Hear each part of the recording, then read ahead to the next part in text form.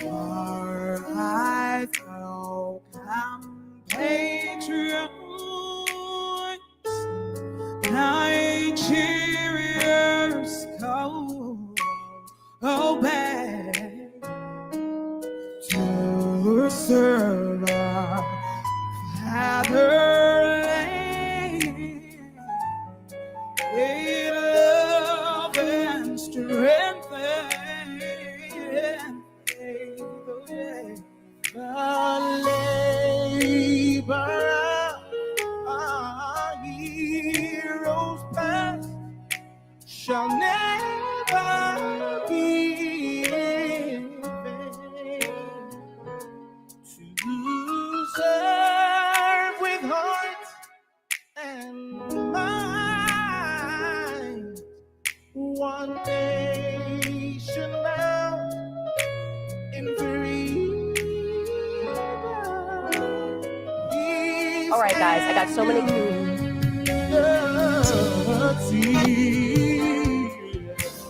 Oh God, a creation direct our noble cause.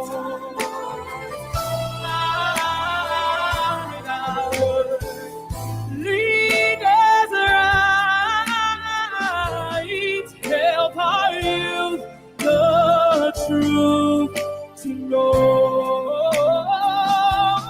In love and honesty to grow and live in just and true.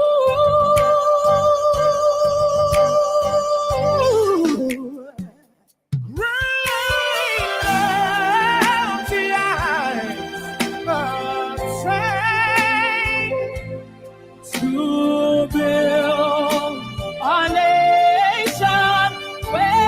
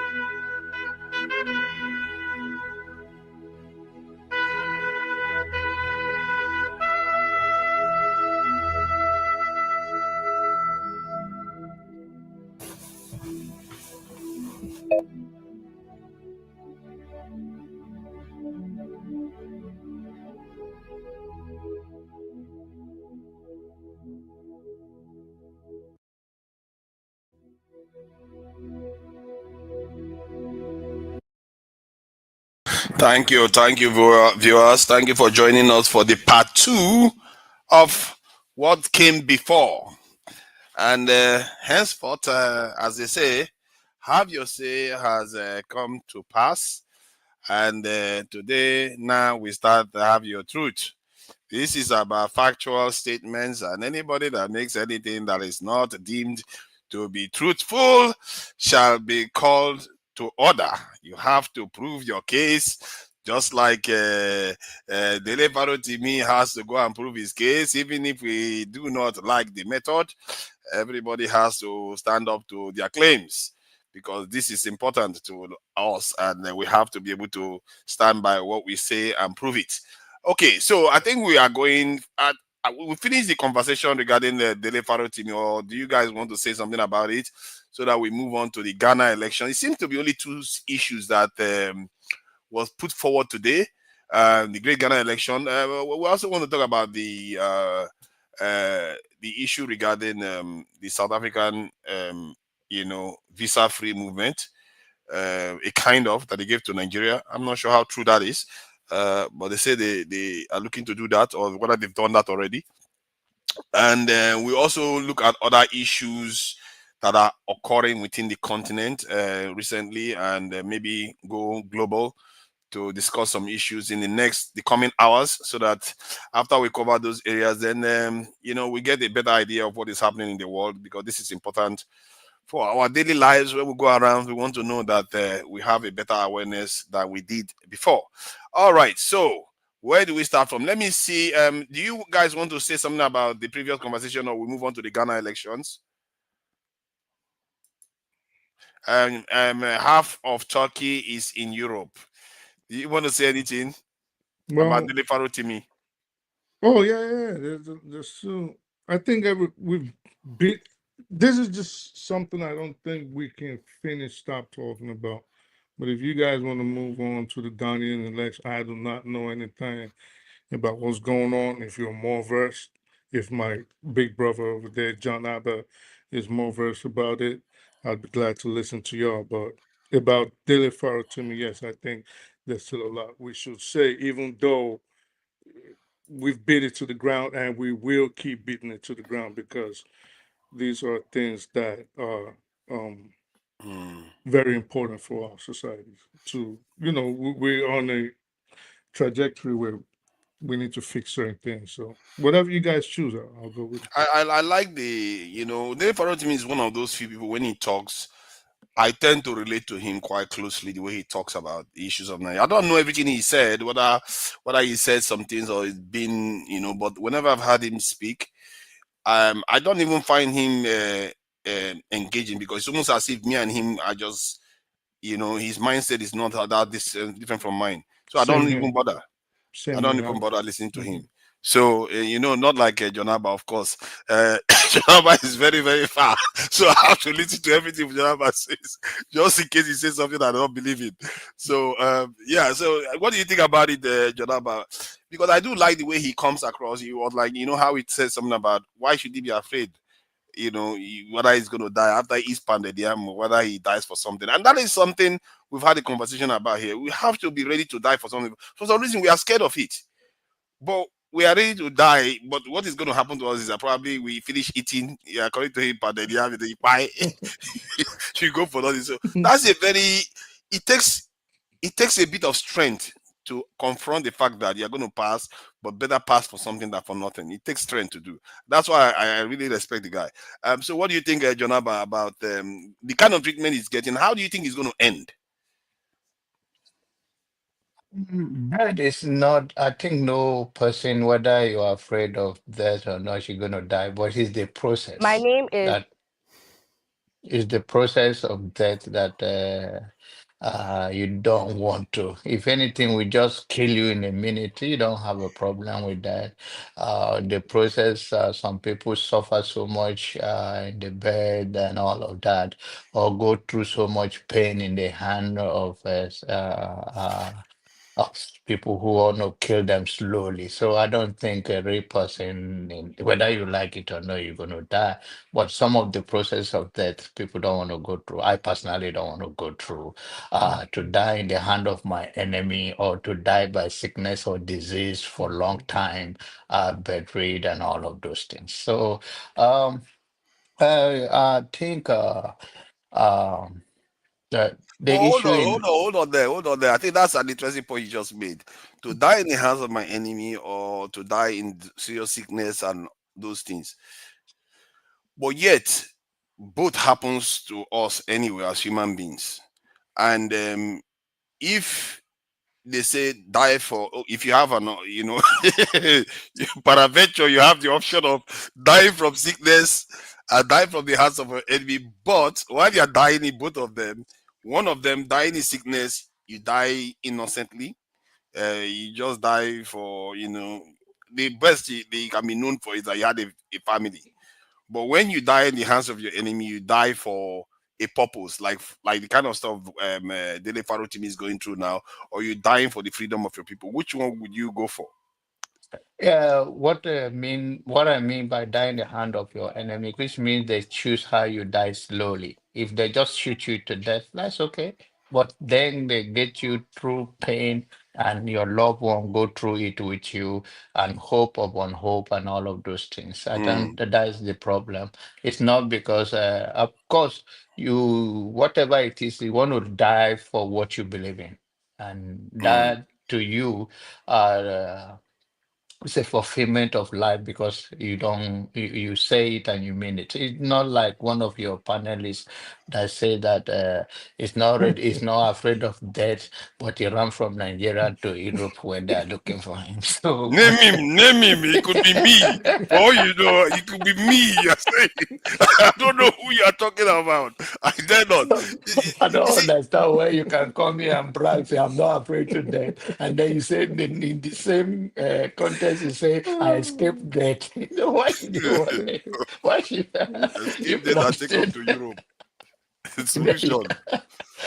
So, so it's all right. Mm, He's a man that he believe in what he believe in. Everybody, have a life journey and have a different grace that they go through. Like I said in my earlier submission, many Nigerians are going through the same thing. The only thing that make this loud is because of the personality involved in it. If not, mm. this is a common way of life in Occurrence. Nigeria. Yeah. So I hope this is also the they can feel the pain of common man. I hope both of them were even in prison, but 92 years old man, so they can know the injustice that ordinary Nigerians have been going through. What is the most painful thing is that these are legal experts in the country. It tells us that there is no rule of law. Because if ordinary human being, ordinary people that are not related to this kind of profession are going through it, then we consider it as a different thing. But I think to whom much is given, much is expected. I believe that Dele Fatromi uses he doesn't choose his word carefully. That is who he is, very brutal. And those things, some people don't take it lightly. But I can't take him for who he is. But then word have consequences in Nigeria. And I truly think our people understand how power work. The one that people are saying, whether you and I can form a talking point around it and say it's done illegal, it's not done illegal. Power don't respect all of that. Not in part of the war. Power is power. So it's just the way he uses it.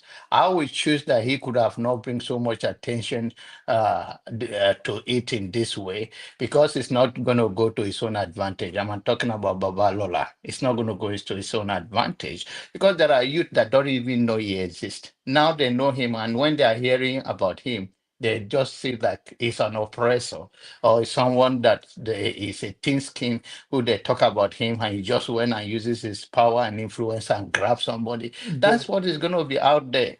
And but that is but not good for him. but John Abba, while I agree with you, right? Do you, if you were 92 years old, let's be real, if you were 92 years old, would you care what the populace thought about you? If you really cared about it, he wouldn't be arresting this guy. And if indeed he was the one that orchestrated the way he got snatched up from his house. So at 92, why would he really care? A 92 years old man that is doing very well. I think all his life have enjoying the fruit of labor and he's maybe he's still believing he's going to live for another 20 years and he don't want to be hearing or any book like that.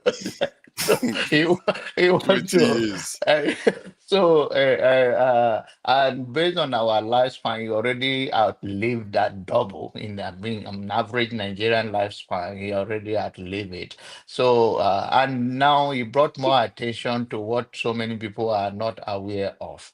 And I think it's a miscalculation on his part.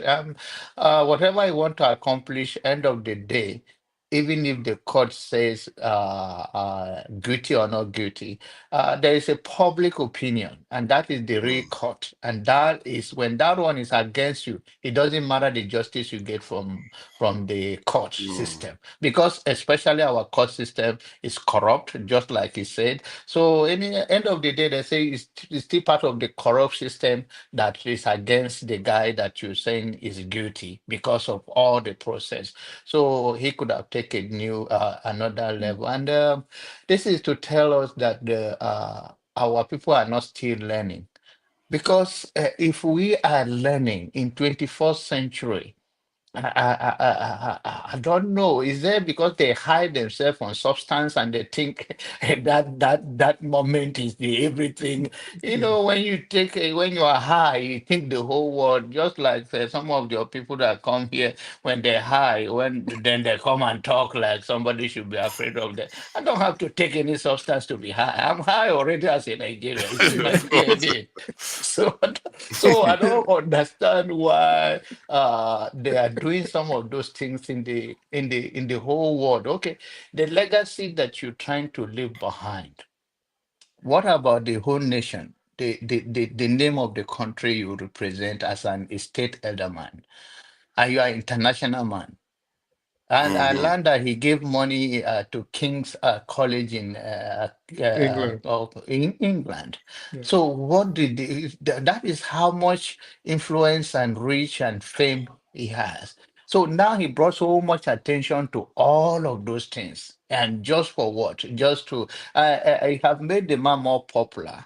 I'm talking about Dele Farotimi. He have made him more popular than ever.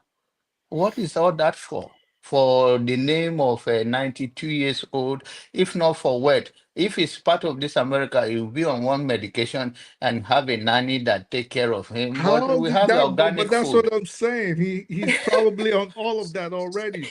This is a So, man. Guarantee you, John Abba. He's a man. I can't. If they leave him in the living room right now, he doesn't know if he's upstairs or downstairs. So I don't. I exactly. personally don't think. Some of them are still sharp at 90. How No how matter how how sharp And he how is, something. how sharp can you be at 92? Let's be at real. You 92, never and know. I No, mean, no. We've not had him well, talk, so we don't know fully. yeah, but in any case, he could have. If I know truth is bitter, if something like that pay him to this level, it's another telling that maybe the guy went to part of his thing that he don't want anybody to hear about it or to know. So whatever pinch him that he reacted this way, I believe he could have reacted. If he was my father and I was aware of it, I will counsel him not to go public and not to arrest the guy, to take it slow and put a call across to him and say, son, I don't know, I might not be perfect in my public service, but I would love you to do this, to do that, and take these grudges off the table. I beseech you, I'm not perfect. I've made a mistake. There's a better way you talk. And if you have done all of that, maybe he did it in behind the scene. I don't know. But But I think go but ahead. Jonaba, how do we know for a fact that he was the one that called the police and orchestrated the arrest? We don't know that. We We have don't his know. lawyer that represented him there, and the lawyer is another funny lawyer. He was reading like an analog brain. The way the lawyer was reading is like another. It's like even himself is 92 years old, and I don't know 92 what. years old lawyer representing 92 years old man. Yeah, because he's very funny. Even the table they set before them is like it's in a pig house. The court look like a pig house. I don't.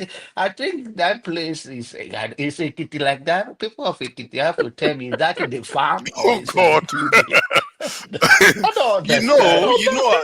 Even I noticed it that even the place they pick Dele Farotimi up and it's like, why? Look at the situation we live in. Everywhere just look unkept. Nobody, and Yeah. this is this for me. This goes to the crux of what Farotimi is talking about, and why the lawyer of Babalola feels so aggrieved. Because I believe that if you criticize any Nigerian leader right now, they should just say, even if it's not directly true, but I should take it because this look at what we've left the country. You know, the Mm, country is so bad now that mm. defending yourself is completely useless. No, Because there's no point. Everybody's supposed to be on medication and manage our life. There's no point. just Anybody, accept the criticism people in good have been faith. damaged. Even the lawyer that will represent a prominent lawyer like that, I don't care how much in his bank account. He looked like a homeless in any part of the world. He's just like they're cleaning up and then give him a book and he was reading with Mm, anxiousness and all of that. I think, and I know that we are all broken or damaged in one way or the other. But Nigerians are going through a lot. If people like this can be in this and have these grudges among themselves, these are elite. There are some certain things that you overlooked because of exactly. you don't want to worry about it. You want to have fun. You don't want to be distracted. You just want to keep going. And then maybe the money he gave out it's the same thing, the money he wanted to waste, maybe he just, I don't think, it's ridiculous to me. Looking at the whole scenario, it makes no sense. I think people could have spent their life for better things that, and by then doing this is a proof, regardless, that something is not right and that their hands are not clean. Yeah, thank you for that because yeah, I agree with you. You know, the example I Just gave have was that. that if you are part of a football, if you are part of a football team that just lost 12-0 to one other club, and then somebody told you that you people play rubbish and you two are rubbish, the least that last thing you need to do at that time is to start beating that person up because you're not look at the performance of the legal system in Nigeria. This is not the time to be doing that. And you know, there are some areas that can defend the legal system on, like when the legal system decides to find somebody guilty and sentence them to death, the politicians don't carry it out. You can defend the legal system in that area, but do you even see the lawyers coming to defend themselves and saying, this country, these leaders are not doing what they are supposed to do. We are doing our job. They are not doing anything. They are leaving the people we have condemned because I've seen generals come on TV and say they will arrest a terrorist and the next day the terrorist is outside. Then they start worrying about their own safety. You see what I mean? If they catch a big guy that is bunkering oil because they are trying to do the right thing by the country, and then tomorrow the lawyers go and release the person, that is on the lawyers too, causing all those problems in the system. Is it not lawyer that granted Bello the ability not to be prosecuted after he has sinned But in office? for fathers, how is that the lawyer's fault for getting his client released? That's his job. Yeah, but Yeah. that's my point. The judges are the ones that pass the judgment, now, isn't it? And Yeah. part of them is people like Babalola. Listen, it's the legal system. They Mm. shouldn't be releasing people when they shouldn't. When those people are clearly known to be guilty, they But just you, use but technicalities release them. how can you know if a person is guilty if they haven't been convicted? So you can't. Yeah, but the problem is when they are caught stealing and they take them to court. Mhm. Then they release them. A general was saying the boat that they arrested, they even captured a boat, a ship that they captured in stealing Nigerian oil. they thought they want to pass the ship again. They caught the ship twice. Who is releasing all the ship? Is it not the lawyers that are releasing them? This is the problem. If you have a Yeah, system but that is a revolving so this far thing, you're that's the killing. lawyer's But lawyer has to do job. their Yeah, job. that's his duty. They have to do their job. Is the court system that releases the judge I is don't to care if court, my lawyer is yeah, to make their case before their for their yeah, client. Yeah, but the lawyers are part of the judge. They go on to become judges. So the judges Yes. themselves is part of the legal system. The entire system is not performing optimally. If they yeah, were but you actually can't making blame the sure. lawyer. You can't blame the You No, lawyer. can't no, blame a no, no. When lawyer. I say lawyer, I mean the legal system itself. Yes. Oh, Okay. okay, okay, I That's get what I what you're mean. saying. Okay, I get what you're Yeah, saying. Mm. they are all doing creating outcomes that are not good. Just like the military and the security system, the outcomes that they are creating is not good for the nation. The nation is losing about $50 billion every year because of their behavior. So everybody has questions to answer. And if let's say you have a nation that this type of stuff is going on, the military officials are complaining that they cannot even carry out their job because the legal system is not backing them up, and the legal system is complaining that in short, the legal system are not complaining. I never had a lawyer complain that we Mhm. sentence somebody and the police refuse to carry out the sentence, or the police refuse to carry out the sentence. I've never seen that before. But I've seen this in security officials complain that whenever they jail somebody and within how many months the person is back on the street and they start worrying for their safety, that is a serious problem. But You can see it. there was even studies that showed that some people don't even serve their sentences in Nigeria. So one person gets sentenced and another person carries out the sentence. Or, like Mm, in the case of this guy, Bob Risky, yeah. that supposedly he was housed in a hotel and not in the correctional facility. So these are things that happen in Nigeria. And this is, I think this case, The prosecutor can even in the process of taking somebody from one cell, let's say in police custody to the court, they can swap the person and get mhm. a madman on the road Yeah, and and let the somebody else, go of yeah, the they other do one. sludge I insurance. have had a case where Mhm. this is really a case in Nigeria. The police guy actually took him there, logged him in, and asked for him to come back, and he escaped. Mhm. so Wow. and he went to South Supposedly Africa. escaped. Yeah. And yeah. So he went to South Africa, and yeah, one of the police uh, uh, cell that he was before, he saw the girlfriend that always come to visit him, and he said, "How is your boyfriend?" And without knowing that what transpired, he said, "Oh, he's in South Africa." And Mm. South Africa.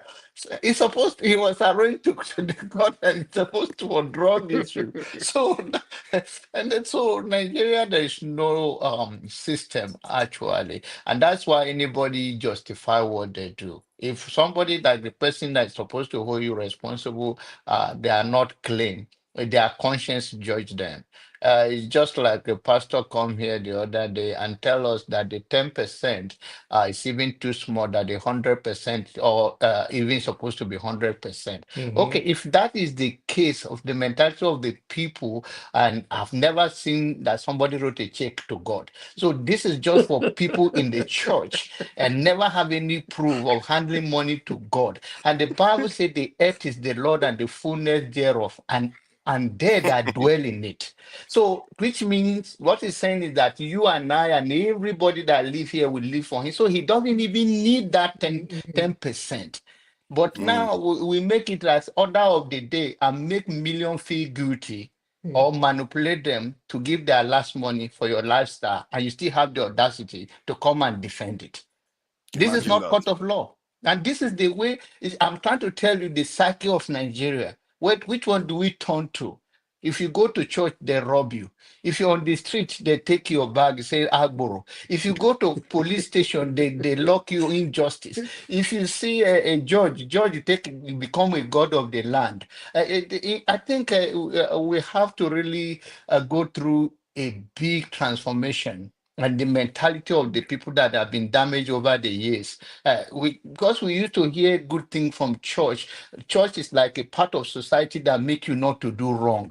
That there is a Mm, consequences for it. And now the pastor that stand there, if you look at him, it's like he's the arm robber. It's like robbing you life. So and then what do we say now? The poverty level have reached that people even want their children to go and learn Yahoo boy yeah. You or know, I compete used to to say see. something, right? I always said, and I said it on this show multiple times. Say, for example, I was president of that country for even one day. Can you hear me? Can you hear me? We can hear you. We can Oh, hear you. okay. Because I got cut off. I used to say I was president even for one day. Or if I was president, my first order of the day, the day I become president, will be to go to the National Assembly, and one of my proposals would be how we revamp the justice system.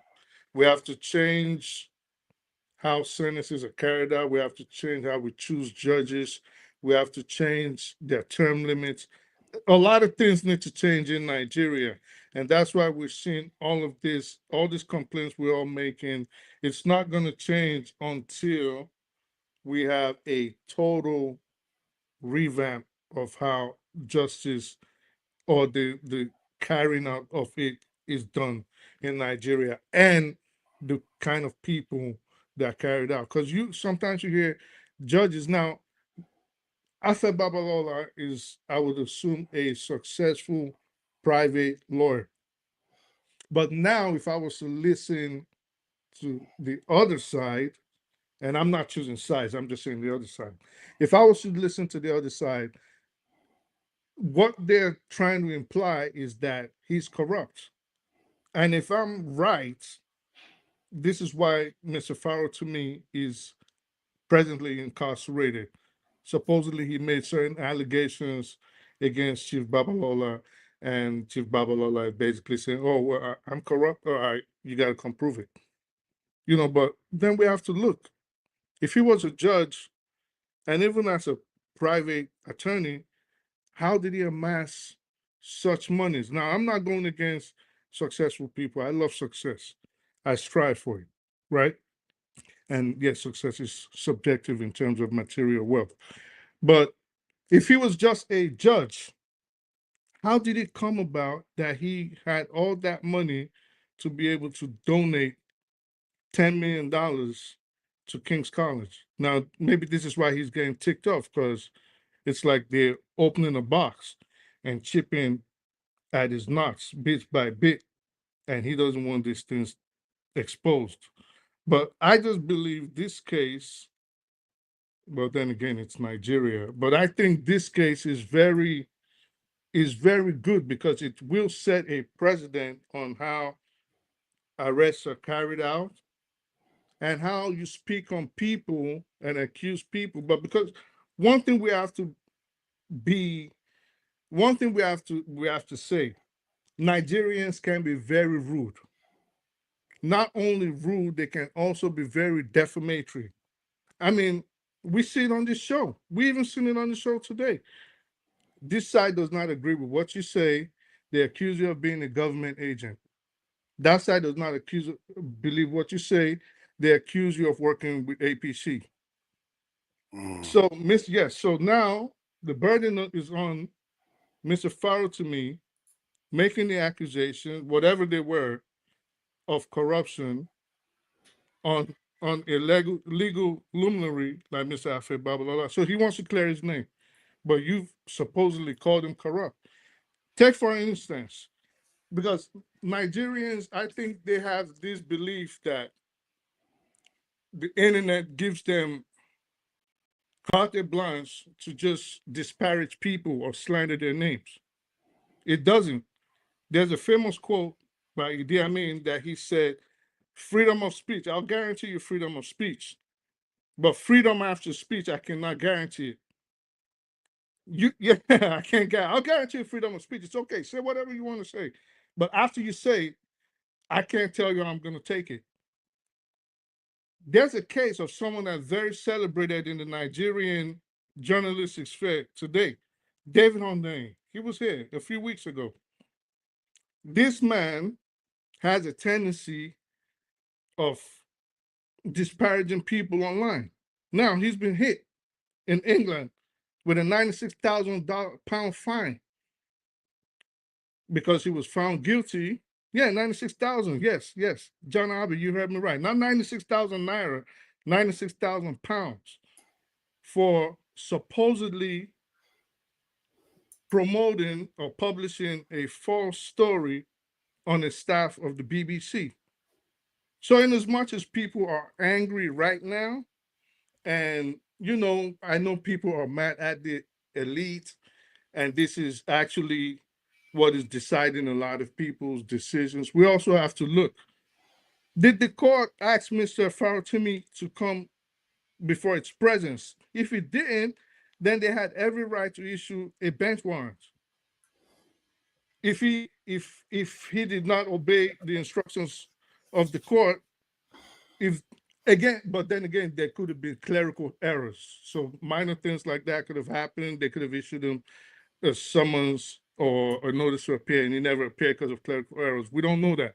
But these are things that we should just sit back. I think everybody should sit back, wait, see what happens. Personally, I'm not going to take sides because I always believe in erring on the side of I caution. think what is going on here is that they see a voice that is trying to challenge the status quo, Mm-hmm. they are finding a way to shut him up, because there is another news that is just coming through now that 12 new charges have been filed against him. See, it's one thing for somebody to say something that you find to be objectionable, that you don't like it as a public figure in a way. It's another thing to use this kind of power to just charge people and jail them and not let them go. So, like in the case of David Hudeyin that has been fined, we don't know the basis of why they found it. Maybe he overstepped by saying something that is technically not accurate, even if the overarching truth is correct. They No, could I still know fine why. you on I know for why. that. Okay, can you give us an idea of why Okay, they so actually? so basically, the person sued, the father sued against Mr. Ondane a defamation suit. Without going into the intricacies of the suit, Mr. Ondane was issued a notice to appear before the court. He never made it. So I think he did not come once or twice or maybe three times. Don't quote me on that, but the point is that he did not show up. And That's then why it was found against yeah, him. so Yeah, it was on a that's how technicality. civil The, cases the work. If you don't court show up, ruled they will against find him. against you. Yeah, it doesn't necessarily mean you are guilty, but just because you didn't show up, Yeah. they will find against you. But if you know you have a case to make, you will go Then and you show defend your up. case, of Hmm. course. That's the So problem it's now. another way. I don't want to go and waste lawyers' money. I just want to face the fine and get out of there. So So Yeah, he it's a had to pay learning. 96,000.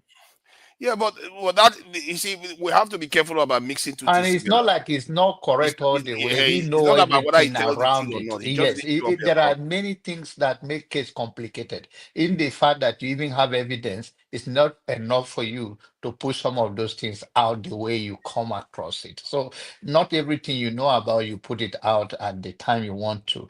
But the issue of No, no, Dele, hold on. What are you both saying? Somebody finds something wrong, you shouldn't put it out because of what? no, there's a process that you do things. I'm not talking about in this case of a delay and all of that. If you have, there is, okay, what do we think that I'll delay be should right not back. answer to something, but we do not want it to be in a wrong way. And people, public opinion believe that it's not a criminal case why you should be held in jail. They think it's supposed to be granted bail once they appear in the court. Right? Yes. So the point is that there, okay, what why did they hold him? It's a power. And that's what some of us from this angle think is abusive of power. It's excess use of power. And we find out that even in Lagos, he couldn't be hold accountable of defamation any longer. So maybe that's why they took him to Ekiti State, which means that law allows that. But all of those things, in as much as it's a civil case, I think it's mishandled. So the fact that things has to be done, there is a better way to do things. Yeah, I agree with you on that. It's just that when you have officials that are saying, oh, you have to have a specific way of doing it. Maybe he already did. Maybe he already did his investigation. I don't think somebody like Derek Farotimi will just come out overnight, just for the sake of it, pick one person and just malign the person. And some of the things he said, from what I gather, is quite specific. He talked about he named names. You So don't even need to go too much to his book now. Even what is unfolding right now, you are making his case for him, in my own mm, opinion, based on the way they're going around it. Is exactly that yeah, they are the ones, yeah, because he named the yeah, names yeah. and they are coming after him for it. And like I said, if you are on a team that just lost 12-0 and somebody's criticizing the team and criticizing you as part of the team, the last thing you want to do is even show annoy people more with that kind of attitude. Then you prove, especially when they are criticizing you, that it's like somebody saying you don't know how to score goal and all the rest of it, and then the first thing you did was try to score goal against them and you still lost again. And it's like, what is that? You just proving them to be correct. Like he's saying that you are corrupt and you corrupt the justice system and you kind of sell it to the You highest went bidder, about and you it just do this the way same thing again. again. It's to, yeah, yeah. It's like nobody. Do you know that there is a way you can do this? Let's say he was truly innocent. If he was truly innocent, this could have made him shine. This is where he could have made his name. That this Babalola, I mean, he could have made him and say, you know what, this guy accused me wrongly, and I'm going to nail him to the cross until he proves that truth, that accusation. The whole Mhm. world will hear about it. So that's how you do something. If somebody goes, if you truly believe your innocence, you can nail that person to the cross, and the whole world will know that yes, you are actually a man of integrity. You call that person and say, come up out in the light of day and prove to the world how this allegation is true. And if he cannot, if he's not able to do that, that would take a chunk out of Dele Farotimi. But by doing this now, you've just proven him correct. And from what I gather, the Nigerian government is seem to be involved in this. A lot of people seem to be involved. They mentioned Elumelu. They mentioned quite a lot of people. It's like there are forces in Nigeria trying to destroy voices like this. There anybody that wants to. Is there any I other person don't that think like him? so, though. I Okay, don't give me think the another person voice. that is like Dele No, Farotimi I'm right talking about the no, they are not even if they meant it that way, it's turning around for his good right now. And it's the now. Oh public yes. domain. Yes. So in as much there is a karma, some of those things you cannot help it. When you are used to ego and your ego end of the day, it will get the best of you. Because even if, like you said, forefathers, I'm going to say that so that Pansat can bring his voice. Oh, don't worry about Even if Pastor. Leave him there. Ah, yeah, even though if we want to make his case before the court system, now you have made it in a big way that the whole world come to be aware of, instead of going in a civil way by my own word, abusive of power. So now he brought so many attention, bringing many whole people to it than what you could have go to court. Say, come and prove your case that this is, if not, I will win if I win against you of mm, what I demand, whether to withdraw the book or whatever, that could have been settled without going through this long process. But then we see it coming up. I don't believe in whatever going to come out of it. I don't believe the outcome of the hearing on the 10th that will be of anything. But end of the day, I think Baba did more damage to himself yeah, than what he think he want to achieve. yeah, and I gather that. Let me just play it before Pansat goes ahead, so that you hear some of the stuff. Something else is going on here. It's not only about Babalola. I think some people have alluded to that earlier on. Let me just play this video so that we have an idea what's going on. In the other video where we showed the investigation of David Hundeyin and analysis of others, that Tinubu might be the unseen hand behind human rights lawyer Dele Farotimi's ordeal, his abduction from Lagos all the way to Ekiti and subsequent incarceration. Now they have cleared all doubts, all masks are off. The Inspector General of Police filed 12 new charges against Dele Farotimi, this time at the Federal High Court in Ekiti State. Among these charges are cybercrime charges. So within a few days, they've moved from defamation charges to cybercrime charges. What are they going to charge him for next? Treason? This is coming from the Inspector General of Police, who said that Nigeria's criminal justice system is weak, sick, and needs a complete overhaul. He said it while speaking at an event, the 2024 Annual Lecture and Award Ceremony organized by the Crime Reporters Association of Nigeria. The event was held at Ikeja, Lagos, Nigeria. He said that police is not the only pillar or stakeholder in the criminal justice system in the country. We have challenges, we accept, but we will try our best to make sure we have a better system. Continuing, he said that all of us must come together to help perfect criminal justice or justice system administration in Just Nigeria. imagine where our people. If this Look at system how is our people. working well, it is going to affect you, it is going to affect us. Also in attendance at the ceremony was the chairman of the Independent Corrupt Practices Commission, Dr. Musa Adamu, SAN. He said that corruption remains one of the most persistent challenges affecting all sectors and institutions of the Nigerian society. It undermines policy decision-making, resource mobilization and utilization, policy execution, and service delivery. Our experience at the ICPC in partnership with key stakeholders has shown that tackling corruption effectively across sectors and institutions requires a proactive, multifaceted approach. This approach should focus not only on enforcement, but also on prevention, deterrence, and systems reform. Concluding, he said that the widespread corruption within the justice system, including bribery, influence peddling, and attitudinal challenges are more fundamental and daunting. I dare say that the justice sector remains a focal point of concern, particularly regarding bribery involving stakeholders in the justice sector. And despite limited public contact, judicial officials exhibit relatively high bribery prevalence, hence the need for targeted anti-corruption measures in this sector.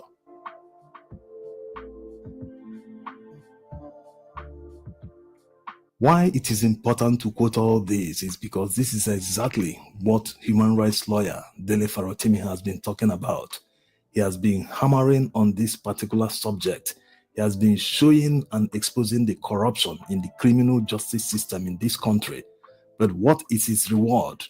The government is now charging him not only for defamation of Are Afe Babalola, but also for cyber crimes. So if these people, the IG, the ICPC chairman, and all government officials accept the fact that there is serious corruption in the criminal justice system, what then is the crime of Dele Farotimi? Well, we all know that he did nothing wrong. All these charges are meant to incarcerate him as long as possible, to silence him. The government is afraid that he might succeed in mobilizing Nigerians to start sitting at home, a form of protest that the government cannot stop. They cannot stop people from sitting at home and doing nothing. No, this is not the streets where they use police, the army to intimidate people, to shoot tear gas at them, to do all sorts of things to criminalize protest. No, when people sit in their homes, are you going to send thugs into their homes? Are you going to send police into their sitting rooms to do what exactly? To tell them to come out or go to work? So they are afraid that this kind of protest might be very successful, and it has the potential to ground this country to a halt, which will force them to do all the right things, because it's not as if they don't know all the right things. They just don't want to do it because of their agendas. They are working for foreign countries, not Nigerians. Otherwise, why all these sufferings? And when people talk about it, they want to silence them. Now, the main reason they're filing new charges and amending some and involving cyber crimes is because they know that they cannot win the defamation charge against Dele Farotimi. It's not easy to win that. The court requires them to prove it beyond reasonable doubt that Dele truly defamed Afe Babalola. And the story where he referenced Afe Babalola in his book was an actual event that happened.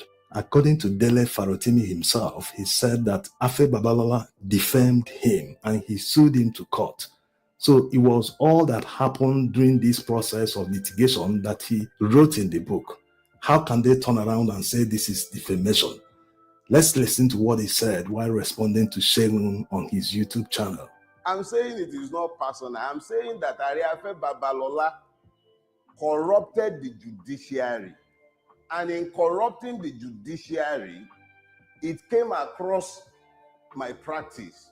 When I came across it, I challenged it as a lawyer and I fought it to the point where he could not enjoy the fruit of his exertion in the Supreme Court. In writing the letter that he wrote to the then Chief Justice of Lagos State, Ayomide Philip, he libeled me. He suggested that I should be derobed, that what I had done was deserving of sanction, and I should have been struck off the bar. And when I saw this, knowing what I already knew of what he did, I wrote a letter asking that he should withdraw that letter that he had written that was libelous of me. And he declined. Arrogantly so, he declined. And I sued him for libel. And when I sued for libel, the machines of corruption went into overdrive, and a case that should never have been killed at the preliminary stage was killed.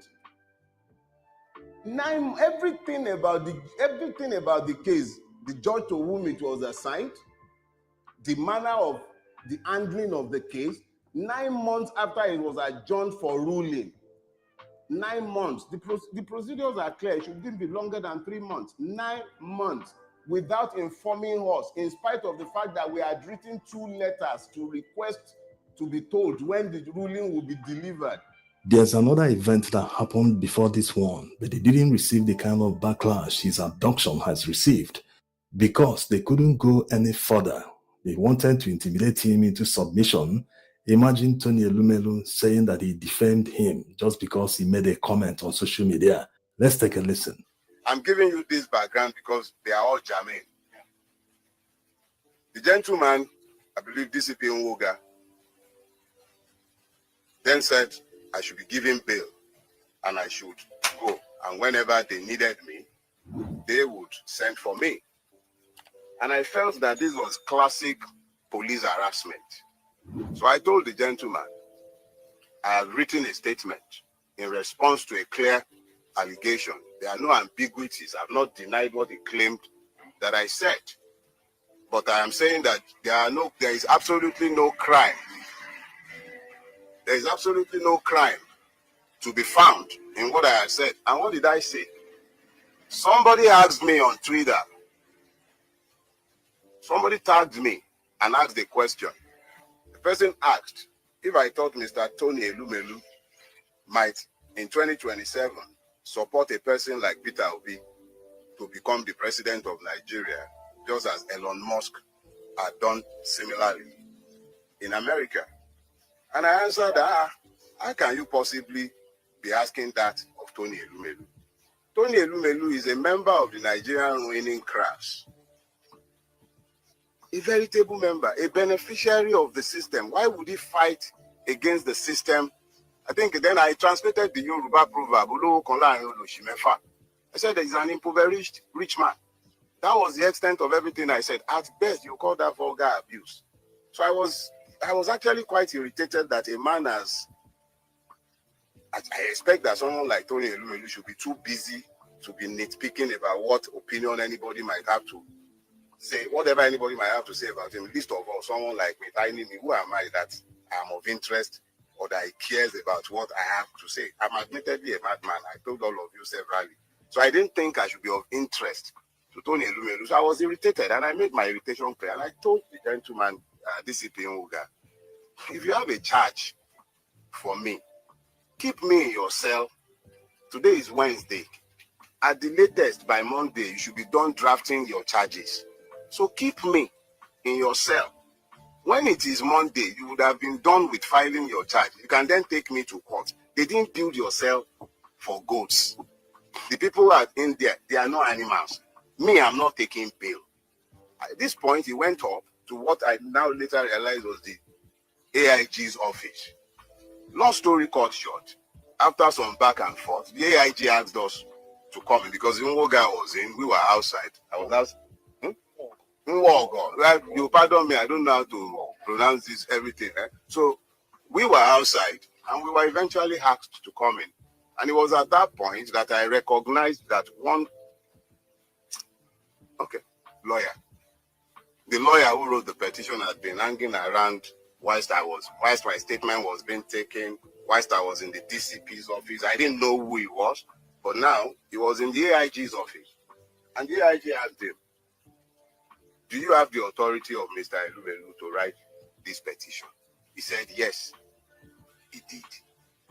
So the AIG said, well, you would have to tell your client to write us himself under his own hand to ask for Mr. Farotimi's prosecution. I was incensed that he would be asking that. But I could also recognize the delicacy of his position. Here is the very best friend of Mr. President who just went to France with him, demanding the prosecution of an irritant like me. Who was I? But the AIG used his discretion, and me, I'm a Yoruba boy. When somebody has tried to diffuse a situation, I accepted the way he diffused the situation. So he asked us to go. He told the man who had been talking bail that Mr. Farotimi is not unknown to you.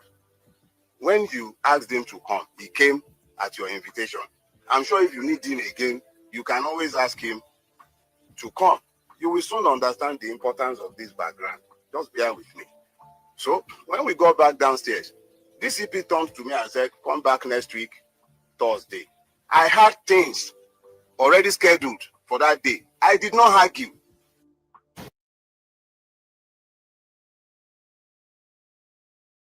So you can see the background of, you know, man, hearing this is making me even more kind of concerned about the way our elites behave. And Tony Limelu was in France recently when the president went to France.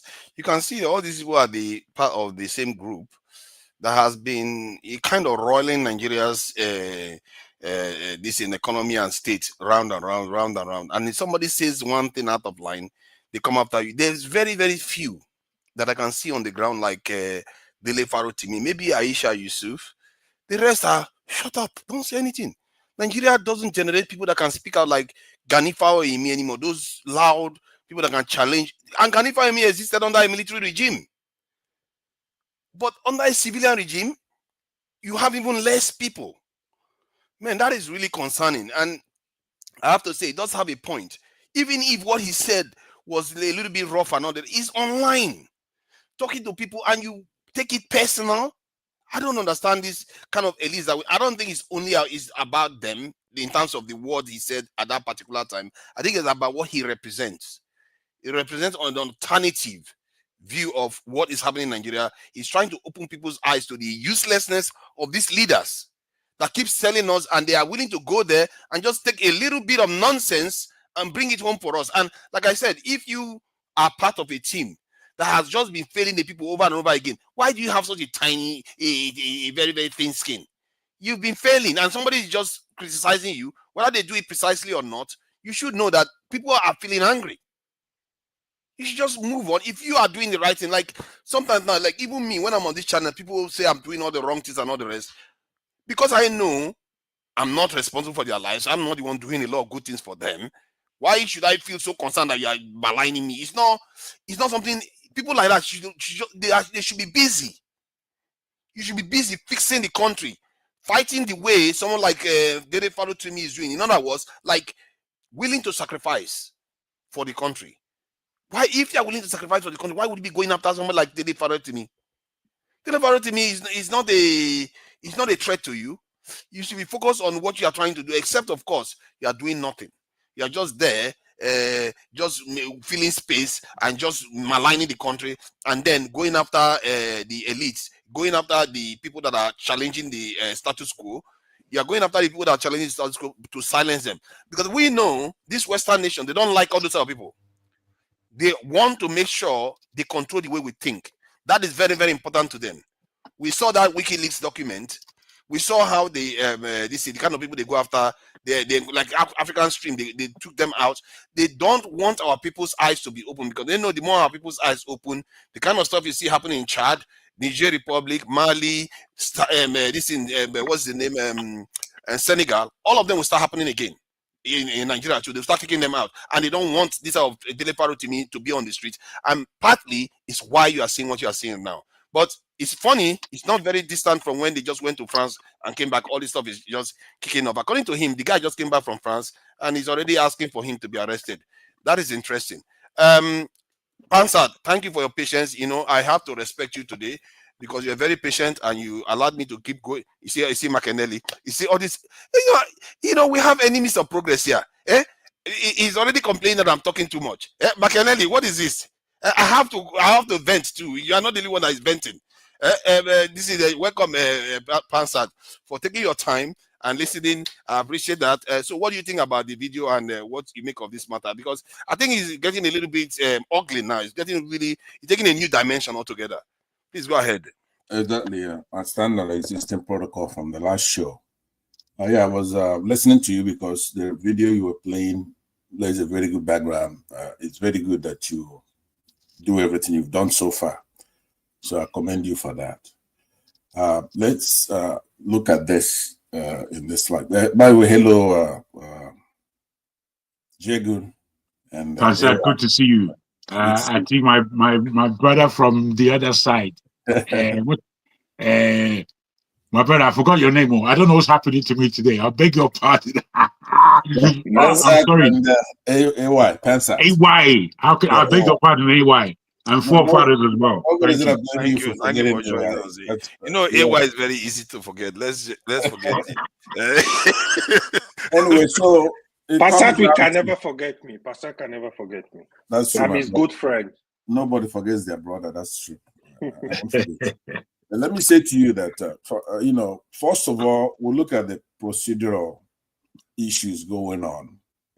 We weren't born yesterday now. All of us will come from Nigeria. So we know as we're deteriorating and we have this gang, this cabal come and take over our country. Even here in the United States, lawyers are given some kind of professional decorum, right? It's not they don't give me any privileges like perks, the way we say it. But usually when an attorney, it's being handled. Normally they could be released on their own recognizances because they're a member of the bar. They're given some professional decorum. That's the way to do things. But it's more than that here. Like he's suggesting in that video, these people, they have no respect for Nigerians at all.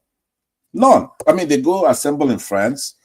There was a video I was watching earlier where a northern former military person, some northern politician was saying that what Tinubu is doing with France, it's a shame because eventually, finally, some African states kicked out France from colonizing them, right? Just imagine that about 5 states kicked them out because these guys, they had no central banking of their own. France has been very wicked towards their colonies. So eventually these people get the muster to kick them out, and then what do Nigeria do? Another African country. Go there and try to bring him to our own country. Man, that is like cutting somebody off the knees. That is wickedness. That's beyond the pale. These Africans, you know, they shouldn't be under this French rule for this long, but they eventually took the risk, get to kick him out. And then what does this man do? You know, betrayed us as African men now, black men. Go over there, it's trying to bring him. I don't know if they want to do a military base in Nigeria or whatever it is. Imagine what a betrayer. But anyway, he goes over there with all this Tony Elimenu and all these guys only to plot on how to get rid of his enemies, and of which one of them is Dele Farotimi. I'm appealing to Nigeria. I'm not here to discuss the substantive issues. We're looking at Nigerians. Without Nigerians, Dele Farotimi cannot win. Nobody can win. Nabekano cannot win. Showore cannot win. The antidote, well, it's too late now for an antidote. The remedy comes from Nigerians themselves. That's the only person who could stop all this nonsense. Nigerians are sovereign. Everybody else there, Tinubu down. They're public servants. They work for us. It's only when they see us finish, because you know what it means to go and handle Dele Farotimi. If you don't know it, Dele Farotimi, it's one pure Nigerian, one pure black man, one pure African.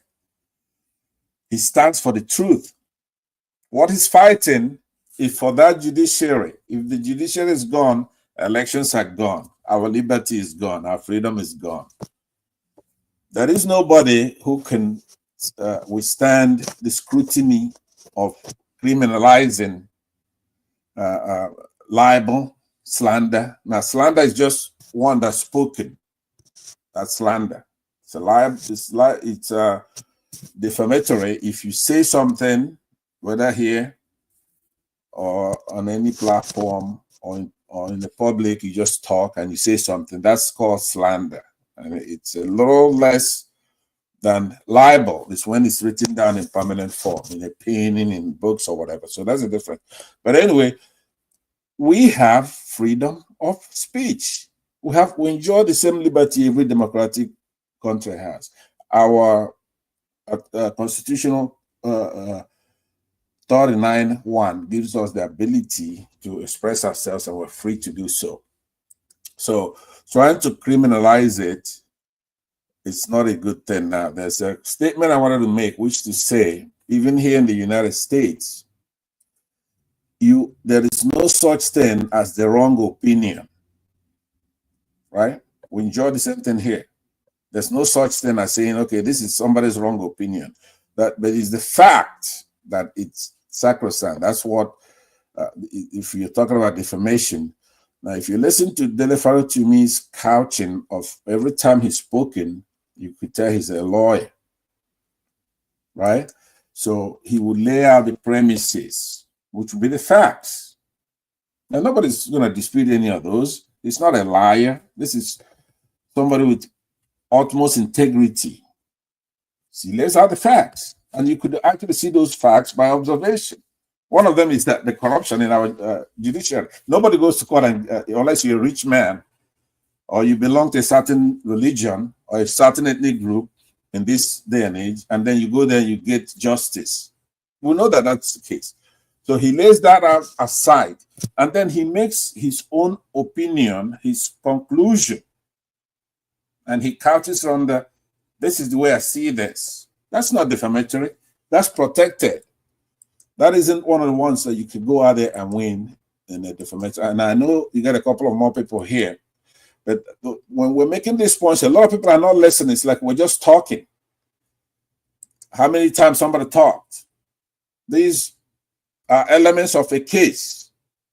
Nobody's expected to be a lawyer here or whatever. We're not supposed to be lawyers, but all I was appealing to is the Nigerian people. Only Nigerians can help Dele Farotimi out of this by helping yourself. They don't come any better. They don't come any better. He's not somebody who is pursuing having money. You heard what he said here. He's a very humble man. He's saying that he finds it astounding that somebody as mighty as what's the name of the guy I just mentioned? Not Babalola, but the other guy who's making claims. He made his own claim in Lagos, which doesn't have this law. It's not criminalized. Libel, slander is not criminalized in Edo and Lagos. Thank God. And that's another jurisdiction, the West African jurisdiction, that made that happen. So Tony Elimenu, I believe is his name, the guy I'm talking about. He says, look, this is a mighty guy. I find it very astounding that he's going to be worried about me or anybody, especially me. He's very humble. That's the way he put it there. So let me just appeal to Nigerians. Don't let them do this. In the next few days, if you don't release him, people should honor the call of Showore. I know that Ekiti State has ruled out any kind of protest, but protest is not supposed to be done when you're given permission to do that, unless you're not serious, unless you're cowards. There shouldn't be a pre-planned something. Everything should be instantaneous, depending on who we're dealing with. We are Nigerians, we're sovereign. Now, nobody's supposed to go calling for violence. I agree. People, it's a norm, and in the whole world, nobody's supposed to call for violence, but it depends on what you mean by violence. If the people are sovereign and they have somebody in custody who doesn't belong there, we have to get them out of there now. By all means necessary is what I'm talking about. I don't know how you define it, but it's an oxymoron to say you're going to take an innocent man and go kidnap him from Lagos, go put him in Ekiti State. I'm saying that we should do everything. That means whatever it takes to start making these people realize that we're sovereign. We're sovereign. And anybody who is sovereign cannot do any wrong. Whatever they do, that's what it's supposed to be. So I'll hold on to that. I know that Jegun has been patient now, just like you patient. were. Yeah, like I was. So let's try to have a good session on this. So I would pass it on. I'll yield back until we get to AY. Then we'll see what we're going to do here, because I'm not going to sit here and have anybody be out of order when it comes to Dele Farotimi. We already know that. So if you don't know, if you're not a lawyer, if you don't know the elements of a case, just stay out of it. There's nothing wrong with that. Thank you. Thank you. I appreciate that. Yeah, thank you for joining us, Jago. So, what do you make of this Dele Farotimi's case? Because the video I just played seems to be implying that there is a grand coalition that is, trying to take him out of circulation. Really, your mic is muted. Thank you all, and good evening. Thank you, Pansat, for what you just said. I'm rather perplexed. I'm perplexed in that I'm one who does look for good news in Nigeria. I'm due to be there in the first quarter of the new year, and me personally, I'm looking to transition from London to Nigeria over the next couple of years for serious reasons. And sometimes I'm seeing such progress in that country, especially from individuals, businessmen, people who are forcing communities and coming together somewhat, even under the demise of the way Nigeria lies. Having said that, when I listen to people like who are in Nigeria, like Righteous Man, when I look at the news sometimes, it tells me that we haven't moved anywhere since ever. We haven't moved. For the I feel it is a kidnapping. I wonder how they traveled from Lagos to Ekiti. Did they go by plane or did they go by road? Because I know the road trip there. The road trip there is arduous. It's hard work. So if they took this guy from Lagos and drove him to Ekiti, that's terrible. That would be traumatic, especially if you're arrested by the Nigerian police or whoever they were, and they've taken you all the way to Ekiti. That's a horrible, I won't say necessarily it's a horrible journey, but it's a good 6-7 hours. And that's got to be traumatic, even for somebody as strong as Dele Farotimi. Now, you see, me personally, and I'm sure many of us on this platform have been listening to Dele on his Sunday sermons that he has, and just his general outlook about Nigeria. And I find myself in, I won't say 100% agreement, but close on in terms of how he looks at Nigeria, how he looks at the lay of the land, how he looks at the nature of the people, and how he looks at the demise of the country. And indeed, how he supposes that this country can still be a great country. I really do follow his consciousness. His consciousness is similar to my own. And I tell you why I'm slightly confused, forefather. This whole week and last week, I've been looking at the tax position that has come, the tax bill that has come to the fore, going for a second and third reading. And I've looked at it quite seriously. I've watched certain debates. I've read one or two of the propositions that they've made. And when I look at it, I'm thinking, man, I don't like this Tinubu guy, but this looks like a bit of progress. I'm thinking this looks like progress. And it seems like much of the country, especially the wise, I think, of the country, both in the East, North, and West, are looking at this as a reasonable tax bill that could possibly go forward after a few amendments. And when I see these kind of things, I'm thinking, okay, there's a bit of hope. And then Dele Farotimi's position comes that just tells us that Nigeria is a gangster's paradise. It's for gangsters, mate. It's for gangsters. And then you wonder, what is Nigeria doing?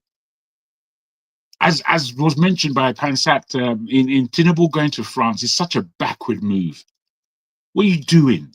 And all these cronies going to France to stroke Macron's ego. Nigeria is complex, so it's very difficult to understand what's going on in that country. And then there are assholes that come on this platform and start talking about the law. We're talking about the law. There ain't There's no law. There is no law. What are you talking about? Kulata and Cole, all these people. One man coming talking nonsense. I was listening to the show before, and this, what rubbish is this? What are you saying? What are you saying? I mean, I'm totally ashamed of Nigerians generally. Nigerians, they don't really get. When I listen to people like Kulata, it seems to me that progress is not wanted by these kinds of people. They want us stuck in this mud, stuck in this mire, doing nothing, swimming backwards. I can't believe it. Pansat clearly said, and rightfully so, that somebody like Dele Farotimi needs Nigerians. He needs them to stand up, needs them to back him, as he has been backing us, if you like. But I don't know if we're about to do these things. I don't know if we're serious. I don't know if we're a country of cowards. And I think we are a country of cowards. When I look at this platform, you have the boastful, you have those who think they have every right to do anything. And then you have those who are of some kind of conscious. And when the consciousness comes out, they're pushed down. And I'm thinking, who are we? Who are we? Right, I can tell you for a fact, I don't understand. I don't understand. And when things like this take place, I'm about to give up. I feel like giving up on the Nigerian state because it doesn't make sense. And it's not about to make sense in my estimation. And it needs to make sense for itself and for us as a global peoples of African stock. It needs to make sense for us because all of us are stuck out here in the wilderness of the diaspora, scratching our heads in these funny countries that we're in, feeling the cold. I just went around the corner. If the wind nearly took me up and threw me in a dustbin. That's how strange it is out here. You know, and we have a country full of glory. Yesterday, if I can just land like this, I saw a small documentary feature on Ghana. And I don't always look up to Ghana. I look up to them for certain reasons, but I feel that Nigeria is far better. But when I saw what Ghana is doing based on agriculture, tourism, and certain other industry bases, they're doing amazingly well with their small. I don't want to put them down because I love Ghanaians, but they're doing amazingly well. And each of these West African countries, they need Nigeria to do amazingly well for them really to level up. And Nigeria doesn't seem to be batting for the right side. They seem to be playing against themselves, most especially by the government and the elite classes. I'll leave it there and say that we need Farotimi freed. We need to go through the process. We need to shame this government. We need to shame those shameless people who don't know that they've been doing ill for an awfully long time. Just because they're 95 and have a prestigious name, this is the state of. I've known Nigeria like this for a long time. Many of my people in that Ikoyi, they're just like this. They're just talk, pontification, but they're not talking any sense to the nation. I'll leave it there, my brother. Thank you. Yeah, let me just share this so that we hear some of the stuff. Even our military are saying, let me just play this quickly. For releasing Boko Haram suspects after being arrested by the military. Another aspect of the judiciary is this. You do all your efforts. You make an arrest. You hand over before the man is released on bail. Now you have risked yourself in doing that. By the time he is released, he goes to tell the people who you are, and then your family members or you are at risk. So it gets to a stage where the security forces are not even willing to do it, because once you get an arrest, the person is released. We have the issue in the South. A lot of the ships the other ship that was arrested 10 years ago. It was arrested, it was handed over. The ship went and changed its name, changed its color, and came back again. 10 years later, we arrested the same ship. And by the time you hand over the ship, before you know it, it's released.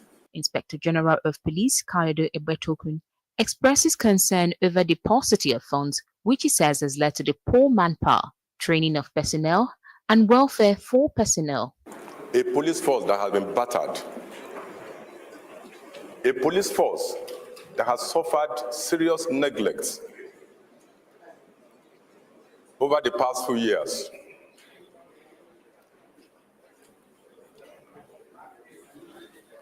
The police also finds itself operating in very difficult environment, partly as a result, as a direct consequences of this neglect. The manpower in the police today is grossly inadequate. Even the criminals know that. So I couldn't resist that manpower point, because when I keep calling for it, our Nigerians keep pushing back. But point is, you saw that even the military top brasses, these are the top of the top, not floor members. So these are the top complaining about the legal system, that whenever they capture criminals, the legal system release them, and that also feeds back to their behavior towards these criminals. Because if you catch a criminal, if you know that criminal could be released and endanger yourself and your family, tomorrow you are not going to want to capture that criminal again. And what he has said, I don't know how many judges have arrested him or tried to jail these guys, but because Dele Farotimi said the same thing in a different way, by a kind of focusing on Babalola, it seems like that is the one now they want to kill him for. And everybody is gathering. And I think it's about the fact that he doesn't represent their interests. He represents the Nigerian people's voices. That is what they are really going after him for. I think it was Oga Ike that was here first. Oga Ike, thank you for joining us. So what do you make of this? You know, everybody is complaining, and yet they are focusing only on Dele Farotimi. Well, I think the police chief who is speaking, after all, the same law he's talking about is still the same law that still kept him as the Inspector General of Police. His days are, his time has come when he's supposed to have been retired. So all of them are making use of the so-called loopholes he's talking about. What is he talking about? He's talking about because of the loopholes in the system. Is it why the police that is running up, the police that is the chief is corrupt? That even a 419 young boy of 10 years, 15 years will go and pay police. Police will be parading gun, following a young boy of 15 years in Nigeria. What kind of a police chief is he? What is he talking about? That police will go and rendition people just the way they rendition in Nandekalo. Was it not the same thing they did to Dele Farotimi? What is different between that? The people who came to his dad never showed any ID card. They come in mufti, in jeans. They never showed where they come from. Is it not the same kidnap? And you see the police chief and he's talking about weak in the judicial system. Why is he still the Inspector General of Police? Has his time never expired? You have to live by what you preach. You have to live by the word that you preach. I preach the gospel. The most important thing in life as a Christian is that you have to, as much as possible. We are not saints. We are not holy. But you got to live the life that you preach. People at least can see 50% of what you tell them is the life you live in your family, in your neighborhood, right? My life as a Christian and as a child of God is to change the people in my neighborhood first. I'm not going to go to change people outside when my neighborhood is not changed. I have to start from my home. So if he is talking about the laws and whatever he's talking, why is he still there? His time has come and gone. Why is he still there? So it's the same thing. This is the same grammar that they come here to speak every time. He said, like you're saying, is the chief, the chief. Are they not the same chief? Nigeria, where are those chiefs? Why the country has degenerated into a banana republic, where the military men are taking over civilian activities, taking over civilian responsibility. Where there is an election, the military men will take over the street. What has the military men got to do with a civilian election? What is he talking about? They're supposed to be in the barrack. They're supposed to be in the where the terrorists are in the north. That's where the job is. Their job is not to come and run election for Nigeria, but that is what his boys are doing. You see military men carrying police everywhere when there is even common local government election. Is it their job? So he's talking nonsense. He's talking babadash. because he's guilty of the same thing he's talking about in the National Assembly. Those people that he's speaking to, all of them are in the same group. All of them are guilty of the same offense. So what is he talking about? He's talking about in Nigeria where there is an election, the military man, the chief of army staff will come and begin to address Nigerians. What kind of a country is that? Are we running? Is it the military that organizes election in Nigeria? But that's what we see. Every election, the chief of staff, chief of army staff, or head of army will come and begin to address Nigeria, telling me about the election. When did the military get involved in Nigerian politics? So if that police chief, if he's telling the truth, he should have retired. He should have retired himself because his time has gone. He has overstayed his stay. So what is he talking about? He's saying that the police force is trying to make us to understand that the police force, they don't have they are not well trained or they are not well equipped with whatever. Should that be why they should be acting like thugs on the street? Should they use Nigerian police uniform to act like, like the people that are running Colombian drug company? What are we talking about? So if he meant what he's saying, he himself first has to resign, first of all, because he took advantage of the same loopholes that is there. If the man in Asarok say he's going to reappoint you, if you have a conscience, you tell him no, your time is over, you go. That's how citizens behave. He is now sitting on top of another person's position because he wants to protect the man that is in Asarok, and is coming to here to begin to speak babadans to people who you think that don't know what they are doing. Do we have National Assembly? Those people that are wearing babariga at the National Assembly, who are they representing? You or me? They are just there for themselves. They are not representing anybody. So, my brother, listen, I think that what happened, the issue of Dele Farotimi is, no matter how long a truth is hidden, a day shall come when the world will hear the truth. Whatever that is done in the secret will be revealed in the open. When David went to sleep with the wife of Uriah, when he sent Uriah to the war front to go and fight, his plan was to kill Uriah so that he will marry the wife. He did it in the secret. But God himself knew that that is what he did. And the day that everybody knew, God put it in the open. He made it public that this is why you sent Uriah to the war front, so that they can take over the wife. So you see, listen, let me tell you something. There is a spirit being that controls the universe. It doesn't matter whatever you believe. It doesn't matter whatever you say. There is a day of reckoning for every one of us. This is life.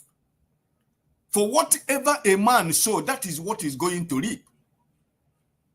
If this thing didn't happen, Afe Babalola is a man that Nigerians and Africa and the world respect a lot. We never know anything about something like this. Even how many Nigerians knew that Dele wrote a book concerning this? I don't think millions and millions of Nigerians don't know about this book, but today he has become a star in the world. You see, because the Bible says that when God remembers you to bless you, he will mobilize everything on the forces in heaven and the earth to bring to pass the plan he has for you. The blessings of God make it rich and add no sorrow to it. So, this is it. This is the time. He's a man everybody respect. He's a man everybody thought that is what he is. But there are people who are in that field, who know what is going on. It's not only Dele that knew. It's not only him that know what is going on. How corrupt, how decayed the system is. There are a lot of them that are sitting silent. But he had decided to put his own. If he doesn't know what he's talking about, why should he put it in a writing? He knows what he's talking about. What he's talking about is true. So, my brother, I think that if Nigerians did not wake up this time, But I just hope that, you know, that the so-called law they are talking about, the so-called Nigerian law they are talking about, should be able to, you know, walk in the right direction. They should let this young man to go. You know, he's a lawyer. He's not running away. He's not. Can any lawyer be afraid of Nigerian police? No. A lawyer can never be afraid of police. If you are invited by the police, he will go. That like all these interviews have been saying, every time they invite him, he goes. And in Lagos State, the commissioner of police in Lagos State knows that this young man is not running anywhere. He's not running away from Nigeria. So whenever they need him, he's always available for them. So why the rendition? Why the kidnap from all the way from Ekiti? Right? Now police, you know, police gang up. The police in Lagos and police Ekiti State now, they have ganged up together to claim that they are aware. But at the beginning, the police in Lagos keep mute that. They keep mood as if they don't know what was going on. No, it's like they know that the people from Ekiti is coming to Lagos to do the rendition or to do the kidnap. I mean, who are they deceiving? So I think that we should respect elders, but it's the when the elders decides to dance naked in the raining water, the children will play with his private part. So I think that, you know, whatever happens tomorrow, I pray that in my life, and I pray for all of us, that we should live up to his age by now. You know, but his name and his credibility, you know, the Gen Zs are going to play with his name and his, you know. So it's unfortunate that it happened. And it's unfortunate that he should allow such a thing to happen. He is a lawyer, a senior advocate, a renowned lawyer who knows they are the architect of the Nigerian law. So I really do not understand his legal advisors or people that surround him that will advise him to allow the Ekiti police command to do what they went to Lagos to do. So I'm sorry that I just hope that this thing, they will resolve it, release this young man. I don't know why he should be in detention up till now. In Lagos State, defamation is a criminal case. It's not even it's not a criminal case. It's a civil case. So I don't really understand what is going on. For the Kulata who came here to come and quote Nigerian law constitution for us, we think we want to listen to Kulata, who knows better than every other person. So for me, really, it's unfortunate that this kind of thing is happening, but it's good for everybody. Because the price of freedom, that is a lot to pay for freedom, you know. So this is one of it. So I hope and I pray that the young man is okay, because from the information I know that they say he used to take a medication, and since they took him, he has not taken his medication, and that's where my fear is. Because most of the time, these police people, they act in a way that people's health are not important to them. If somebody is on drug, if somebody has a kind of, maybe you have diabetes, you have hypertension, you have ulcer, you have asthma, I mean, you should allow the patient to take his medication. You don't deny somebody medical health. I mean, this is the worst part of everything. If you arrest somebody, if there is a report, if there is a medical report that this person has a health issue and there is a medication that he needs to take, you should allow the family to give him this medication, so that he can at least he can be alive for you to try the person in court. I don't know why we should be denying Nigerians. Police should be denying families that are in detention for their family to receive their medication. I don't understand where that is coming from. I raise my case for now. Thank you. My mind has frozen since you said grown-ups playing in the rain. That is concerning. I don't know what what the children are up to, but it's all right. So yeah, but you know that thing about medicine.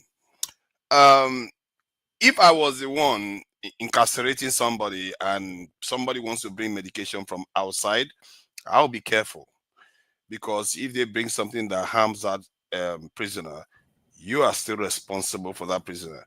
No, so forefathers, listen, there is always a medical report from the doctor, right? Even food, when you take food to people that is in prison, you taste the food. That's the normal thing. It's normal. The police can read the medication, the name of medication. Medication is not something you go and buy in retail in tablet. No, they come in packets. So if the doctor make a recommendation and write a letter that this person, this is my patient, and he's on this medication, at least that is an evidence for you to know that nobody is trying to I poison think the nobody. police should buy it and Family? charge the family. If they need to charge anybody, they should buy it, because if anything happens to that prisoner, they are responsible. So No. Are you trying to say you should deny somebody that is somebody that is suffering, for example, high blood pressure, or somebody that is suffering ulcer, that they shouldn't I'm take saying medication? that the safest process to use is when they bring prescription, let's say the doctor prescription, the police take the prescription and go and procure the medication.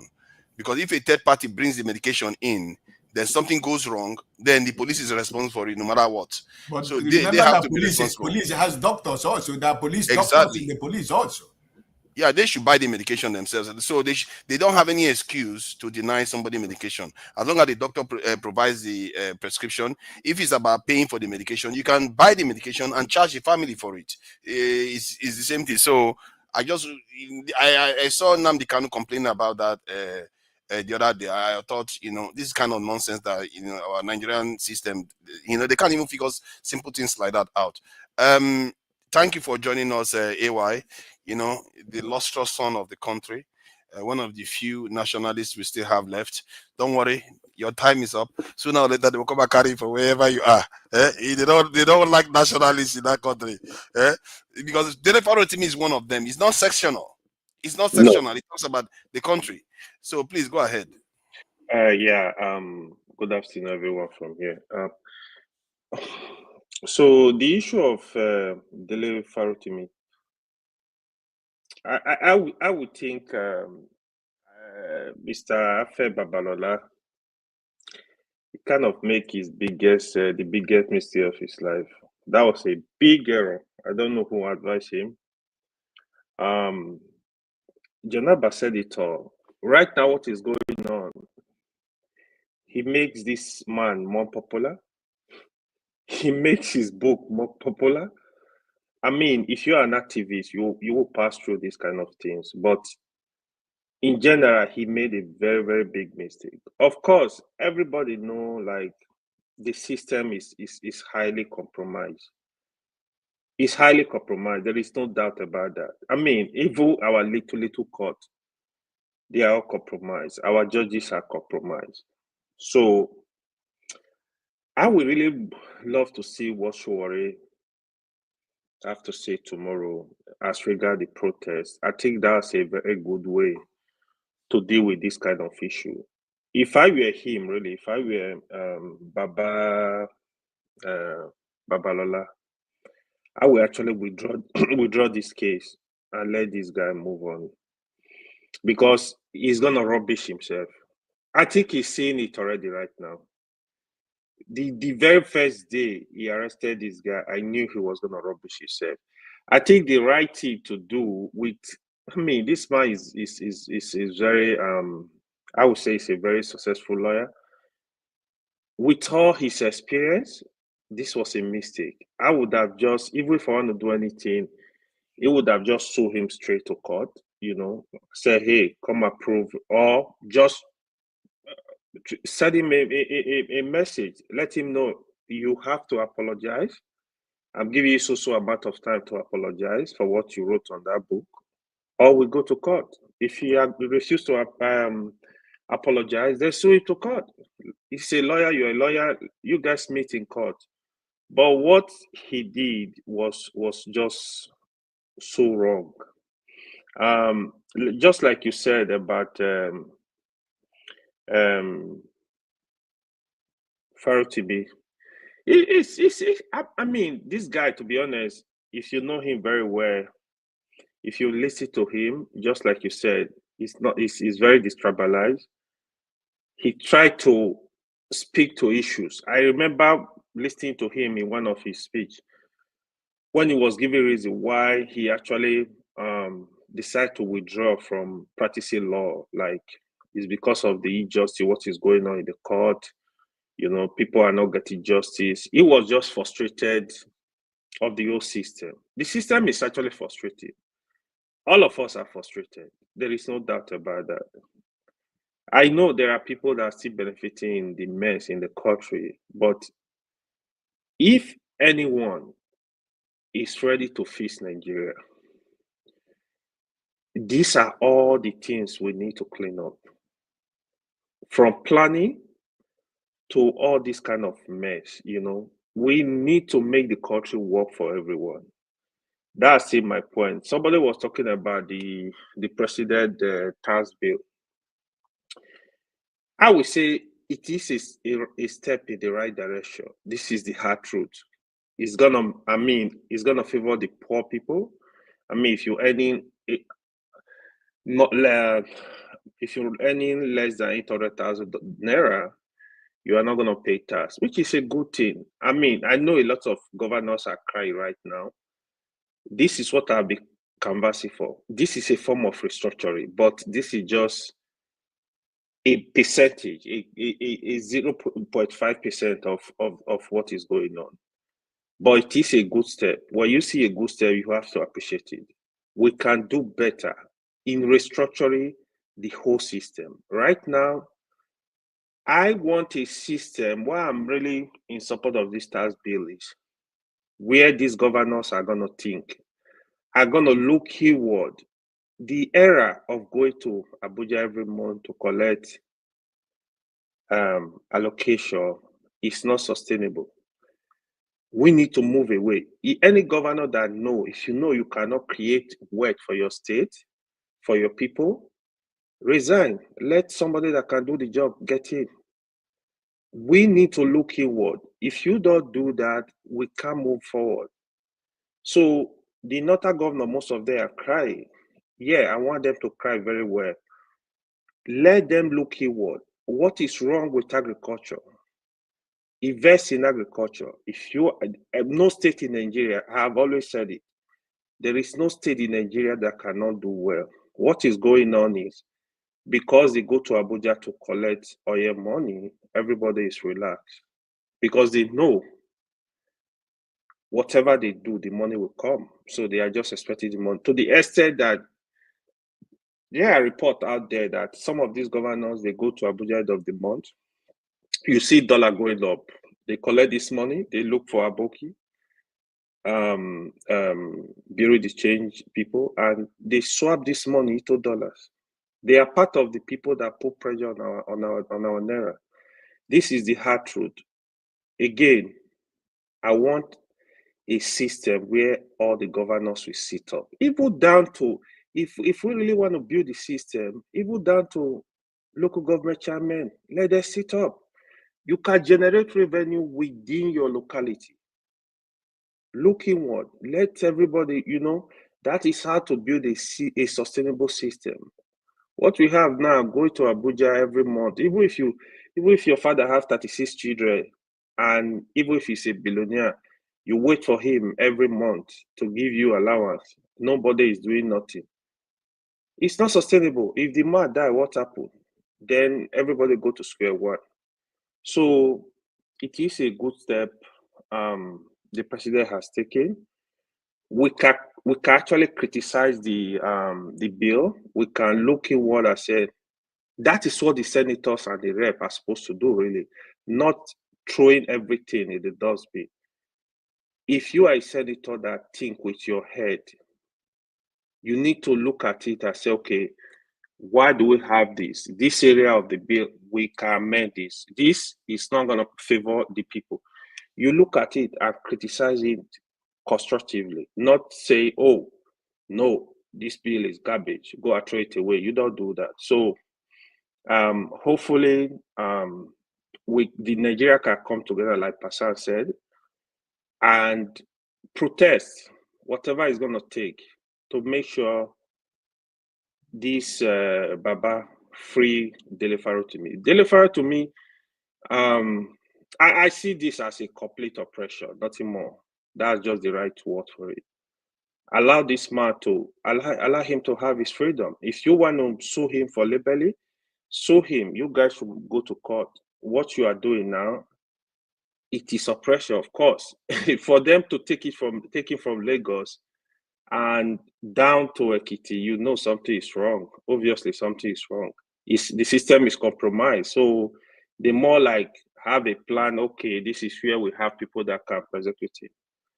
If he live in Lagos, why did you not go to court in Lagos or take police? Deal with the case in Lagos. So that is just a sick system. I think everybody is tired. It's very tiring. Hopefully, we can learn from this and do better as people. Thank you. Thank you. Let's try to do something else that maybe one can describe to be fair. Let's try to balance out some aspect of this matter in terms of Ife Babalola, because there are some people that says he's highly respected for He is, and that he had done some things that seems to be very popular amongst people of Ekiti. When I look at Ekiti, I still think, if this is help, God help us. So what are the good sides that we've seen? Do we have accomplishments that this man has made? All I have heard is that he's donated some money to foreign country, $10 million. I don't know, man. honestly, have built a very nice hospital in Nigeria. I don't know. The only accomplishment I know is his personal accomplishment. It's the terms of in the context of Nigeria, you would call him a successful lawyer. He's just in the league of. I mean, he's not young, right? He has been there for a long time. He just like Femi Falana. You could say, yeah, they've done a lot in the legal system, but the legal system is corrupt. So people are not calling it what it is. I also heard KJ submission early this morning, which was very apt. I mean, people need to speak against this mess. It is what it is. The system is corrupt. If Dele Farotimi can have that confidence, that authority to say, this is what happened, he wrote it down. All he needed to do, if you want to challenge it, go to court. Go to court. Don't try to oppress the guy, go and jack him and take him to somewhere nobody know where he is. You don't do that. So that is what it is. Go to court, do the right thing. I mean, as somebody that is they call themselves learned colleague, learned, you go to court, show him to court. Don't go and jack him. That's just the right thing to do. Then the question remains, other that because nobody seems to have, you don't seem to have produced anything that he has done. But they said, I know nothing. I don't know anything. Yeah, he did some stuff in agriculture in Ekiti State. If anybody knows anything that makes him so successful, other than defending the Nigerian government in law and giving foreign universities, maybe it's university. I know he has a university. Yeah, building a university is not necessary. Private university. Can I spark? Okay, you're about to give us a list of his accomplishments. Yes. Okay, please go ahead. Anybody says that he has done for the Nigerian people. He's a great man indeed. Yes, he has done a lot for the Nigerian people. I mean, on the west side, yes. He has a free kind of education for his people. He in fact, literally everybody in his community has had one form of help or the other. He's supposed to act like a father of the Ekiti people. So, I mean, it was almost the same thing that the Sarakis were in Kwara. Whether his efforts have been successful and worthy is yes. He is a brilliant man. I mean, when I say brilliant, he wrote his he stopped his education at primary, elementary 5, elementary 6 those days. And from then on, every other thing he did was outside of the school premises, read mostly from home, it was, but from reading from his home, he was able to get into a private study in Worsley Hall in Oxford. So he's, later on he obtained the A-level certificate in London University before he proceeded to become to London School of Economics, where he received a bachelor's degree in economics and worked briefly at the Central Bank of Nigeria before moving to the University of London, where he obtained a bachelor's degree again in law. So since 1963, he has been very active in the Nigerian law system, and he's a great philanthropist. He's still doing philanthropic work even till this moment. But here's my quarrel with him. An elder, he always been an elder. There's certain individuals who have insulted me in this platform. I look at their comments, I don't even bother myself to respond, because I know that, if we need to put our marks together, probably, what I've achieved in life, they will not even venture it, and they may not venture it. So I don't bother myself with such things. It just, when it becomes, obnoxious, you can call the person's attention to it, but leave it at that. You are already 91. At this point, if people like that are writing, you say to them, my son, when we are your age, we used to do the same thing, calm down. These are what we knew, or this is the reason why we did this. And I keep saying that I can't go away from it. You see, me, my late dad, before he passed, when I became a man, that's eventually when I was leaving the university, he called me, and every woman does that to their male sons. This is the road I took. This one didn't work for me. It was when I was leaving secondary school, and my dad gave me a proper one morning. When we go to the community, girls will come from everywhere to come and greet. So one day they came. After entertaining them all, they left. He called me, he said, my son. I said, sir. He said, no, you see the village square? I said, yes. He said, nobody goes there. Go and take title with 10 girlfriends. That was it for me. So in such a time as this, we expect Chief Alpha Babalola, or Alpha Babalola, sorry if I'm murdering the name, Babalola, sorry, to talk to younger lawyers and tell them, hey, I heard you have left laws. By the way, my son, Dele, you are very brilliant. I thought you continue to practice law, but if you have left, these are the loopholes we have in the system. So since you are still young and vibrant, you have the power to fight it. Fight in this direction. Fight in this direction. Look, let us call a spade a spade. There's a guy called Saros of this world. He has been fighting the cause he wants, even though some of us may see it as, you understand what I'm saying? But the man has put his money where his mouth is. What stopped our so-called elders who have seen the system, worked the system, made money from the system? It's not working for them, or it worked for them, but they see those loopholes because they know there are loopholes in the system. They put it there because these were the people who were consulted on most of the majority of things that were done in Nigerian law. So if you saw the weaknesses, you don't want your children to go through it. You tell your children before they get to that point, these are the loopholes. If you want to get a better system tomorrow, block this place, block this place, block this place. What does it take from you? Nothing.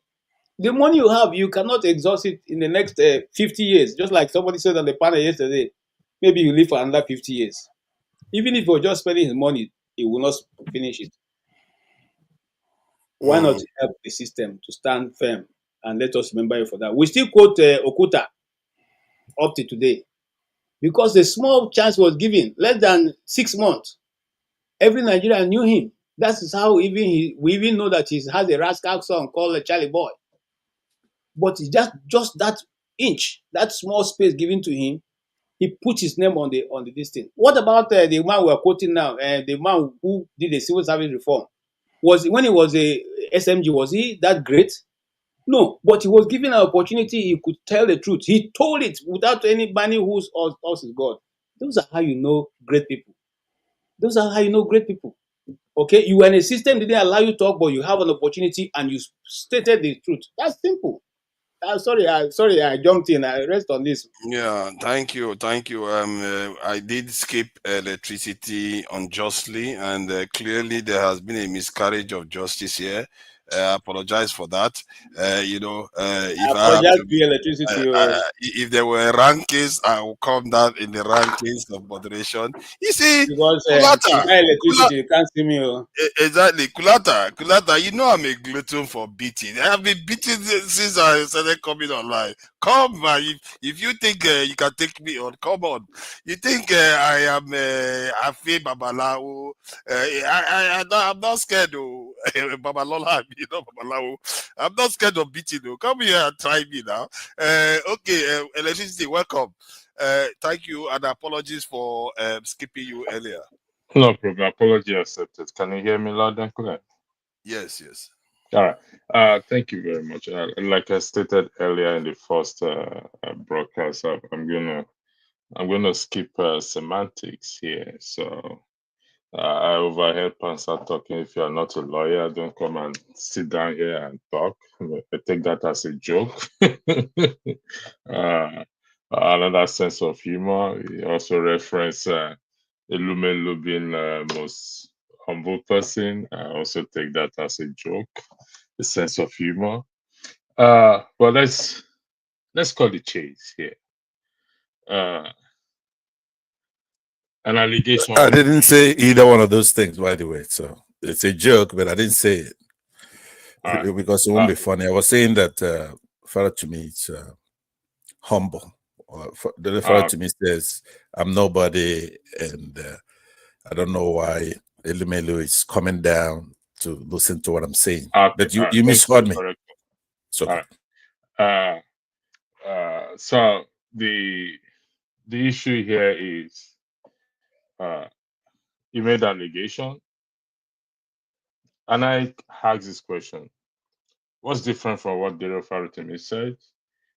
Different from what Bukachina said last year about his wife carrying people, his colleagues to his wife and doing them favors. What's the difference? Why did we not pick it up and say, let's go protest? The judiciary is corrupt. Let's go do this. Why do we not shut down? Why Shore and including Dele Farotimi or whatsoever did not pick it up and say, let's do this. The judiciary is corrupt. I mean, it's not the first time. It's not a new thing. Yes, like Pansa said, it's in the hands of us Nigerians to turn things around, but not necessarily because it happened to the due process was not followed. Let's acknowledge that. I acknowledge that the due process was not followed because, according to him, whatever they said, letters were said, court this, were all purported about it. So the due process was not followed. However, I made an allegation, a very strong one, defaming one, and the SAN should have also followed due process by writing and civil case and knows better than any other person. But again, it's not different from what happened, what Bukachina said that we spoke about, and the wind has blown it away. And the wind will blow this away in no time. But here is the risks we take. Following popular opinion. The referendum did not only make an allegation against Afe Babalola, he also made an allegation against the bench. Though the bench is silent about it now. And it's not easy to make an allegation against the bench, to prove an allegation against the bench. So its own reputation is also on the line. We must not look at one side only. We have to put everything into the equation. What's the difference between what he said and what happened to the election that went to court and the court upheld that the president Tinubu won the election? What's the difference? What's the difference in respect to what happened to the ordinary man on the street that cannot even avail himself, cannot even go to court, cannot even get a lawyer? There's no difference in it. So injustice has been meted out to him. the way injustice have been meted out to millions of Nigeria today that you and I don't know. So if we're going to fight a cause, let's fight a cause on this background that it is justice for all we are fighting the cause for. He wrote a book. Let him go deal with it. It is what he said. Let him go deal with it. What about the woman there selling akara, selling peace, selling whatever it is that feels injustice every day, that the police brutalize and everything? So we need to put things. When we all start following popular opinion, this is right. Everybody has a right to follow whatever they want to follow. But it should be for every one of us. I called a friend of mine in Nigeria. What's going on with this daily fraud? He said, you know what, bros? We are thinking of how we go take it. Nobody they think of daily Farotimi and Afe Babalola and all those things. So it's only us that are on YouTube that see these things that you walk on the street of Nigeria and say, who is daily Farotimi? Who is Afe Babalola? Who knows Afe Babalola? They say, nobody give a toss about it. But you say, I've always said this and I'll say it again. You said it, Pastor. A lot of people have said it's in our hands to change the narrative of what is going on in that country. And we in the diaspora, we sit in a privileged position. When we're passing a message out, we have to, don't let us take sides here. Don't let us be sentimental. It's an appeal. Let's look at the facts of the matter right now. Because if this thing really goes to court, it has to prove how Afe Babalola corrupted the bench. Clear evidence, not in his opinion, because it's defaming the man. The man is fighting for it. I'm not saying the man is clean. Don't get me wrong. I'm not saying I love him or I like him. No, I know him. Okay? I mean, not in person. I know his records and everything, but both the accused and the accuser, or the accuser, I don't know how to put it, they all have equal rights to what? To defend themselves. Again, for the record, due process was not followed at all. At all, at all. That is condemnable. So the police, to Afe Babalola if is behind it, to Tony Lumelu if is behind it, to anyone who is behind it, due process was not followed. But in terms of the allegation, I think we must not follow popular opinion in this matter. I yield the floor back. Thank you. Thank you for that. Let me say something before you go. I think I'm next, but let me say something to. Just hold on for a second. And I want to say something about you electricity. will say something. You will say something. I think you are next anyway. I don't think you will say something. In terms of what he has accomplished, I don't know a lot about what he has accomplished. I just don't think that in Nigeria we should be going after the few nationalists that we have there. All the other Nigerian politicians are too sectional. They are too silent when it comes to Nigerian issues. I don't know what they are doing. And some of it is quite insidious, actually, because we had more opposition again that we are seeing right now in Nigeria because they are getting rid of all of them one by one. And Nigerians are not paying attention because they are controlling the way they think. Nigerians are focusing on the wrong things. They wonder why their country is dysfunctional. There's something insidious about what I see. One of the reasons why I come online, I was like, whoa, in Nigeria, there's no space for anybody to say anything else anymore. Even their musicians barely sing about the Malay that is befalling the Nigerian space or the African space. Remember when Sonny Okosu would sing about the oppression and all? Barely you see Nigerian musicians sing about that. Instead, they are thinking about all the other do stuff that they want to sing about. And then when it comes to corruption, they barely talk about it at all. And any individual that seems to come out to say anything about the way the politicians are behaving, the way they run the country to the ground, look at what just happened in the last 2 to 3 years. And yet they still come out and act with indignity. Like, look at that, I'm so irate. You malign my precious reputation for running this country to this ground. I don't understand it. I really think that we can fall into the trap of thinking that, okay, it's an equal playing field. It's not an equal playing field. One side has decimated the country. The other side is calling out for justice. And even I don't think Dele Farotimi will make specific accusations if he doesn't have any justification. If that man has any credibility at all, probably whenever accusation he's made, he has justification for it. And let's hear it.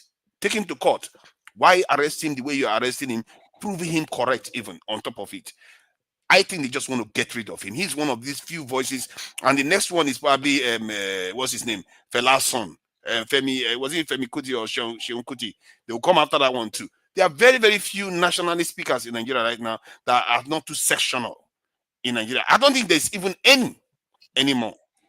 And that is a sad tale. That a state of affair. Who is fighting for Nigeria? Everybody's sectional now. Please go ahead, Pansat. All right, thank you very much. I, by the way, I disagree with what you just said, naming Fela's son as somebody. Thank you. I hope You can't just do that. I know the tricks of minorities in Nigeria. You at this rate. How dare you? Anyway, let me say to my friend Electricity, and he is a friend of mine.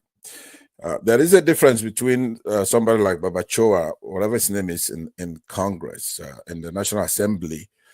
Like everything else, they're protected. See, there are about 3 defenses to defamation. There's a group of people that are protected. Let me post that here in the private section so that you can read that.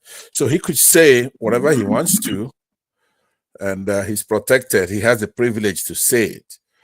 But fortunately, the referral to me has his own protections as well.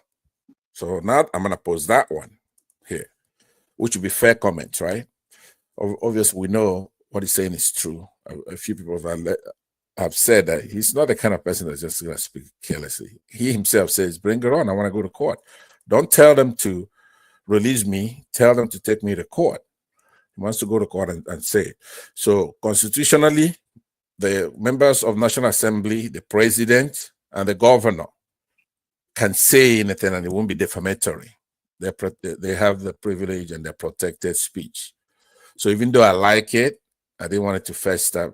I've seen a few people try to rest on that laurel and it's not going to hold. So we have that to go on. Now, this Dele Farotimi issue, I've said it. That's the way I want it resolved. I don't want it resolved by milk toast comments.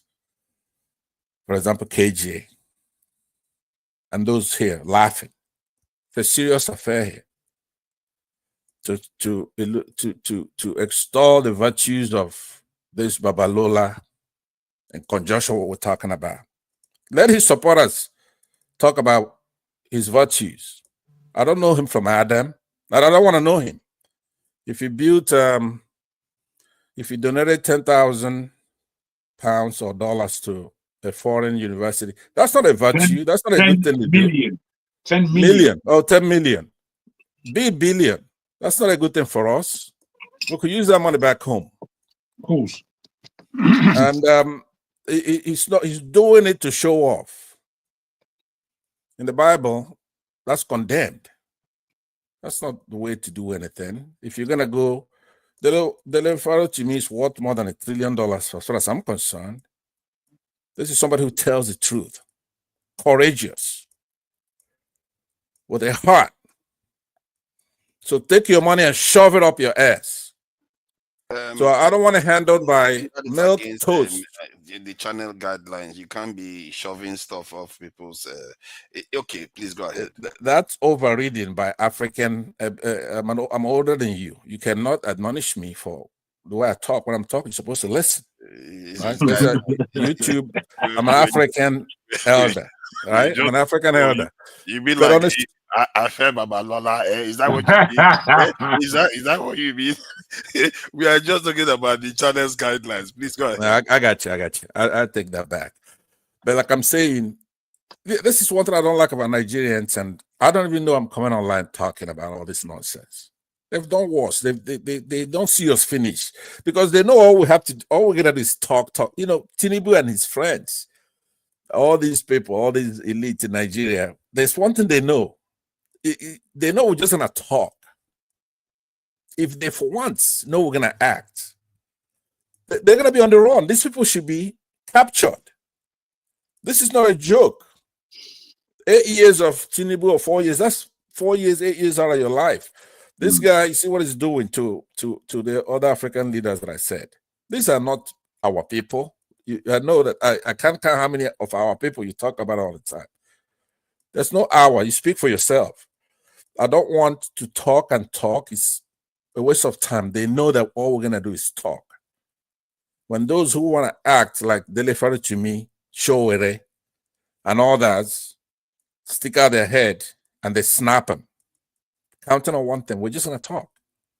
If they know we're going to act like I'm saying, we should act on this one, because that's the only thing that's going to rescue this situation. That judiciary is very important. It's not like the executive or something like that, or the legislature. Without that court, we're wasting our time. Be it INEC know what they've got there. We select our leaders, and all these people have to do. The judiciary will pick our leaders. They'll pick winners and losers in the society, and they're corrupt, right? So I'm saying, if we're even gonna talk like we're doing, he shouldn't be milk toast. Coming here making the case for Babalola like KJ is doing here. If I was on the fence and I worship money, you tell me somebody gave $10 million, and what am I supposed to do? Go against somebody who put $10 million? Let these people make that case, not us, who are for. Yeah, go ahead, the electricity. Go ahead.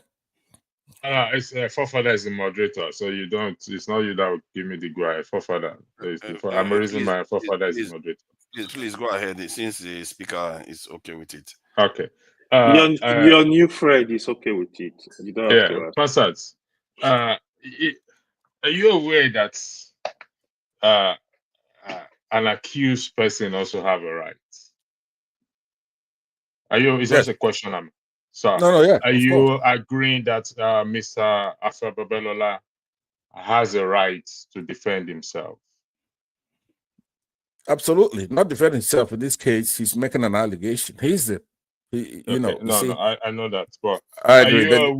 Are you also aware that he has a right to have supporters as well too? I don't give a damn. I'm not aware of that. He's not supposed to have support. But anyway, I understand what you're saying. Thank you, know that. What I'm saying. Yeah, let me take my time back. I know since I corrected you on that big one, where you are saying that Barachoa has the same right. You're not happy about it, so you have to come back to claim something. But KJ, I would have recognized you that. I'm not challenging I want to just ask questions. I want to just ask questions. I know, but let me say, electricity, who is an officious oath here, he says that I cannot give you permission. So I see you raising your hand. Let Fofaras give you the permission then. Okay, I'm not against you speaking. I have permission to ask. Yeah, please go ahead. Okay, Mr. Pansa of great son of Alibo. KJ, the Igbo man with the Fulani hat. I want to ask you a question. Am I also having a Yoruba hat now, since I'm in support of this man? So let's decide which of the hats, so I can ask my question now. Go ahead now. I'm in the middle of my speech. All right. So, here is why I said what I said about Chief Alfred Babalola. Alpha Babalola. Here's why I said that. You can't take anything away from him. A man who, from standard 6, made all these strides. No. We must give it to the man. He has something, some brain matter. Okay. Remember the beginning of. I think they have. I will tell you the reason hold why. I want to reclaim my time, please. The reason being I'll that, give you time. Now let me talk now. I know you're moderator. Let me say something. Let me talk now. There's something. They begin the show with. Just hold on. There's something they begin the show where. Let KJ finish now. You give him turn. Let him just finish. Try to make it brief so that we can allow Jackman to speak. Secondly, the man also have a right to seek redress if he feels offended and he does not want to play according to Mrs. Obama, if they go down, we go up. He doesn't want to do that. He can go to court and seek redress. Now, thirdly, I want to say this also. There are many of his compatriots, people of his age, who have stolen more from Nigeria, who didn't give a penny back or build universities or even help to sponsor people. So even for that, you know that I just smoked you and I out. praise the man to I be smoked you out. somebody You have worthy. all these sentiments in you, but you were doing a false outrage earlier, right? So what I'm saying to you is there's something you begin your show here. I think it was Ike Amefu that says, I gave somebody my time and he's using it to defend Nigeria or something like that. So when I yielded you my time, I don't want you to use it to promote a villain who is put Farotimi in jail right now. There'll be time for all that kind of stuff. For right now, they gotta get him out of there. So I just smoked you out. You see all the virtue you are elucidating about him, and I don't think that's fair. I normally know people like that when they're pansy, they're milk sop, milk toast when they're talking about serious issues and they're laughing around, right? Now, I'm an Adibo with you, but there's a difference between you and I. I didn't grow up in the North, right? Like you did, all right? You're a Northern Igbo, let's put it that way. And you see some things that I don't see. I see injustice and I'm against it. And I'm not intimidated. And my sister or my mother doesn't have a shop in Lagos or in the North where if I talk a lot, they're going to go over there and sack that shop or take it over. So a lot of our Lagos Igbos and Northern Igbos like you don't want to stir the pot. You're here to have friends like AY or others. John Abba. I don't want a friend from there. Anyway, so what I was saying is that what it calls for now, have to get serious. The Nigerian legal system is piggybacking a criminal case on a civil matter. Other countries have jettisoned, cast away such laws. Ghana here that will compete against with jollof rice, they had their Act 29 that was just as draconian as what we have here. That Act 29, they threw it out and then made a more progressive stuff and have a chasm, a demarcation between criminal and civil issues. So what they've done by piggybacking this criminal stuff is that the onus is now on the defendant to prove. Usually in a criminal case, no matter what jurisdiction, it is upon the state. Now, forefathers, if you showed what you showed, there was something you showed when that guy was narrating stuff, and it shows who the litigants are here. Is the police versus Farotimi. You're not going to see the name of Babalola there. So in the new 13 charges or 15 charges they profiled, it's between the chief of the police chief and a civilian on a civil matter between two people. So all I'm saying is that in any criminal case, it's up to the state to prove their case beyond a reasonable doubt to a moral certainty. That's a very high standard. But in a civil case, it's a second tier standard, which is preponderance of evidence, right? So now if you go under the guise that somebody has defamed somebody, libel them, there should be something like that. The action should be between the two.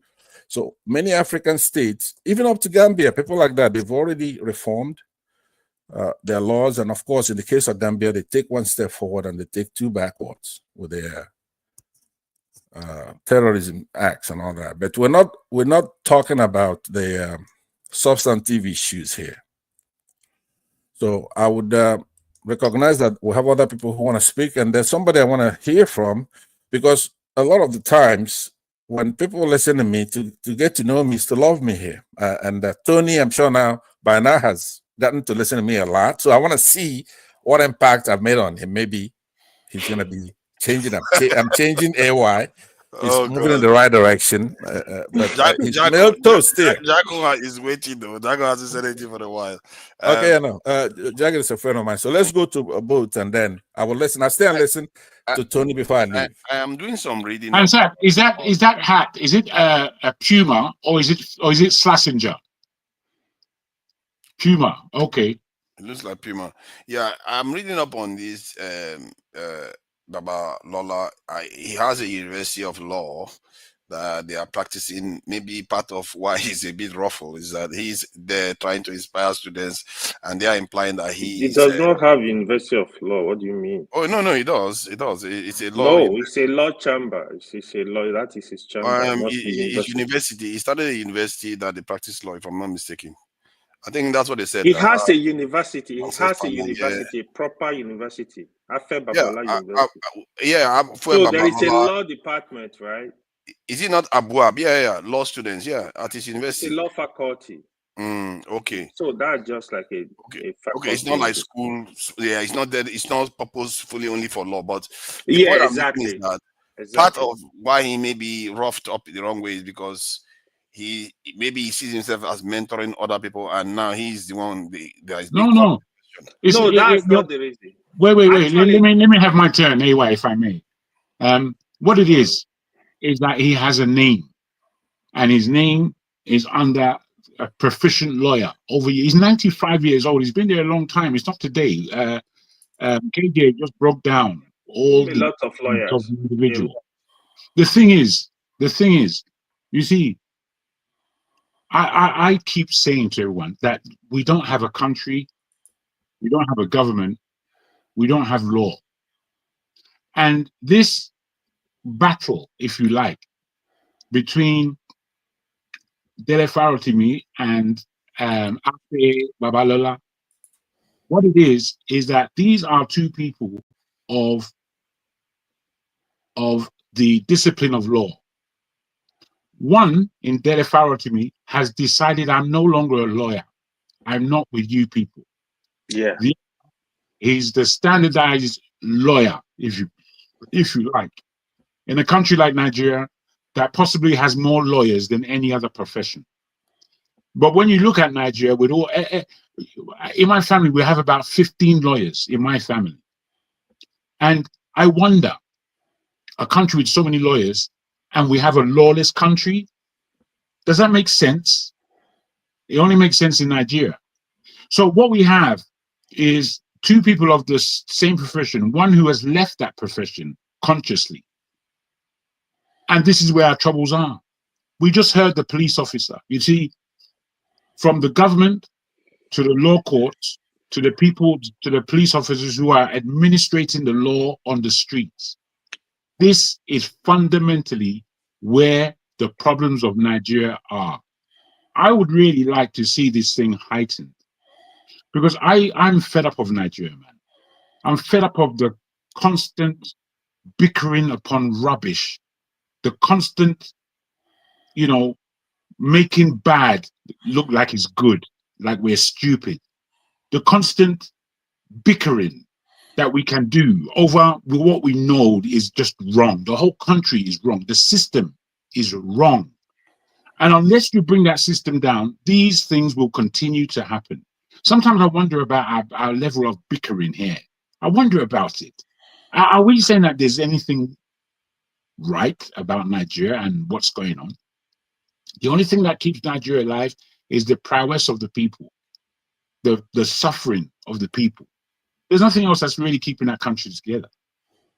The other day, I had a video. I would even like to send it. There was a mixed race kind of woman, and she broke down because she was shocked. American woman. She was shocked because she felt that she is a minority. And she broke down, do you know the percentage of white people there are in this world, she said. And she was asking a question. And she said, it's not 50%, like we may have thought. It's not even 30%. She said, it's 7% of the global population is Oyinbo. Why have we allowed these Oyimbos to suppress us in this way? It seems to me that we can take everything right back now. Now she put that forward. Now, when you look at that, it's the same thing in Nigeria. The percentage of those who are really killing that country is very, very small compared to the masses that are there. But we as a people will continue bickering over nonsense. The reason why I would like this thing to go to court is because I would like to see Dele Farotimi bring out his, and I, like Pansat said, I don't think Dele Farotimi is an idiot. I don't think he will say something without being able to substantiate it. And by the time he comes out and goes to court, and if he's coming with the right paper, he's going to embarrass the hell out of this affair person. He's going to embarrass him. And this embarrassment, we as people have to see whether or not all these people that we are heralding as supernatural in our polity, that they're just ordinary idiotic human beings like the rest of us. They deserve no respect. Just like they won't respect me and you. You know, if they picked up me and you the way they have Dele Farotimi, nobody would know about it. We'll just be picked up, charged, and we'll be thrown in prison. That's the end. That's what we're suffering. So I don't always understand our bickering. Sometimes I think we bicker just to be on point or just to say, oh, I know something. Whereas there's a major problem in that country, major. And we see it every day. Simply, Tinubu entering to France to talk whatever talk that he's talking with those bastards. Him going there, whilst the rest of Africa is throwing France out. It tells us directly our country is on the wrong side of history. Our country will be read badly over in the next 100 years. We'll be read badly. This is what Nigeria did. The thing is, Nigerians generally are on the wrong side of history. When I listen to certain Nigerians speak, I listen to what they have to say when they're in the diaspora. We have so much to learn. We're not up to date with really what the issues are. We're still kind of clutching at straws. That's my belief. I don't know what you guys believe, but the country ain't moving. The country's not doing anything. Nigeria by now, in my estimation, we're supposed to be a world leader. We're supposed to be great sportsmen, great intellects, great politicians, great business people, great innovators. That's what we're supposed to be. But we don't really stand up in these areas because we talk against ourselves. We don't really have a focus. We don't have a plan of action in whatever way you might want to put it. So I think we always have the wrong argument on this channel. You know, to believe that we have a country, I think that we're balancing on a wrong footing. You know, I say a lot about Biafra in calling it down, but unfortunately, or fortunately, I don't know, they're possibly the only group that suggests that Nigeria is not a country. If the whole of us suggested that Nigeria is not a country, we'll be going somewhere. If the whole of us suggested that we have an illegitimate government, we'll be going somewhere. If we are people that said there's no law in this country that needs any of our respect, we'll be going somewhere. But instead, we're bickering. This law says this law says that. I want to swear. I really want to. That's the reason I swear on this channel. I don't swear a lot in my life, or I'm not a swearer, but I swear because of the level of frustration I have with communicating to my Nigerian people. I have a lot of frustration. I think we talk a lot of rubbish. We don't speak on the subject matter, and we haven't really got a grip on the fact that we are a country without a country. We are people without a country. We're not grasping that. We're not grasping it. We're arguing like we've got something to argue over. I don't believe we've got. What are you arguing over? Whether or not this affair somebody is due his respect. Let's say what he's accused of by Farotimi is perfectly correct. Then who is he? He's just another corrupt person in a corrupt country. How can you respect that? Because he's got 10 A-levels and 15 million idiotic degrees that take him to the point of corruption. I can't respect these things. I don't know what's wrong with everybody. It frustrates me a lot. I really don't know what is wrong with everybody, that we can't grasp that we don't have a country, we don't have a government, we don't have law. These are the issues. There's nothing else. There's nothing else. Thank you. Thank you. I'm a bit concerned about this Babalola. The more I read about some of his comments, I can, to an extent, begin to even sympathize more with the Farotimi.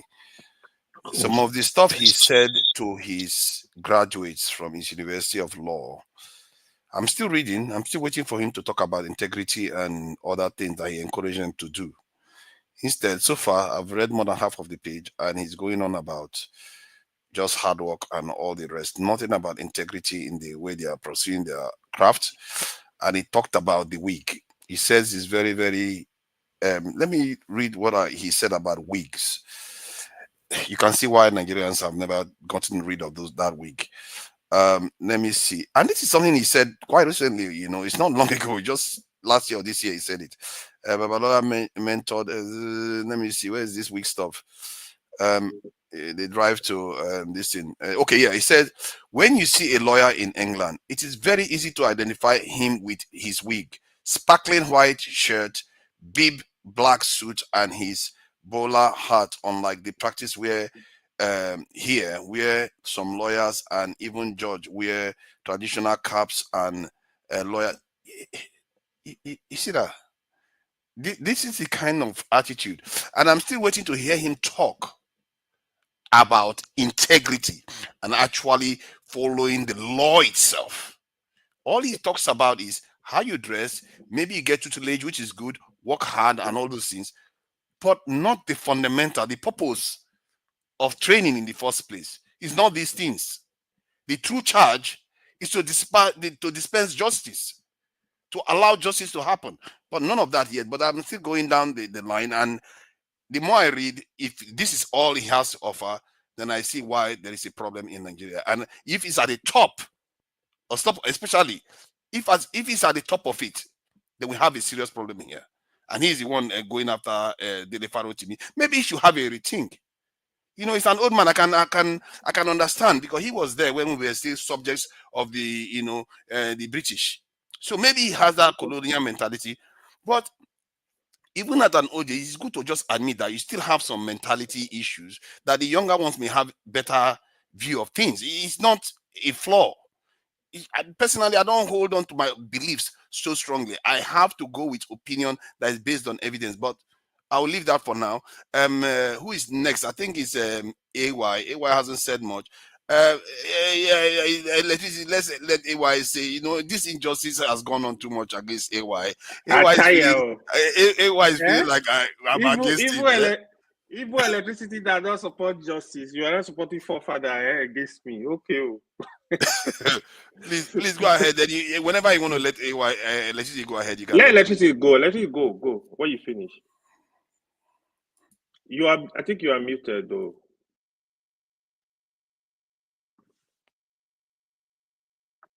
I can't hear you, electricity. Is it okay now?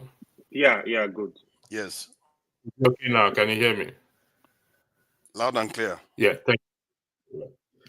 When you keep saying all we're doing is talking rubbish, and we have a country, and I don't think anyone is living in denial that there's an issue, a problem with Nigeria. And there's no denial that we have a government that is not functional. But when you keep saying we come here, all you hear is rubbish and rubbish. And Excuse, I don't want to interrupt you. I don't want to interrupt you. I don't want to. No. Allow me now. We're having a conversation. I will not allow you. I am speaking. You're okay. Go ahead. Let me speak. It's not respect. It's not respect. I'm saying based on what I've said. What do you mean? I did not interject. Just let him finish what he's saying. Let him finish. Just mute yourself and let me speak. I'm not going to give you that opportunity ever again. Please go ahead. We come here, we talk, we speak. It may not sit well with a lot of people, including yourself, but we don't talk rubbish. I said so. That's my belief. Can I hold on to your belief? Just leave it. It's his own opinion too, just like it's yours. So just leave it. And I'll put mine down. So you know. Okay, talk. You want to speak? You know better than the whole world. Go ahead, speak. I think it's AY actually. AY, please go ahead if you want to say something. Yeah, I think we've stayed too long on this topic, but what I'm gonna say, right? I mean, Baba Afe Babalola. Yeah, the only good thing I know, I mean, maybe people will know more, to be honest. I think he's cool. I know he give a lot of scholarship out as well. I mean, that's a plus. But even if you are the one feeding the whole country, I don't think it's sufficient to be harassing somebody, right? I feel the way he's going about it is completely wrong. I know he has also trained a lot of lawyers. It could be those are the guys that are pursuing this case. Oh, you're messing with our boss, we're gonna deal with you.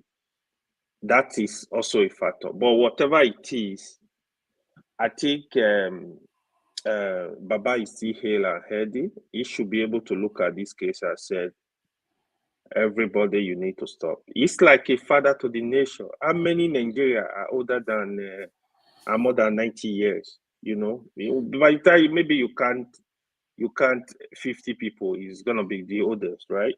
So you should look at it. Come on, man. Dele Kabe's grandson. So I don't think this case, if I were him, if anybody that is close to him, is to advise him withdraw this case and just be preparing for your hereafter. I mean, you are closer to the grave than be with us here. Nobody knows, right? But I really like. I used to like the man, to be honest, but with this, he's just gonna rubbish his name, and that is what I see happening already.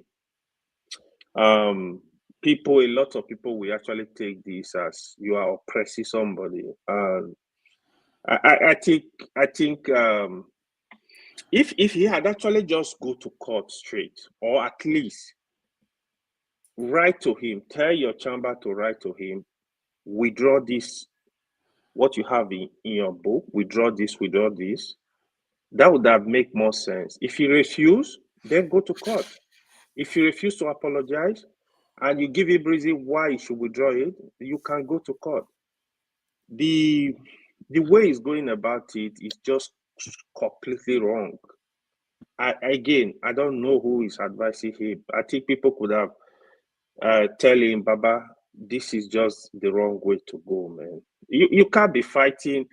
I mean, at 90, you have seen it all. 90, you have seen it all. Just, I don't think there is anything new to you, man. Just walk past it. Walk past it. You have seen it all. There is nothing more. As long as you know your hands are clean, you don't be running after this guy. He's gonna rubbish your name, you know. Like I said, I listened to Dele Farotimi when he was giving reason why he have to quit the law profession, right? A lot of injustice, a lot of course, everybody know that you don't even need to be a lawyer to know the justice system is messed up. That is why anybody that must come have a plan to fix Nigeria, it has to be complete overhaul of the system. You got to clean up the system. It's a mess. It is horrible. Look at what Mr. Wike is doing in Abuja now, building houses for judges. It's more like bribing these guys before the case. When you build houses for judges, they don't have the judiciary is supposed to have their own independence. Right now, they don't. So when you are building houses for them, you are buying them cars. When you bring a case to them, what do you expect them to say to you? They tell you, oh no, they're gonna put judgment against you. So everything, a lot of things, these are just wrong in the country. I don't know. At this point, it's very frustrating and confusing where to go from here. But we will not give up. We have to keep talking. Whatever we can do, protest, pressure, and hopefully things are gonna change. Thank you. Thank you for that. This in AY, as always, balanced, Fair and balanced. Maybe that's what I should be calling you. Tony, thank you for joining us. Yeah, you are smiling already. I don't know. You know, they say things are hard. I don't know whether it's hard for you. This smile, please welcome. What do you think about what is going on with this case? Greetings, everybody. I've been listening to the discussion on the panel. This is a very difficult one for me. Difficult because first, Dele Farotimi is somebody that I like. I listen to. He's a member of the BDM movement. He's a social critic. He's a lawyer, and I have sympathies for the BDM movement. As a social critic, he has spoken about not just individuals, but about Nigeria and the decay in the system. And that has put him in a lot of trouble. This is not the first time that he's getting into trouble. He's a young man who is fearless, who I think is honest and focused. And so many times he has said things that would embarrass not just this government, but the institutions of state, highlighting the decay in the system and the need for a tooling or re-engineering of the system in a way that will augur well for the nation. So I have sympathies for him. On the other hand, Chief Afe Babalola is someone that I know personally. I know him from my days in the University of Ibadan. He is the life patron of my club in the University of Ibadan. I don't know if he still is, many years back. I know his law chamber at Damasimba. I know when he opened it. I know when he was made a son. I was at the party. He invited us. I know that he's a philanthropist. I know that he encouraged us. I was the president of my club in the University of Ibadan. And I used to go personally to invite him to University of Ibadan for various club activities. He will swear people in, members in, new members. He was a philanthropist, an educationist, a self-made person. KJ has alluded to some of that, how he studied, through deans of hard work, read economics, and read law. From my personal knowledge of him, some of the things that is being said here and that has been said in social media about him, in my opinion, may not be true. But because he has associated himself, he's not a politician, but he was Obasanjo's lawyer. And some have said that he made money through law practice because of his because he was Obasanjo's lawyer. And he had so many briefs and made so much money. But part of it, he invested in the university that he has, one of the biggest in Nigeria. He gives scholarships. A very, very good university. I remember that when Obi was campaigning for president, he was one of those he visited. And I remember that Afe advised him and said that the person who is going to win the election, quote and unquote, is the one that spends the most money. So for me, I don't feel very comfortable with the discussion because on both sides, these are people, I don't know Dele one-on-one, but I know Afe Babalola very well. I know his house in Ibadan, Bodija. I think that the state has not handled this issue. Does the man have a right to go to court if he feels at his age that someone has libeled him? The Constitution gives him that right to go to court or not to go to court. So if you are faulting him because he went to court to say, listen, Dele libeled me, well, I don't think by so doing he has violated any constitution. That's his right. If he feels that the name that he has made all over the years is being his personality and his character has been maligned, I think he has a right to go to court. But the issue here, again, is part of what Pansat, Jagun, and even electricity has touched. And that is that we see something that is a recurring decimal here with our security agencies. The law assumes that a man is innocent until proven guilty by a court of competent jurisdiction. This is an allegation that is made against Dele. And we see the way, in fact, some people have said he was kidnapped, the way that he has been manhandled, and we hear he was tortured. Because some people feel that now we've got him, and so we can use this opportunity to deal with him. It's the same way that we see with Nnamdi Kanu, the way he was renditioned. It's the same way that Sowore has been treated. Same way that many other people have been treated. I wouldn't even know. And I think that's where the problem is. If they had walked to him and invited him, and he's gone to court, and he appeared in court, and the process is fair.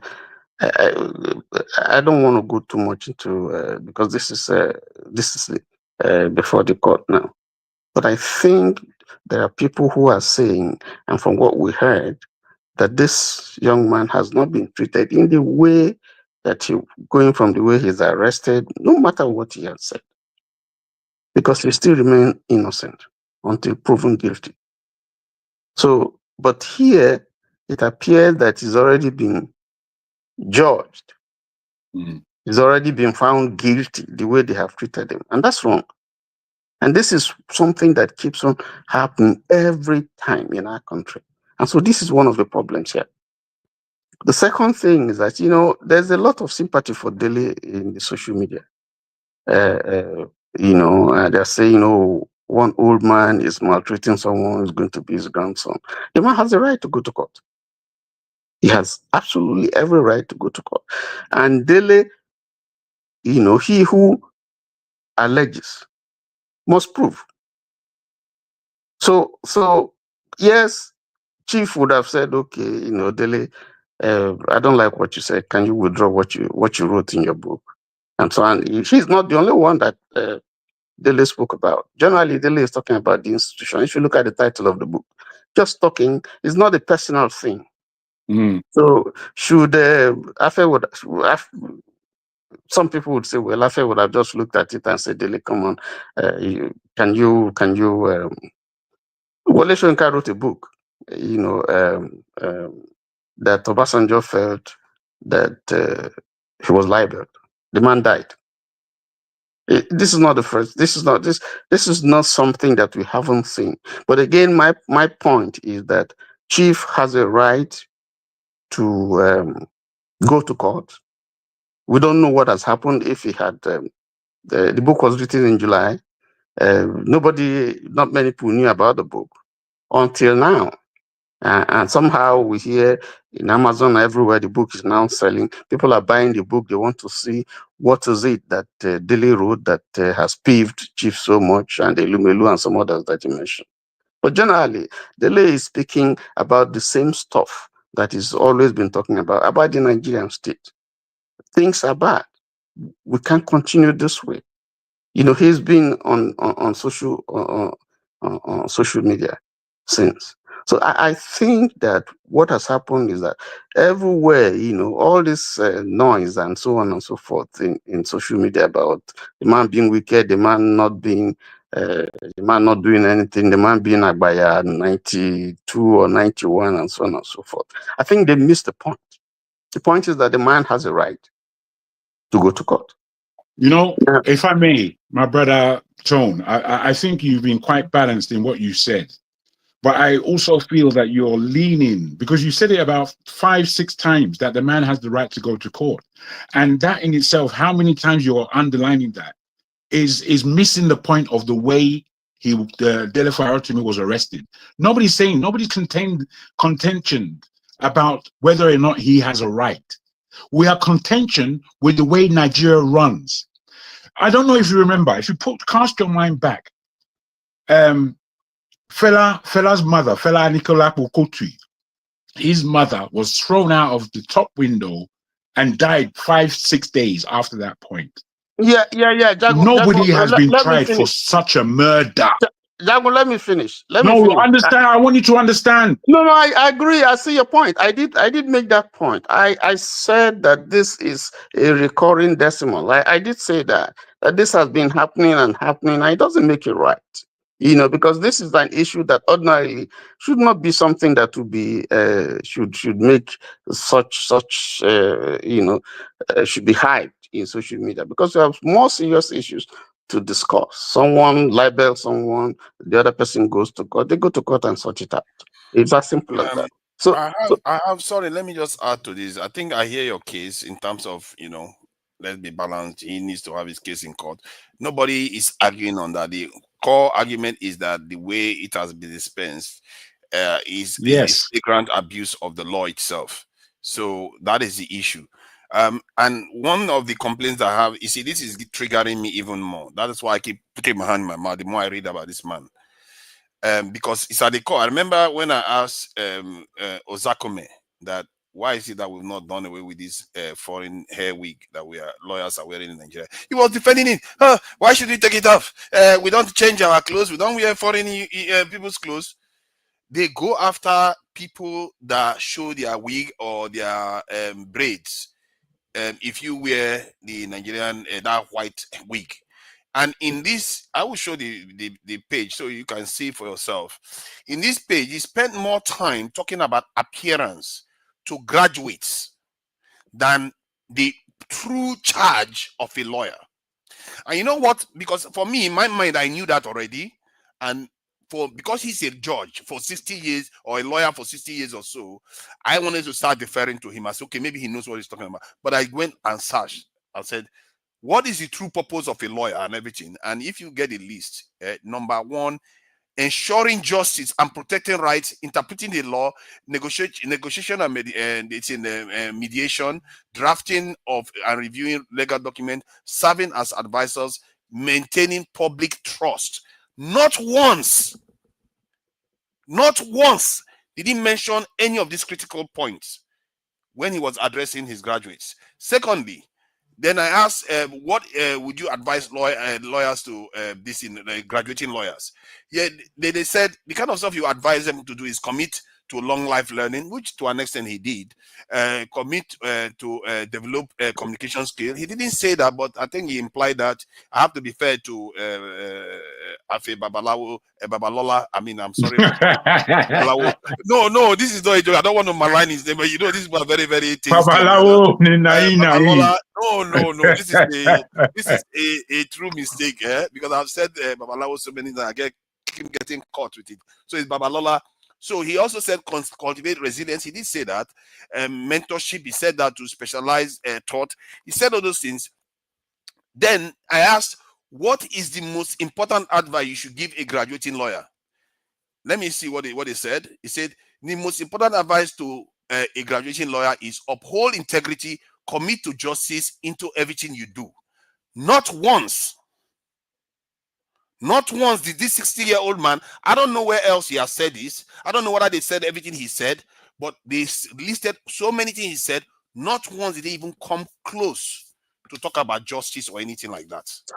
He didn't come close to that at all. Forefathers, this is a man who has contributed so so much to legal jurisprudence. This is just Tribune you are reading. I think if you are judging Afe Babalola by what Tribune just wrote in this excerpts that you are No, reading, I'm not judging based on that alone. I'm judging based on Nigeria. he has been a university pro chancellor. He has mentored so many lawyers. He has made his contributions. You can go and read some of his works. I take nothing away from. I take nothing away.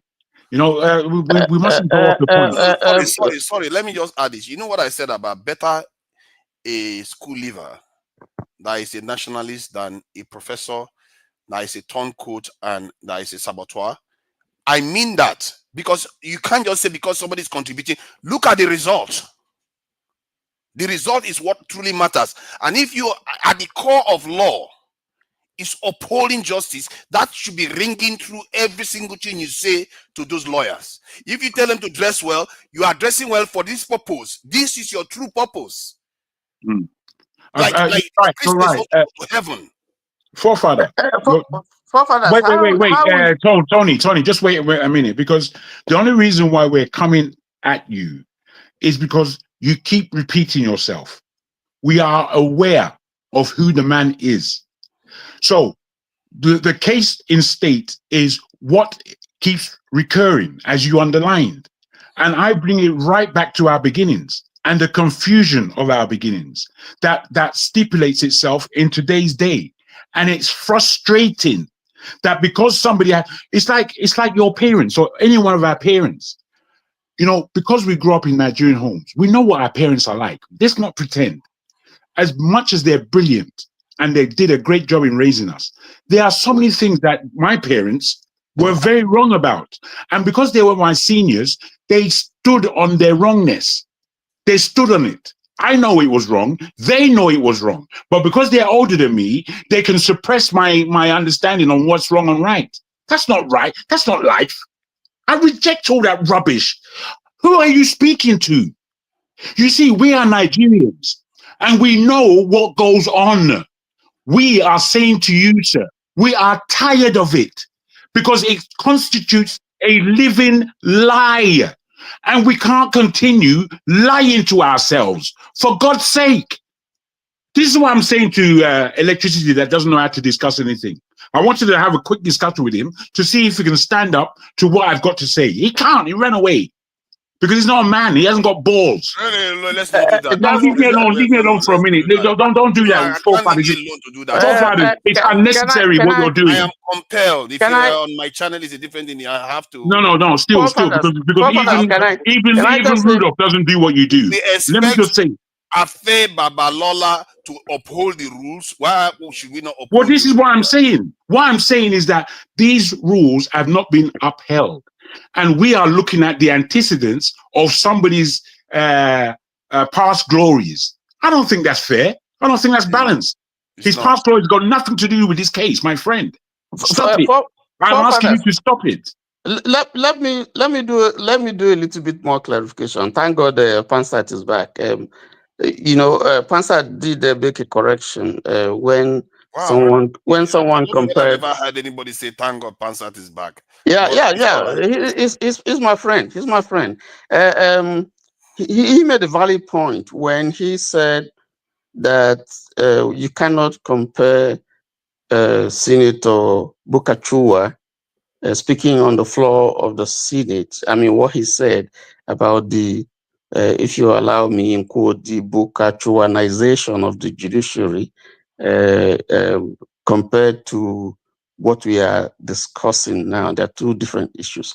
My point, the point that I'm trying to make is that we are not really looking at the real facts here. It is not about someone going to court to challenge a defamation.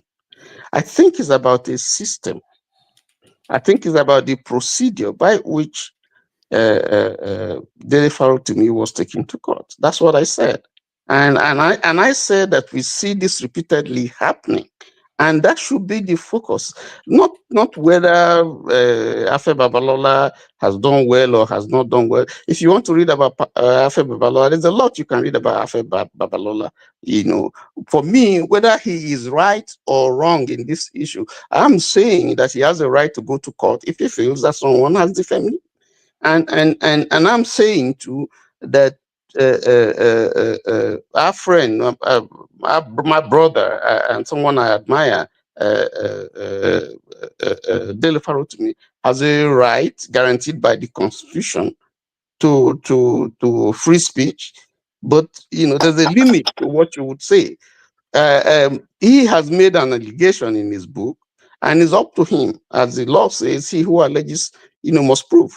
So it's up to him. I'm saying that I'm just not happy with what is happening right here, where the issue that we're discussing is that someone labeled someone, you know, is alleged to have labeled someone, and there's this whole noise all over in social media. Why should it be?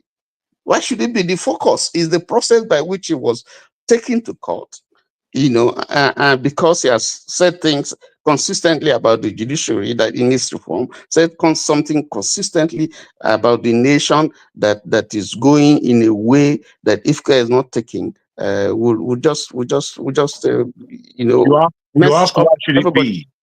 You Yes. ask what should it be? But are you aware that you are now adding to that social media furore?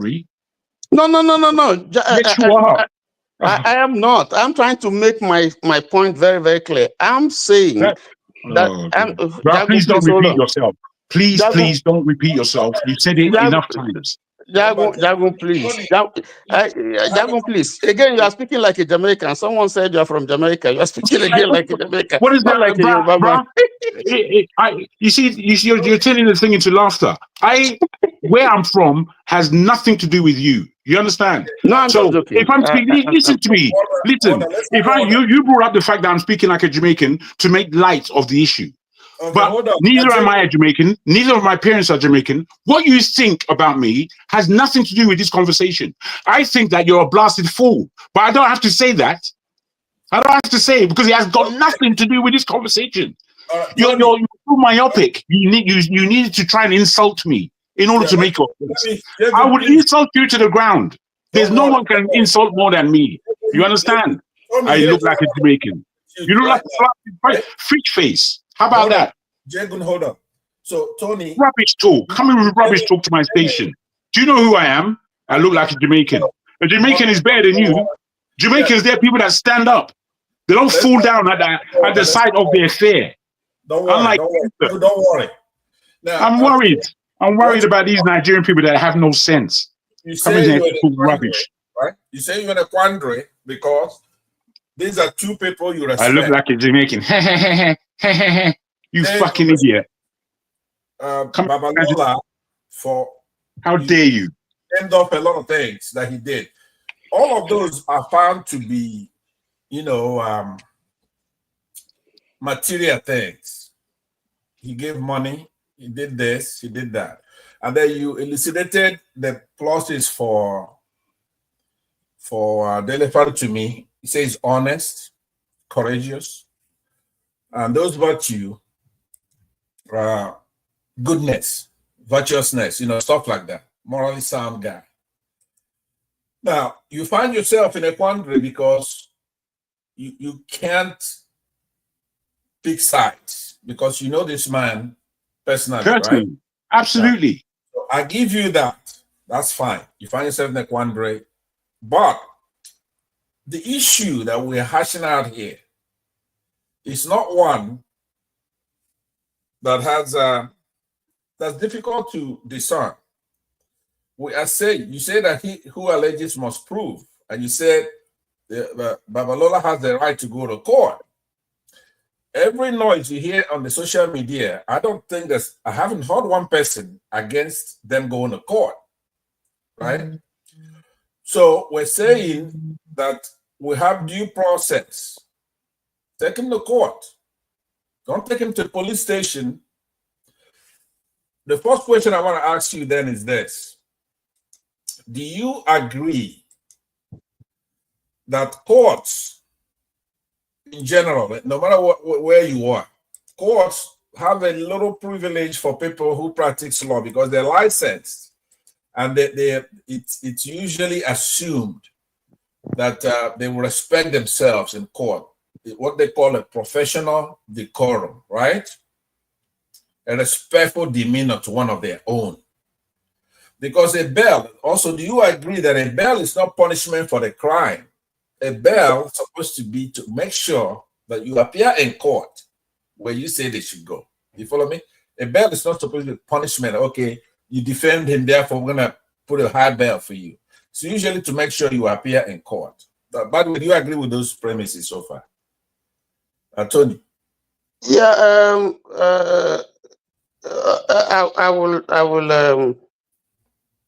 I will concede to the fact that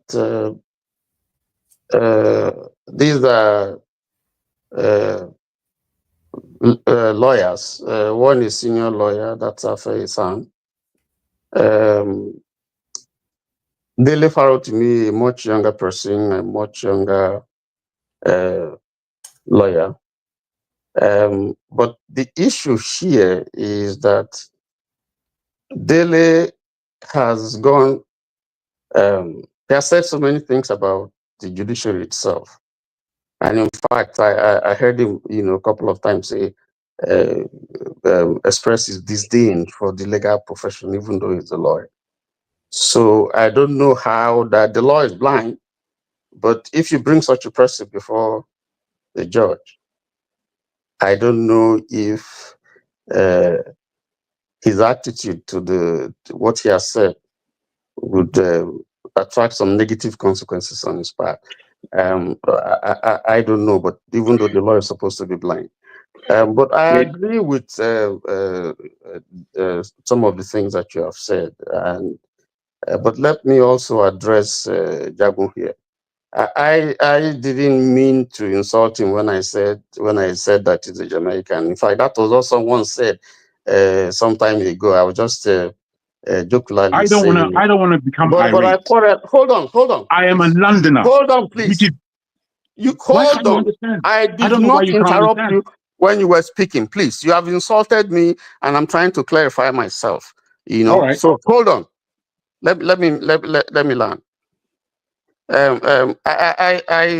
You have insulted me, but that's okay. People get insulted so on this platform, so it's not an issue for me. But again, I stand on my ground that what is happening on social media should not have happened if the law enforcement agencies have followed the process of getting someone, yes, of if they have followed the process and not if they have not quote unquote abused the procedure for arraigning someone in court. And I said that this is something that we see often and often going on, and that has not helped. And that has not helped. I've got good ears. I have good ears. Excuse me. No, I don't want you to repeat. You don't have to repeat yourself. Let me speak. Why are you repeating yourself? Can we have some decorum here? No, we can't. Can we have some decorum? Let me speak, please. Wait, forefather. Is it fair for someone to just let me speak? So try to be brief so that you can be able to speak. Just let me speak before you talk me again.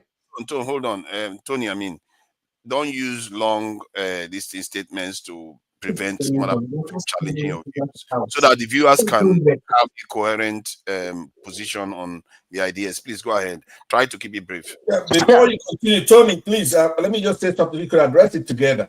Yes. No. Don't add anymore. Let him finish. Finish, okay, please. Hold on. No, let him finish. Let them not do that, please. No, I will do that. Hold your horses. I'm having a conversation. I will put you backstage. You don't do that. Go ahead. Go ahead. You want me to put you backstage, Kansas? Let me want to do this. No, you are not going to talk, Bansa. Let me moderate. I want him to address this. Let it go. Please, Tony, go ahead. You can't just keep interrupting all the time like that. And we want rule of law, but you don't want to obey rules here. Tomorrow now, you start arresting people because it says something. This is how it starts. Is it not how it starts? So let me just round up. Forefathers, thank you for giving me. I think I've taken unusually longer time to express myself. So what I'm saying is that this thing that we're hearing in social media shouldn't really happen. For me, it's a simple matter that the court can resolve, or both parties can decide, because we're personalizing it. He didn't really come out to attack. That's Dele Farotimi, to attack the chief. We're just making a general statement. If you read the book and you find out that, but because certain individuals were mentioned, and so it appears now that it's Dele versus chief. But that's not what it should be. It's a general issue that the man talked about, focusing on the nation, various aspects of Can the I reply, co-father? Yeah, you get your chance when it's done. Yeah. So it's done now. So let him I'm make not it done, clear. please. I'm not done, Jagun. I'm Let not him done. Are you going to repeat yourself clear again? now. Jagun, you are I'm not explaining it. Let done. him make it clear. You should are learn some explaining it. decorum. You should learn Let some him make it decorum. clear. So It's almost done now. let me You just just start close. talking. Let me just close by saying that my points are very, very clear, and that's why I said Answer a question, please. Let me question that is relevant. Instead of It's not going on relevant. what It it is, is answer a done. question I Let have. him finish, please. I don't want to be putting you backstage. Please go ahead, Tony. yes. Finish what you Lastly, are saying. I'll say this. And then I'll close. These are my own views, and I think I'm entitled to my views, whether I'm correct or not. But I have spoken candidly and based on the thing that I know. I just said that I know. I know Chief one-on-one.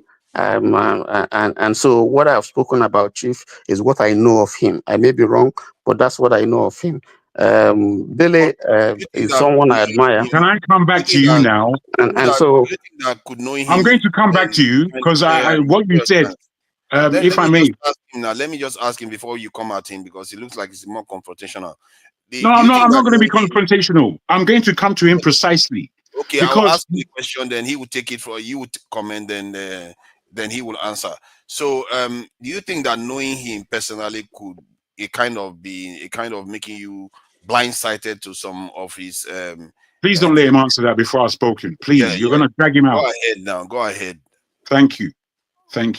You see, my friend Tony, I don't think me and you have ever clashed. No, we haven't. You cannot insult me and don't expect it to come straight back in your neck. I didn't insult you. I did not wait, insult you see what? Let me say this. I did not.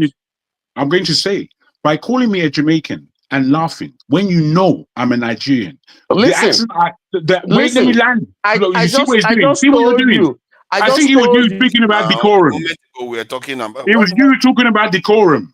Why do we always have to talk so quickly? It's because he can't handle the truth. The thing is, my friend, my accent is a British accent, not a Jamaican accent. I can speak with you with a Jamaican accent if you wish. I can speak with you with a Nigerian accent. I can even speak with you with an Igbo accent. But I am a Yoruba man, and I need to be respected as such. So when you tell me that I am a Jamaican, it's an insult.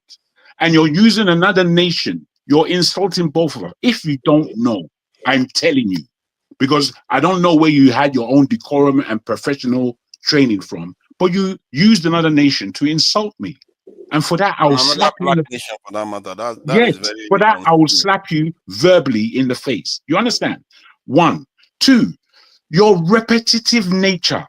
You have repeated every time you came on, you just repeated yourself several times. Let's go to the point. Wait, let me land. Please let me land. You have to go to the point, please. Let's not make it personal. And this is the point. This is the point. In your first utterances, I came on, interrupted you after about 15 minutes of what you were saying. And I said, you seem quite balanced. However, I believe you are forgetting the fact of the matter is this particular case, not the antecedents of your good professor, lawyer friend. So we don't need to hear that. That is more of the rhetoric that you speak about. That is a furore of the social media. You are hypocritically adding to what you are denouncing, which is very Nigerian. Nigerian in this aspect is more of an insult than me calling you a Nigerian in this aspect is more of an insult than you calling me a Jamaican. I don't like those kinds of ways of communication. If I'm communicating with anyone, before I start any insult, or I've made my points clear. You made no points before you called me a Jamaican. I denounced that 100 million times. Yeah. So all the blasting that you got from me, keep it in your neck because you deserve all of it. Thank you very much. And there is nothing wrong with being a Jamaican, by the way. I don't know why anybody Simple will use things. that derogative term. That's very, very all wrong. right. Let's Tony. We can't hear you, Tony. If you wanted to reply to the fact, to the Yes, I've heard him. I'm not going to pick any issues with Jagan. I try to explain myself. If you don't like what I said, I Then please have a don't right. repeat yourself. I Please. have a right. That's All not right your then. business. That's not your business. Tony, please. What I want to talk to you about, I would have been gone. I would have been upset. Sorry, go ahead, Joe. Ike and AY is here, so let's remember them too. Please go ahead. Yeah, Ike and let me ask him a question that's important in what we're discussing. There's no need to go discussing the allegation itself, right? That's why you find yourself in a quandary because you're just skipping. Either you're emotionally thinking about your friend, Babalola, and let's talk about the issue why people are talking on the social media. So I wanted to make it short. I want to ask you a couple of questions so I know where you're coming from, right? Make it very easy. You made a statement that he who alleges must prove, right? In this case, who's making the allegation? When you take somebody to court, to the police, and then they make right out complaint, and it's called information. On that information by the prosecutor, who's making the allegation? So you just tell me because I have a series of questions for you. Chief Afe Babalola's lawyers were reacting to a claim in the book that Dele Farotimi had written. Okay, so initially, it will be Babalola that will go to court and prove that he has been defamed, that the libel has been on court. So the burden of proof now is on him first, right? Yes. We're not talking about when the defendant takes a stand then to substantiate what he's saying. There's a possibility that he goes in front of that court and he makes a case to prove his claim that he's been defamed, and the defendant doesn't have to say anything. He says, well, he hasn't proven his case. And in fact, the court could say, yes, you haven't proven that you've been defamed. I dismiss the case. So I want you to know who has onus of the burden of proof is on the plaintiff, in this case, the police, chief of police, right? But unfortunately, they're piggybacking a civil case behind that. And that's why we are upset. We're not looking at the substantive or the elements of the case. So I want you to get that very, very correct. Now, the other question I had for you, and then I'll let Ike speak, is this. In your opinion, do you believe that there's respect and demeanor towards people who are in a court, right? A lawyer, whatever, a clerk. But more importantly, there are cases that are bailable offense, and the amount of that bail, it depends on the severity of the offense. So if somebody has a long criminal history, maybe they're going to make their amount a little bigger, or if they have a risk of flight, right? The bail might be bigger. But when an individual who's already come out with publication and say, look, I'm never leaving Nigeria, blah, blah, blah, he doesn't have a criminal record, he's not a risk of flight, the offense is bailable, it is then wrong to deny him due process, which is where your anger should start from that. Just common due process, not going to determine the case, because each party at some point will litigate their case. The litigants would make their case. But for now, why Nigerians are talking on social media, why I'm here, is to say this is a miscarriage of justice. Release him from that gulag, give him bail, perhaps on his own recognizes it shouldn't even be a criminal matter, but at the meantime, don't treat one of our sons, a guy who has all the virtues in the world that you've already said here, that is honest, that is courageous, that has integrity, has honor. So why I'm confused, and I'm raising my voice not at you, but at the system. I'm saying to you, when you come here, at least let's tackle the reason why we're here. We want due process. We want a constitution obeyed. We want him accorded due process. Do you have a problem with what I just said? Is this a bailable offense? Is he a flight risk? Right? Does he have a long criminal record? Answer. Thank you. I thank you so much. I am not a lawyer, so I can't speak to that. I'm not a learned person. I can't speak to that. And besides, this case is before the law courts. It is sub judice. Sub judice doesn't mean us. We are in the court of public opinion, right? We are in the court of public opinion. We don't give a damn what they're saying. The more I hear about I'm gone, but forefathers, I'm gonna get you out of this platform. I want you disrespecting me. I'm gonna get you out of here. Watch this. Let's not do this. How can you be like this? We are supposed to be on the same side, and you want to fight me. This is how it starts. Let me show you. This is how it starts. You see, our people don't know how this is. Let me just share something with that the passenger said. Know and learn a lot from Farotimi Vs Babalola. He's a man you must never take for granted. If you do, you are on your own. That I will say to you. He's a serious-minded man. And if you don't know that, you don't know anything.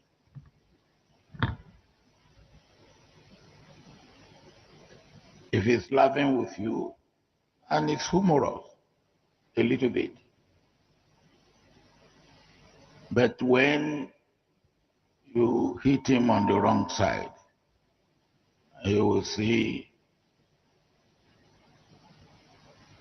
the other side of his eyes. And more tribute.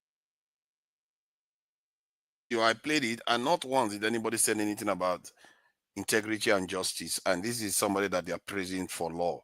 The only person that said something about the aspect of law itself was Falana. The rest were just praising him. He's like a bland lawyer that represents all the problems that Nigeria represents. I don't know. Maybe That's the way I see it. I'm still searching to find where people talk about his integrity and the stance he tries to uphold the law in Nigeria when Nigeria's law system or institution is under threat. I have never seen that. All I see is somebody that is responsible for the issues we have in the legal system, and you wonder why Dele Farotimi reached similar conclusions. But it's okay. Can I just say this, because Tone apparently is finding it very difficult to get in, and he sent you a message on your phone apparently to see what you might be able to do about that. So I'm just letting you know that he's trying to get in and cannot. Nothing more. Thank you. I will look into that. It appears as a decision for the the people, the management of the channel. Is not me.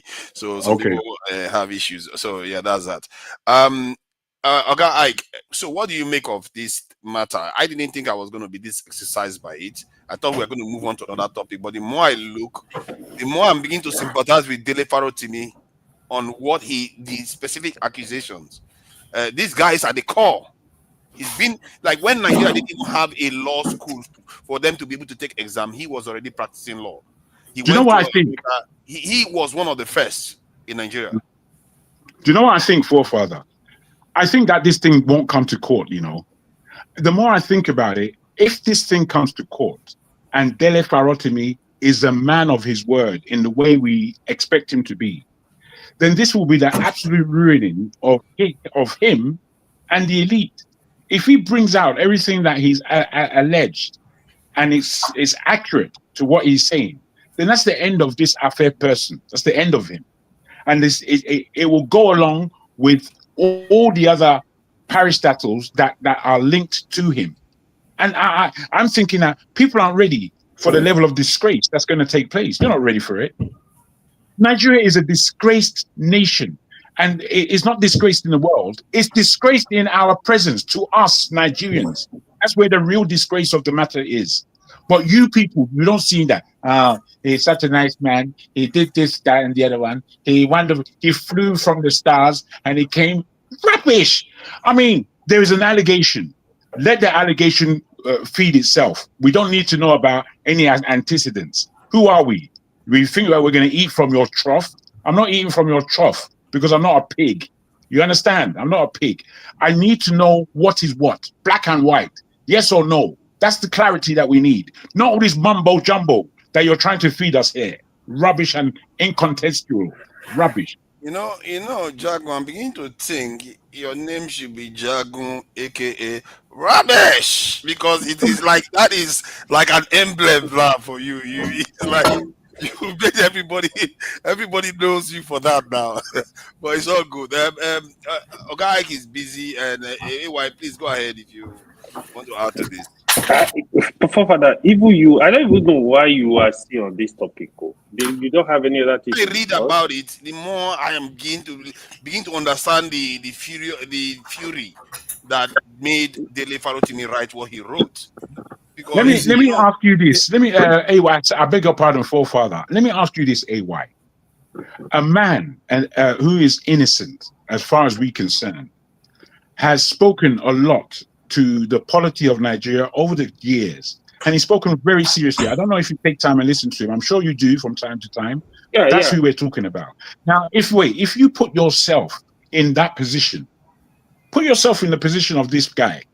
Next minute, you're whisked from your home into some far-flung place. Wait. You're whisked from your home to some far-flung place, and you are being indicted by the government, more or less. Would you want someone to stand up for you? Oh, definitely. That is why. Okay. This is the issue. This is the issue. I understand. Because, bro, how can we fight for Nigeria when we feel that Nigeria won't fight for us? Yeah, I understand that part of it. I mean, I have criticized it here, right? But when Mr. Tony was talking, the question I wanted to ask Mr. Tony is, he was trying to say, somehow I feel you were supporting Babalola, because the truth is, with his knowledge of law, with his experience in life at this age, I think it was a big mistake. That is one. We need to establish that first. What he did was wrong. If he has actually, like I said earlier, go to court or let your chamber write to Mr. Dele and telling him to withdraw his statement that these are not facts. What is wrong with that in passing through doing it legally? If he refuses, then you can now go ahead and say, okay, you sue him to court and meet in court. Why is he how come he doesn't understand he's going to tarnish his name by going to kidnap this guy? You know, me, I see it as really kidnapping, right? Because I don't think he kidnapped Dele. Are you saying that Chief kidnapped Dele? That's the way I see it. I don't know how you see it, but that's the way I see it. Because the way they whisked him away, it was more like kidnapping to me. Yeah, you say they, you say he. Him and this gang. I don't know. It's not only him. The people that came to see you have to understand. If they wrote a court order to him and said appear in court so and so day, and he refused to appear, that is a different thing. How do you see? I mean, it's not a criminal. And not even that then, you don't just come and somebody pick him like that. Did he commit murder? Like, why will you do that? Because now because he has been speaking a lot. He has been telling the political leaders, do the right thing for the people, do the right by the people. is calling out every section of the country. Like but you did also he call out for hold on, sit at forefather. home though? Hold on, forefather. Tony also said that he has been criticizing the judiciary. Is it about him criticizing the judiciary or what he said was right or wrong? He was saying the right thing. You cannot tell me you yourself you don't know our judicial system is messed up, is corrupt. So if somebody is a lawyer that is in the system, not in Nigeria alone, he is a lawyer called to bar, he is in the system, he's telling you this is what is going on. That is the reason why he actually stopped practicing. What is wrong with that? Why can't we take him seriously? Yeah. So I feel let me ask. I wanted to highlight something else. Him. That was the let way me I was ask seeing now. it. Let me ask you now. I wanted That's to find now. out. If I remove you, You're not because I don't done have power now. to remove you. I want to ask you a question, which is trying to remove. What Go wahala ahead. is this? Go ahead. I want to Go ask you a ahead. question so you This is can talk serious more. matter. Yes. The So do you only time think that AY is making sense, that's when you're gonna stop him. You should just let him talk all day. Oh, you see, no, it has Pastor, made God sense bless now. you, It has sir. made sense. No, the point is that they shouldn't have done what they did, the way they used the law, and at the same time, he also said that the man is part of the system, which gives him credibility too, because he knows the system. So it's a very valid point he's making. But I wanted to ask him that is it because of did he call for sit at home? Because that could trigger a lot of people. If he No, called for I never heard that from him though. I don't know. yeah, because I heard never some heard him people call are it. trying to associate him with that. He did. He did. But Yeah, what that is wrong could with that? trigger a lot of Even if hold on, forefather. Even if as long as it's not say take gun and go, it's just like what Shawari said. Revolution. People are saying, "Oh, he's calling for revolution." It's not say take a gun and go kill people. It's if it's genuine, Nigeria decide to say sit at home as a protest. Forefather, There is I nothing only wrong came with that. I want to come and confirm. KJ is here. I want to KJ is confirm here. what you said. Hey, The moment stop. KJ heard Sorry, sit at KJ. home is here. Sorry, He KJ. called for sit at home. He called for sit at home. You see, that could be a trigger. That could be a trigger. He called for sit at home. But listen, this is where it gets interesting. He called for sit at home, which was not obeyed. Okay? So it's not as if he called for sit at home, it was successful. So it wasn't like Nigerians were all following him. But what has triggered this thing now is that this same system you have been hammering on that made him to leave law practice over 6 years ago, the same system has now decided to come and dry their dirty gown in the marketplace. And so everybody now has a right to, to gaze at their genitalia. That is what we are looking at right now. And it's not only Nigerians. Before that was Nigerians looking at it, but now the whole world is looking at it. So it is now left for us whether we want to build a country. You see, the problem, gentlemen, what we're discussing is not just where it stops. As you and I are talking, other nations are also looking at it. Tomorrow you go to their court, you want to seek redress. They will first ask you, in your own country, can you get redress? These are the things. You think you are standing and you are hammering. Look, there's a Nigerian lady that was criticizing Trump, and then someone else replied. The person made a video of it and told her off. Your country, you don't even get somebody close to Trump, but you're coming to open your mouth and talk about Trump. What gives you the Please right? keep it brief so that AY can finish and Oga No, can well, I've said what I want to say. AY, so don't be. That's how you're going. Yeah. So, Fafana, I think we need to take this thing seriously. Like, even if Dele call for sit at home, to be honest, there is nothing wrong with sit at home. If Nigeria agree to sit at home, it's just like if NLC can call for sit at home as a form of protest, there is nothing wrong with it. Even if you but I can see how that can be a trigger. Not even calling for a peaceful protest, the people are ready to protest. There is nothing wrong with it as long as they are not doing anything wrong. Yeah, it's and right. he's not It is exactly a forcing pressure. people to do it, but it's a trigger nonetheless. Those are legitimate way of pressuring the government to do the right thing. There is nothing wrong sorry, with I'm it. not trying to butt in. I'm just Oh trying to. my God, I'm in trouble today. Sorry, I'm just trying to look.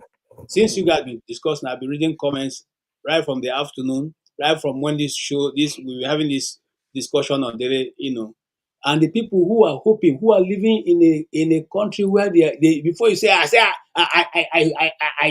want a lawyer before they say anything. The same people, you can see the comment they're writing. The same people who are in a country where their rights are respected. A policeman knocks on your door, you say, I'm not getting you in unless I see a warrant. So they are writing that, they could have taken him anywhere, done anything. These are the same people. So you can imagine, when you people think there's hope, when we come here, we are saying, let us just divide, even if it's 36 countries we want to divide to, let us make it. So everyone can go. You people are refusing. Where will you get the critical marks that you want to use to change a nation? Where is it? Show me. Yeah, it's Show there, me right from the there. comment. Isn't that what we are? Most people are against the arrest of the Farotimi. Most people are They are against. not most people. Majority of your friends are saying that he deserves it. And I majority don't of know. them, I don't know any you of see, my people. funnily, what I've noticed in this circumstance, and I'm sorry to say this, I'm not a tribalist, but the two people saying he should rot, okay, are Yorubas. The people defending his right are Igbos and other tribes. That is it. No, it's not fair. It's not fair. There's a lot of Jagun is not here. No. I'm not saying when I say a lot of people. I didn't say everybody. I'm here. I didn't say everybody. I said majority of people who are saying that he should be thrown away, locked in jail and thrown away. Majority of them. No, I think you are probably right there because it's like when somebody, like let's say P2B does something now, and somebody within the southeastern this thing says something about P2B. Most people that are from southeast will be the ones saying that person should pay for it because they love this P2B. See what I mean? So you could argue that some people actually see Afe Babalola as a foremost figure in Nigeria, and they are proud of him for that reason. Hence, where they're going to turn on Dele Farotimi. But I try to be objective in terms of the actual charge of a legal professional, which is justice and protecting this in the law. But I don't see that in this approach to law. I don't see that in his approach to law. So far, all I've heard about him is he could be very vindictive. He talks about dressing, and he literally talked about wigs. You can't make it up, but it's okay. Let also wait for Showori tomorrow. I want to see. Probably some other people are even involved in this. I think I think some people are just after Dele. That it might not just be Afe Babalola. Maybe Showori will throw more light tomorrow. But man, these guys, they are horrible, man. Anyway, can I say something before? Because I'm rounding up in my office. I want to. Yeah, go ahead, Mr. Hyde. Anyway, I saw you were looking at the lady at my back. She's married. Oh, I'm in trouble. She's married. She's married. She's only working in a company who comes to clean the office. Who come to clean the office. So don't stop looking at that. That was Passat. Watch Passat very well. You were checking that out. She's married. Well, listen, I think that until Nigerians begin to remove this idea that this person, because of his status in the society, he cannot do no wrong. Because this is what it is. Because he's Afe Babalola, so he can't do no wrong. And whatever he does is okay. Even though that we know his antecedents in the legal profession. Nobody's trying to take it away from him. But like what everybody have said here, like the question Passat asked my brother Tony, is simple. He's a lawyer. Or what I just said now. He can write, when he discovers anything that is not correct, he could have written to Dele's office, Dele's law firm, because he had a law firm before, but he has retired for almost 6 years. But he could have written a letter, say, hey, this thing you wrote in your book, how come about this? He's a lawyer. He knows the game, right? So I don't know why anybody should be defending what the professor did. I don't see why people should come to defend this thing, because for me, it doesn't make any sense. I don't need anybody to defend it. I want them to go to court, follow the process. That's my point. When you find him guilty, whatever the law says, that what the law is supposed to do, that's what he does. But I don't want this idea because he's that, because it's his status in the society, because of his position in the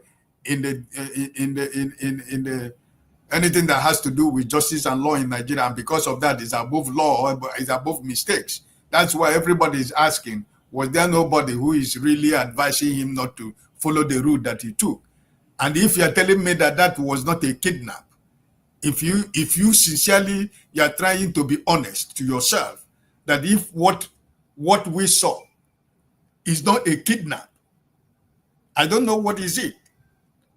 Because the same law we are trying to say Nigeria, we have a law. There is processes that law works also. As a man of his caliber and at his age, that he is supposed to advising the young lawyers that are coming after him, the way and the processes that things are done. How could he all end up breaking that law? So I don't think that Lagos State defamation is not a criminal, it is not a criminal offense. It's a civil offense, right? So for police to come from all the way from Ekiti State to come and rendition this young man because he's speaking his mind, and the person who is doing it is the person not even anybody could have suspected that he's going to do something like that. So this is why people are reacting the way we are reacting. Nobody is saying that if Dele has committed an offense, nobody is saying he shouldn't go, he shouldn't face justice. He should, just like every other man. But it's the process. The process is what is the problem of Nigeria. Illegality that we try to make legal is the problem of Nigeria. Because you have an illegitimate government in Asorok who was not elected by Nigerians, but was foisted on Nigerians by INEC and few criminals that you have in Nigeria. So now it becomes legal. No, I do not accept that. So this is what we are trying to say. I don't have any problem. He, like somebody said here, he's a human rights activist, he's a social critic, so things like this can come. But let's follow the process. Let's follow the rule of law. Because I personally know that anybody who is a Nigerian know that this young man is what we call a detribalized Nigerian. He speaks for everybody. He's not speaking for just one, but he speaks for the voiceless in Nigeria, millions of voiceless of Nigeria he's speaking for. So I don't want the idea that I don't want to take what Afe Babalola has achieved in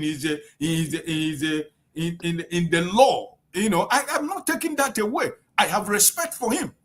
But like I said before, when the old man decided to go and dance naked with the children during the rain season, what is he going to expect? He's going to see the younger one to see his brokos, right? So this is my point. I don't want it look like what we are saying here is not true. It's true. What AY just his last statement there is a fact. This guy, they went there to kidnap this guy. They manhandled the people in the office. They assaulted the woman, the cook or the cleaner in the house, took their phone. What have you got to do with taking the people's phone?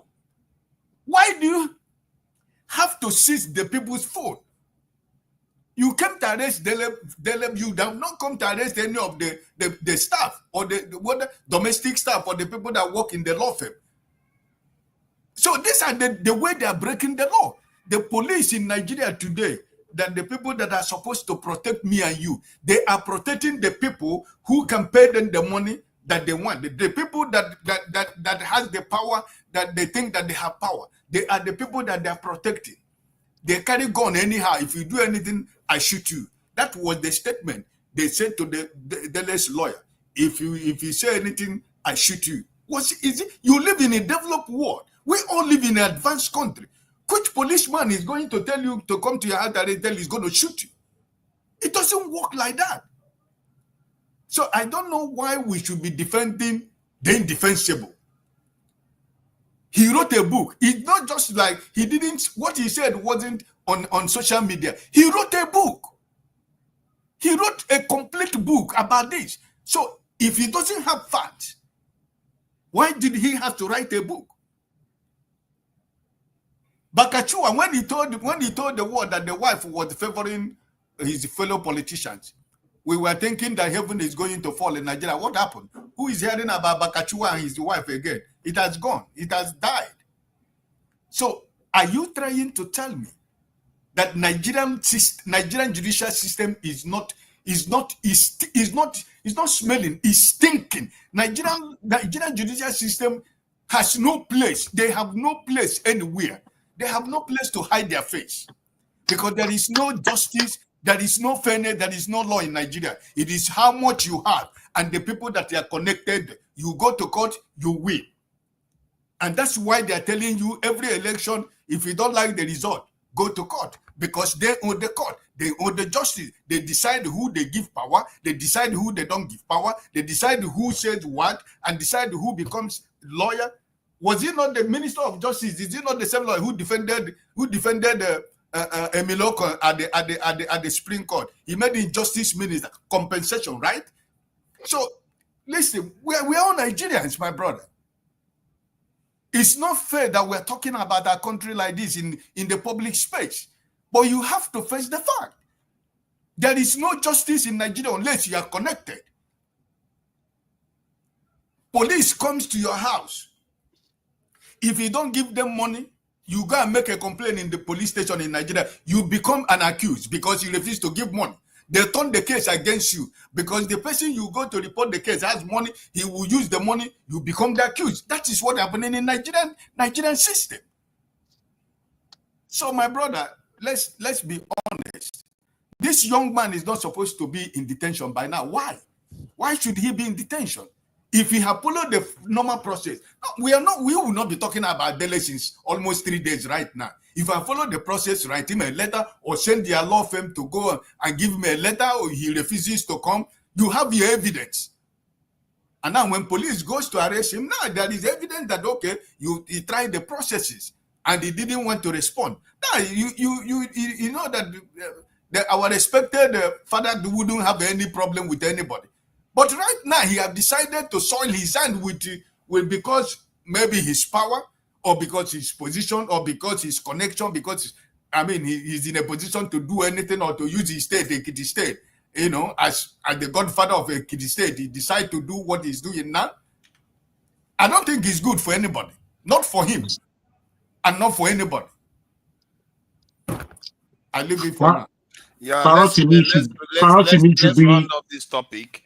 Let me just land like this. Farotimi should be where he is in prison, because Afe is my friend, in accordance with Tony. Laughable. Jaguar, you can see how cynical you are. Yes, very cynical in your comment, caustic with your tongue. Let's leave it. It's not going to take anything away from you. You are fine. So let's play this thing so that we can use it to transition to another topic, which is this Syrian development that has been going on. We've just watched a designated, technically terrorist group somehow emerge from nowhere and wants to take over, want to overthrow the government of Syria. So, and the West are very, very fine with it. And Christians are running from areas where the terrorist group, that designated terrorist group that seems to be the friends of the West right now, are taking over, and they are worried. The Christians are worried that their future is under question.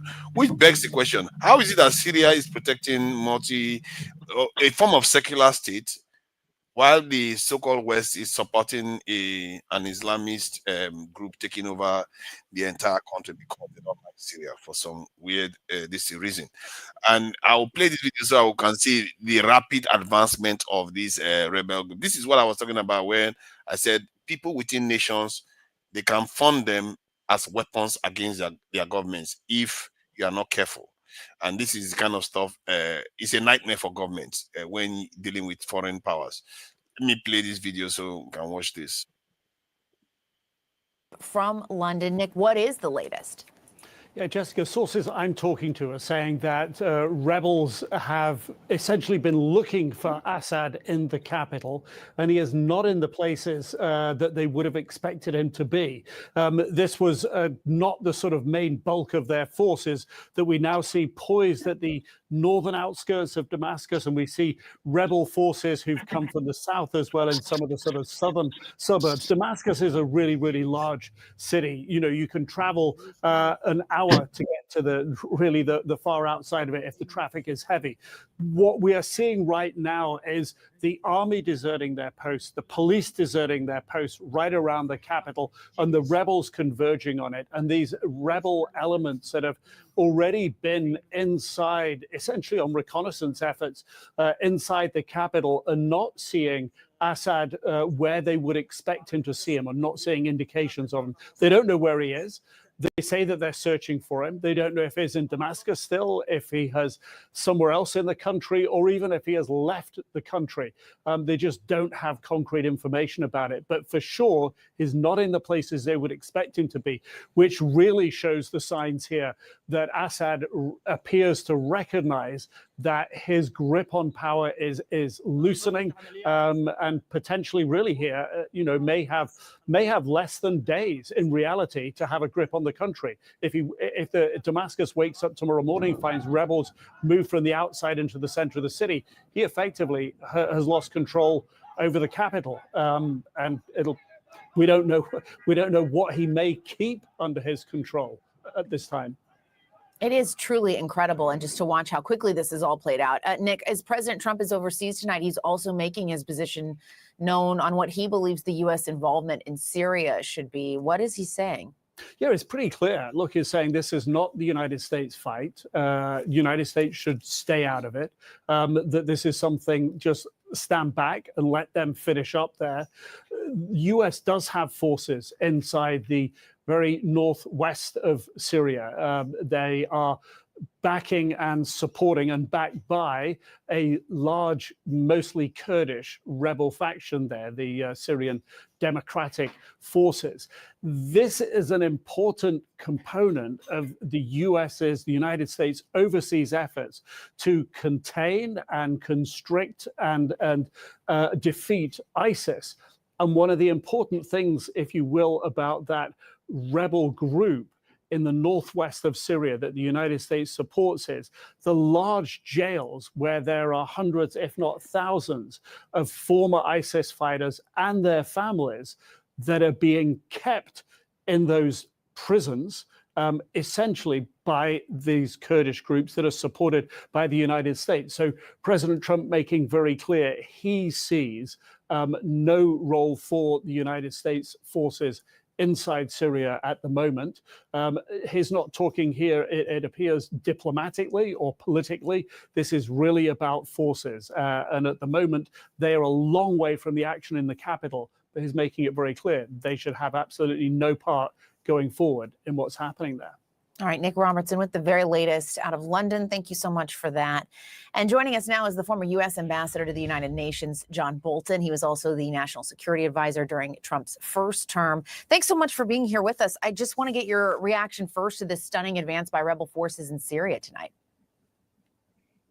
Well, it certainly looks like the combination of pressure from the north, but also from the south out of Daraa province, where over 12, 13 years ago, during the Arab Spring, the opposition to Assad really first manifested itself. Look, in 2011, everybody said Assad was done for, and obviously he wasn't. It may well be this time his luck has run out. It certainly looks very grave. The real question, I think, is whether a combination of Russian and Iranian assistance can prop him up. Or whether we're coming face to face with some very significant questions about the future of Syria and indeed Iraq, whether they can maintain their territorial integrity, whether they're viable as states going forward, or just what the lay of the land will look like. Has this surprised you how quickly they have advanced the rebel forces and successfully? Well, I think there's a lot we don't know. We don't know, for example, how much Turkey was involved in supplying logistics and intelligence and other aid to these rebels. Let's not forget another complication here are the neo-Ottomanist imperial ambitions of President Erdogan of Turkey. But I think one thing we're seeing is the near collapse of Russian ability to do anything militarily, drawn away from Syria by the war in Ukraine. What Russia's interest in Syria comes down to is its naval station at Tartus and its air base north of Tartus in Latakia province. If the Russians can make a deal with a new Syrian regime and keep those bases, I don't think they care that much about Assad. For Iran, it's very different. If Assad and his Alawite regime are replaced by Sunni Islamicists, Iran is in deep trouble in its ability to support whatever's left of Hezbollah, whatever the Israelis haven't destroyed. And this whole opportunity for the rebels in Syria, we owe to Israel. And we owe to Israel's destruction, ongoing destruction of Hamas in the Gaza Strip and its ongoing dismemberment of Hezbollah in Lebanon. The Middle East is definitely changing to Iran's detriment. But let's also be clear, these Syrian rebels, by and large, are Islamicists themselves. Many are Al-Qaeda, ISIS fighters, and a terrorist regime in Damascus is, in lieu of the Assad regime, is like potentially jumping out of the frying pan into the fire. The U.S. shouldn't get involved militarily, but it is dead wrong to say we don't have real interest in the outcome of this fight. Yeah, so I want to ask you about that because as Nick was reporting, President-elect Trump has been very clear he wants the U.S. to stay out of Syria, writing, quote, "This is not our fight. Let it play out." It's very different from what Senator Lindsey Graham, for example, posted yesterday. He said that it's, quote, "imperative to reinforce American troops there." Who do you think is right? Well, I think we cannot leave American troops at risk, that's for sure. They're largely concentrated, not in the northwest part where the rebels have come from, but in the northeast, and have been a stabilizing force there and a real deterrent to Iran actively supporting Assad more widely within Syria, and at the absolutely critical Atan enclave at the confluence of the Iraqi, Jordanian, and Syrian borders. We've got to worry about Erdogan trying to extend Turkish control over much of northern Syria. That would not be good for stability in the region. We don't know whether Erdogan has spoken to Trump All about right, this now, or not. I thought we're here to do an analysis. Syria would simply fragment that better analysis than this. the Alawite highlands north of Lebanon, and that could become a mini state. The rebels could take Damascus. The Syrian Defense Forces, the Kurdish forces, could be left in charge of northwest Syria. This could contribute to the fragmentation of Iraq right next door. Things are really very unstable, and therefore American forces at Tanf in northeast Syria, in Iraq, needed to be provided with whatever protection is necessary given the breakdown of order, whatever minimal order there was in Syria to begin with. Yeah, and I do want to ask you a little more about that because I'm curious. Obviously, this is still happening in real time. It's playing out before our very eyes. But how does the rebel success begin to shift the dynamics in that region with Kurdish and Turkish-backed forces in the north and Islamic State fighters kind of throughout the country? Well, it depends on how much territory they take, but certainly Israel was never happy with Assad, a pro-Iran regime to its north along the Golan Heights and being used by Iran for Elijah, can you, years, if not more. Let's talk about this now. Supply Hezbollah with weapons and ammunition. You can mute me. That's all you have. But a Sunni extremist regime in Damascus isn't any better for Israel in many respects, and it could lead to a resurgence of ISIS in Syria and in Western Iraq, and pose a terrorist threat not just to Israel but to the Gulf Arab states as well.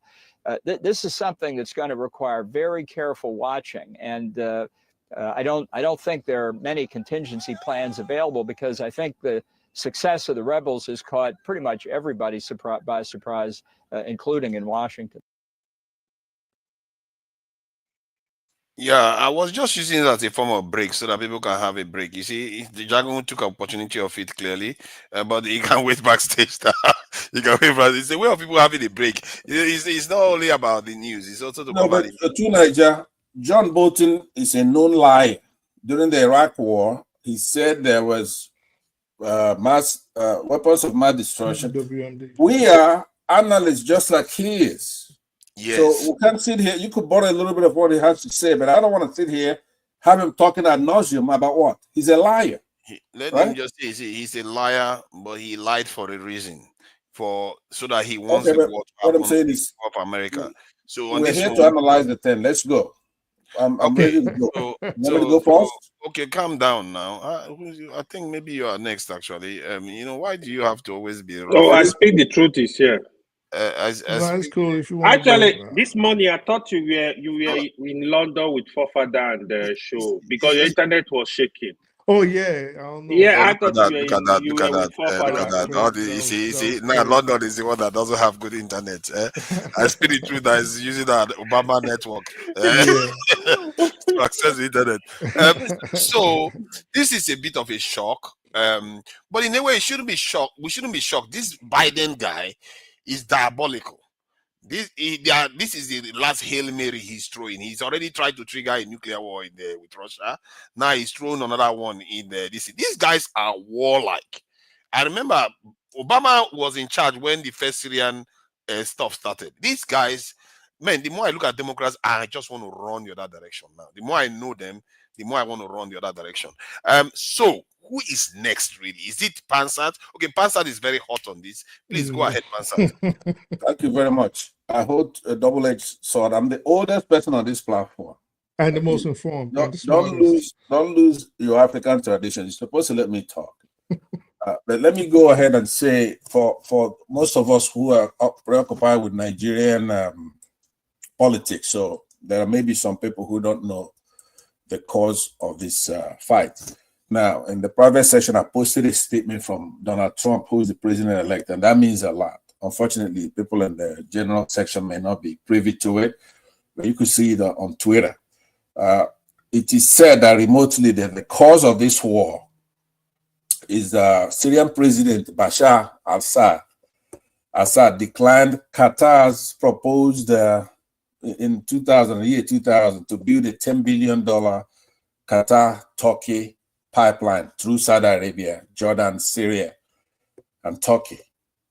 And then, of course, then the CIA, because they refused that, it prompted the CIA to do some operations to spark a civil war in their country, in Syria.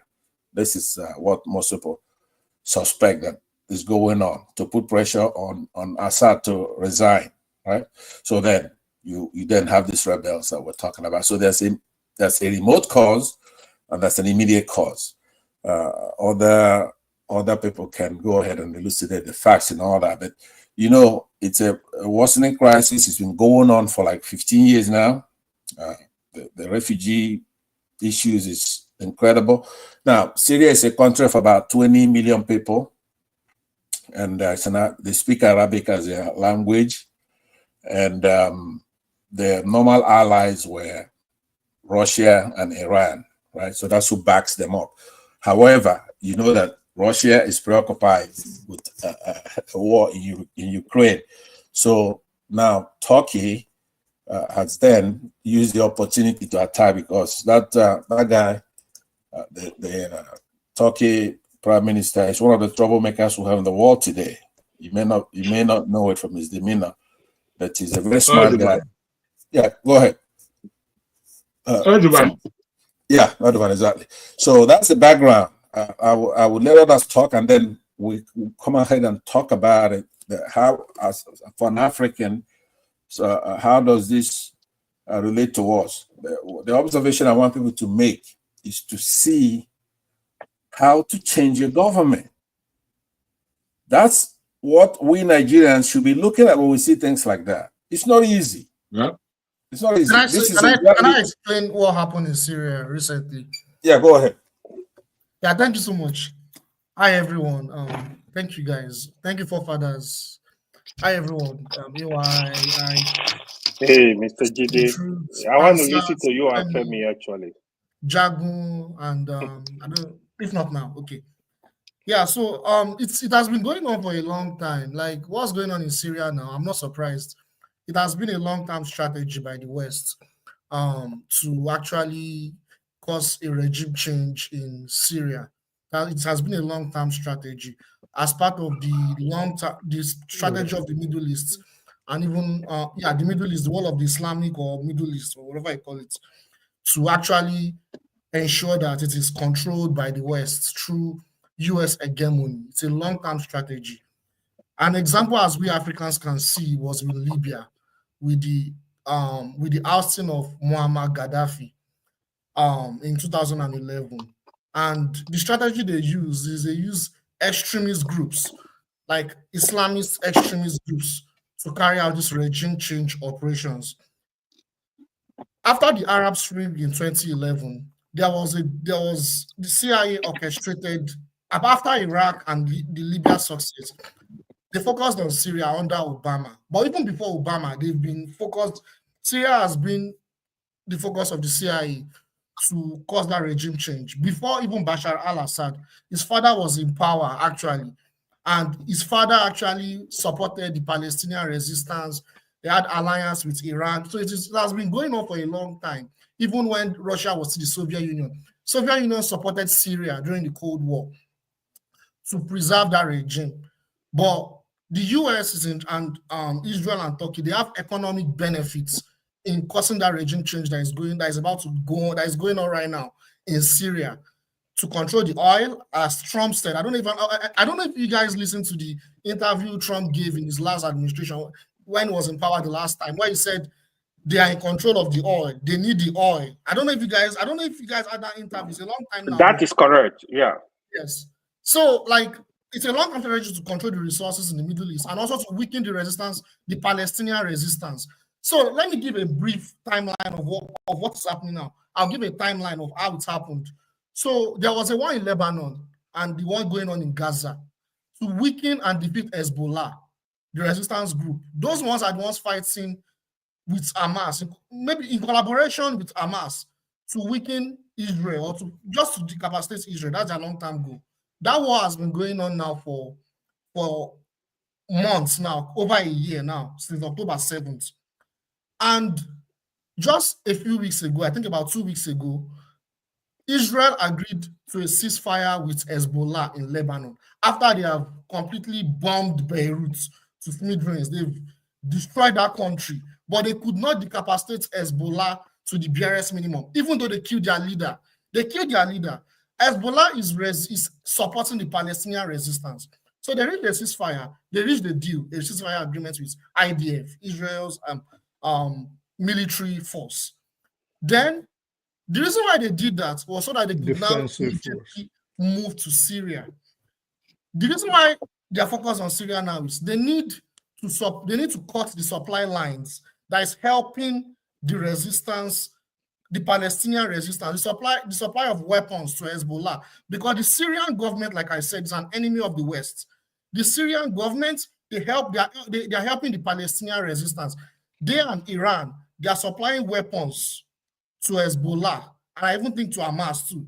They are helping them to fight IDF, that's the Israeli military. So now, focusing on Syria now that Russia, like John Bolton said, if you guys listen, now that Putin and Russia, their hands are tied in Ukraine, it now makes it easier because for them to use the extremists, like I said in Libya, the extremists, the Wahhabi Salafist militia groups to cause regime change in Syria. So now what's going to happen now is, I think they're not using Salafist groups. I think the way things are going now, if there is no if Russia and Iran do not intervene on behalf of Bashar al-Assad, it may go all the way and that regime change may happen. Now, when it happens, how will Russia react? Because it's better they react now than they react later. Because by the time they take power, it may now be more difficult. But right now, this is one of the last drop of the efforts of the West to maintain their hegemony. Because right now, their hegemony is declining. They are losing in Ukraine. Currently in Gaza, they've not been able to defeat Hamas and Hezbollah in Lebanon. So one of the strategy is to cut the supply lines of that resistance. So that's why they're focusing on Gaza. But I'll stop there for now. Thank you. Thank you. Who is next? Yeah, if half of Turkey is in Europe, Thank you for Again, joining better us. recognize that. So we can't have people coming here lying and telling us Turkey is not a part of Europe. You know what I mean? Listen, it's not a, yeah, you know, Turkey is part of Europe. Europe ain't a The Moors are continent, it's a black part of Asia. Muslims. You get what I'm saying? So, yeah. But So, hold on. This has to stop. You see, Madam Luke, let's see what she's got to say. We have to. This is $100. $100. I'm not sure we've seen this before. Madam Luke, okay, Madam Luke's do tour Dr. Damage's panelist of the year. What does that mean? I celebrate your spontaneity, individuality. Blessings to you always. Okay, Luke stands for Biafra. I'm not sure who she's praising. Okay, thank No, I you. think she's asking they should do the panelist of the year. That's yeah, I Look, think that's what she wanted to Dr. write. Damage's panelist of the year. I celebrate. Okay, Yeah. they will do that. They will do that. Thank you for that, Madam Luke. We really appreciate your. You see, this is kind of people we like. You know, they need to donate. They need to donate. She, no matter how much she dislikes some of the conversation we're having. Actually, it's women that donate heavily on this channel. Yes, actually, when you think about it. Yeah, it's the women. No. Madam Luke The men are the most angry ones, but they never. But all these men, me, I don't understand though. The men are angry. I mean, I no get money. I no get money. They get money. They are setting it aside now for their families and all the rest. So I really appreciate that, Madam Luke. Please go ahead. Half of Turkey is in Europe. yes, and Moors mean black Muslims. Thank you. So, Jide is right in a lot of his submission, but it is not as simplistic as that.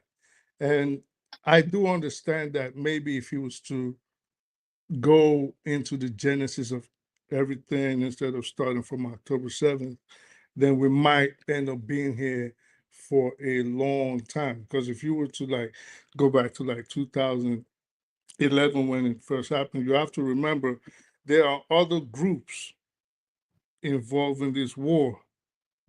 Let me correct something that he said. It is not the Wahhabi Salafists that are the rebels right now. They are mainly Shiites. So if anything, the Wahhabi Salafists would have been backing Assad's government, the Syrian military. Remember that the Kurds, let's start from the genesis of all of this. The Kurds are also involved. And this is why I said it's not as simplistic as he said that I think you missed it up. I think it is the Salafist. I'm correct. So the Shiites. Oh my God! Let's stop again. Yeah, the Shiites. Madam Luke is stopping the show. Madam Luke is stopping the show. It's okay. Let him, if he's correct, sorry. Let him feel free to correct me. It's fine. This is $200. We have to acknowledge. She's funding the channel. Madam Luke, I salute you. I salute the support you are giving to the channel. Dr. Damages will be very, very grateful for all the support because it costs money to do some of all these things. So we really do appreciate it. I'm humbled by the support she's giving. Our women are really backing the men. I hope the men learn some of this stuff. I know the men back the women too in other ways, but back your fellow men too on the panel, and because we have, sooner or later the panelists will be getting a share of all these things if the channel is doing very well. Why not? So that because you come here, nobody's paying you for the time you're spending here. And personally, if the channel has excess, they should be giving to the panelists too. All right. Yeah, please go ahead. I think you are trying to educate us on the actors. No, I'm not. I'm just, if he's correct, that's fine. I encourage teaching. Like, if you have to correct me, I have no problem. My ego is not that big. So if he said I said something wrong, please just let him say it. I really appreciate learning. My ego is not that big that I'm averse to learning. But I've never seen that donator is that you be a kagom. You donate now. So she go fire me now. Sorry.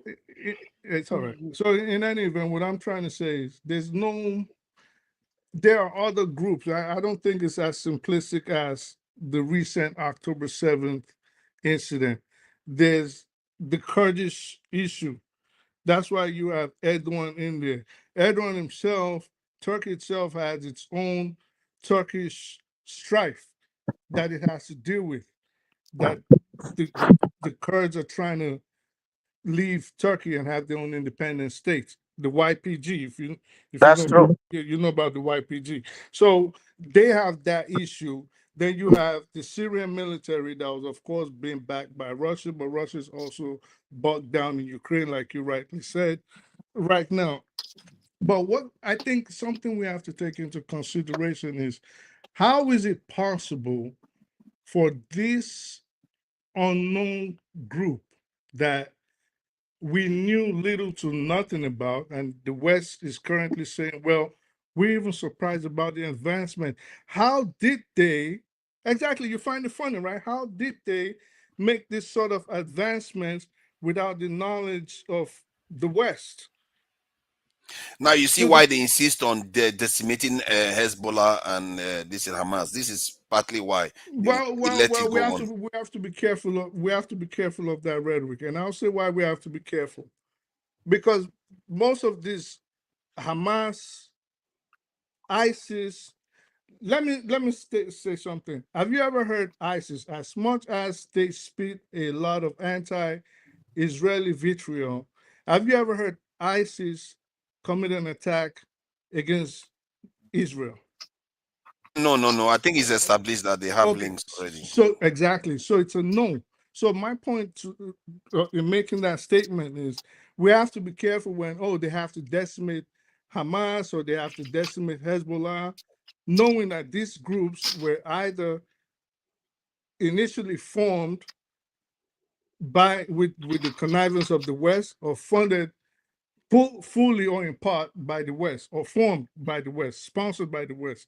We know these things. So that's why I said we need to be careful, because see, when the West does this thing of they go to a region and they foment trouble over there and they destabilize that region for their own little greed, and then it comes back to bite them in the butt, because the West has the advantage and the advantage of media.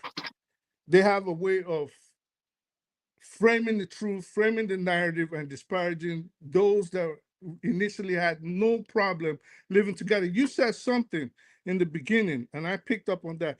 You said, "Wow, isn't it surprising that Assad is the one defending the Christians? Because these people lived in peace. They had no problem." I have, by marriage, a family member that's a Syrian Christian. So you have all this. You have the West always instigating these problems all over the world, all over the world, all over the world. Tomorrow, when Damascus finally falls and Aleppo falls, everybody is going to forget that Israel, for a long time, since October 7th, was bombing the northern borders of Syria. When those the refugees run into Europe and run into London seeking succor and seeking refuge, the rest of the world at that time, as well, maybe not the rest of the world, but the West will suddenly realize that certain people have brought their cultures all the way from Damascus, all the way from Beirut, all the way from Baghdad, and are insisting, well, maybe we want Sharia law in Birmingham now because, we're not home. Now this is our home. Now we want this. But they cause all these troubles all over the world. Everybody forgets it. They sponsor terrorism because these guys are the original terrorists, no matter what you want to tell me. Usually you have what is happening in Syria right now. The CIA supports one side and the Pentagon supports the other side. And both sides are fighting. But they want to, tomorrow, what is the talk going to be?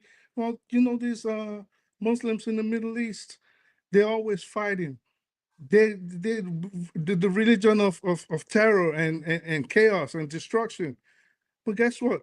This whole war started without the involvement and instigation of non-Muslims. But this is where we are right now.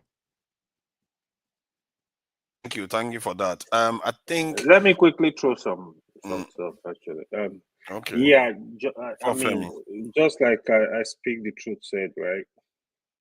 So obviously, and Jide too, Jide really like put in a lot of stuff out there. The only one point I disagree with Jide was the Salafi statement. To be honest, those groups, they are not Salafi. What's really going on? They are not also the Shia group. So what's really going on is the war going on in Middle East. All of them, they are interconnected currently. So the reason why the opposition to Assad were able to strike, it was just a calculated attempt. This period is the best period because usually the Hezbollah, the last time during the civil war, they fully supported Assad. So right now, Hezbollah, their hearts are tied to facing the Israeli war. The Hamas we were talking about, who formed the Hamas? It was Israel that helped in forming Hamas. That's just the honest truth. It's not even hidden, but people just argue all this stuff. Then the other thing, right? So the Shia group, we are in Syria, we are really supporting Assad. But right now, the Iran too, that's the same reason why Iran we are supporting Assad. Even Iran hearts are tied. They don't forget, they be giving a lot of weapons to Hezbollah, and they have their own battle with Israel. So they are also be careful now. Let's keep what we have. You don't know what will happen. We might be the next. So everybody is just be cautious. Then the Russia too, like Jide rightly said, Russia supported Assad father. That's the same link that they are using to support Assad. Even Russia, they are struggling for their life, right? They have war at hand, so they are be careful. I think yesterday they were reading that Russia were moving out some of their troops in that region. To be honest, so a lot going on. But I think, in my estimation, what is going on right now, I think Damascus is going to fall. That is actually the only thing remaining in Syria. And from the report, they've actually reported Assad is not in Syria. He left. He disappeared already. I think, Jide, you don't think so? You don't think Damascus is going to fall? Oh, no, like, I agree with you. I'm just like, it's a pity. I'm just like, it's so bad. It's so bad right now. Yeah. I think it's going to fall. So I'm waiting. In fact, in between now and next 1 week, I think Damascus is going to fall. So I will really want to see what will happen after they take over Damascus. Well, we have to be careful of assuming that Damascus is going to fall. Bro, you don't even know. Damascus has fallen already. Few days. No. They are 10 kilometers away from Damascus. They've fallen already. Yeah, let me just add my reasoning. My reasoning is because if they have not taken it yet, you don't know whether Syrian president has a plan. And personally, if I was him, bro, Syrian military, I'm not going to go long. I'm just going to want to say something. I said, if I was him, I would learn from what Gaddafi did. Never let yourself be captured, because if these guys get into office and they screw up, people will be asking for him to return. And that's something. Because if Gaddafi was still alive, can you imagine the pressure to bring him back, given what has happened in the country? The same thing for Saddam, even. If you lost power in a war, sorry, Ewa, I know we interrupted. Yeah, go ahead. Thank you. But I just want to piggyback on what 4-5 said. If you lost power, you were the overall dictator of a large country, powerful country like Syria. You had de facto power. You lose it, you got chased out of the country. If they invited you back, you'd really go back? No, you can't, because I think there are leaders that do that. I know yes, you will. You will. You're gonna why die. not? No, because you will die. You will die. No, there are leaders that do that. There are leaders that do that already. No, not in this situation. He will not come back. No, historically, you could see a situation whereby leaders return. Give us two that did that and survive. See, no, I can't remember that off my head, but I will check for it. No, I don't have it off my head now. You will die. I think I know one example, but that example was not a leader. It was a it was a revolution in Iran where you can return. He actually went in exile and he came back. Yeah, the revolution. Yeah, not a brutal war like that this. is different. If Libya was alive, if Gaddafi was alive today, majority of the country will unite around him, given Yes, the Gaddafi is different. Don't compare was Gaddafi different. and Assad. Yeah, Don't forget. Hold on. you don't know Don't what these forget. guys are going to bring. Let me You're tell just you this. assuming. Let me tell you this. Don't forget, Assad regime have killed over 500,000 people already. So In a war. Well, it's a between both I sides. mean, what happened in Libya is different, right? Even the Libyans, they understand what happened, right? They know there were a lot of foreign forces that came to overthrow the guy. Libyans love Gaddafi. The only problem some of them have was but they that killed him. Though. you stayed in power for too long. The So it illusion was of just freedom. a section. Yeah. So Libya, in terms of they killed him though. See, but it was not them him. that killed him. It was the people here. Minority Taliban returned. Remember, Taliban also returned. See, the point I'm making is that if people feel it's not about whether they love the leader. If the people feel that what they have after these people take over is worse than what Assad represents, they start seeing Assad as, oh my God, that guy was actually good compared to these bastards that you took over. If that happens, they will crave for him to return. I'm telling you. If Assad should run out of Libya today, Assad will never pull leg in Libya. He's not that stupid to even go to the country next door. He's Fofana, not going to do it. Those little freaking tribes not are likely, gang but up. it's not You impossible. have no influence. You're not as powerful as before. Your mystique is gone. If you I ever come think, back, you're going what to die. Papadas. Sorry, go on. See, neighboring country will not even accept Assad. Actually, the only lifeline is Russia. Russia might just come in and pick him up. Of course, neighboring countries are all Western over. stooges now. Most of the neighboring countries are That's Western. not the reason. You can. What is the reason? They are not just. It's just okay. It's just like even Hamas were accepted in Qatar, right? They've been in Qatar for years, right? So Assad does not because have of the that. Palestinian The struggle. only relationship I think Assad has because with they're both right Shia. now is the Iran. There are some politics there you will not understand, right? It's only Iran that might actually agree to. But the rest are Western allies. Even Qatar is Western ally. And that's the Why would they politics. accept? Part of Why the would they allow politics Assad to now. come there? It's part of the politics. So don't forget, America. If for example, if he goes to Saudi Arabia, America are gonna tell Saudi and say, "Hey, that guy needs to leave that country." Yeah. Do you get it? So these are the You politics. can go to Russia. There are countries China will accept. Iran would be the best bet for him. To be honest. Iran too is another one. Or So maybe Iraq. you can see that he has options. I don't think he should allow himself to be kidnapped, just in case these guys are crazy. He should not allow himself to be kidnapped. Already, to be honest, but we will see. By next 3 days, we'll see where he is. He can come to Nigeria. It's okay. I can keep it there. You should just bring the dollars. No, they're gonna sell. They're gonna sell them like they sold South Taylor. I will just tell everybody to keep off. Okay, let's allow Femi to contribute. Femi, thank you for joining us. And Tony is there. People need to contribute. Okay, please go ahead, Femi. What do you make of this rapid advancement? Because it appears that they were prepped to do this. It's not by coincidence. Please go ahead. So Jide and good evening, first of all, from my end. Jide and I speak the truth. I know your name has changed slightly now. You've highlighted a lot of what has been bugging me in my mind for weeks and months now. So I'll try not to even repeat it. You've both spoken well. I don't know if you're aware that Yomi Johnson. I don't know if anybody remembers Yomi Johnson, the guy that pulled the trigger. I mean, not pulled the trigger. The guy that was the head of the rebel leader. The rebel leader. Yeah, he passed today, right? Prince Yomi Johnson. Right. He passed today, right? Oh, I didn't know. He passed today. So something I was thinking of, and of course, all of this is all CIA, American orchestrated. All the things that you saw that happened, even as that when I'm going somewhere, please.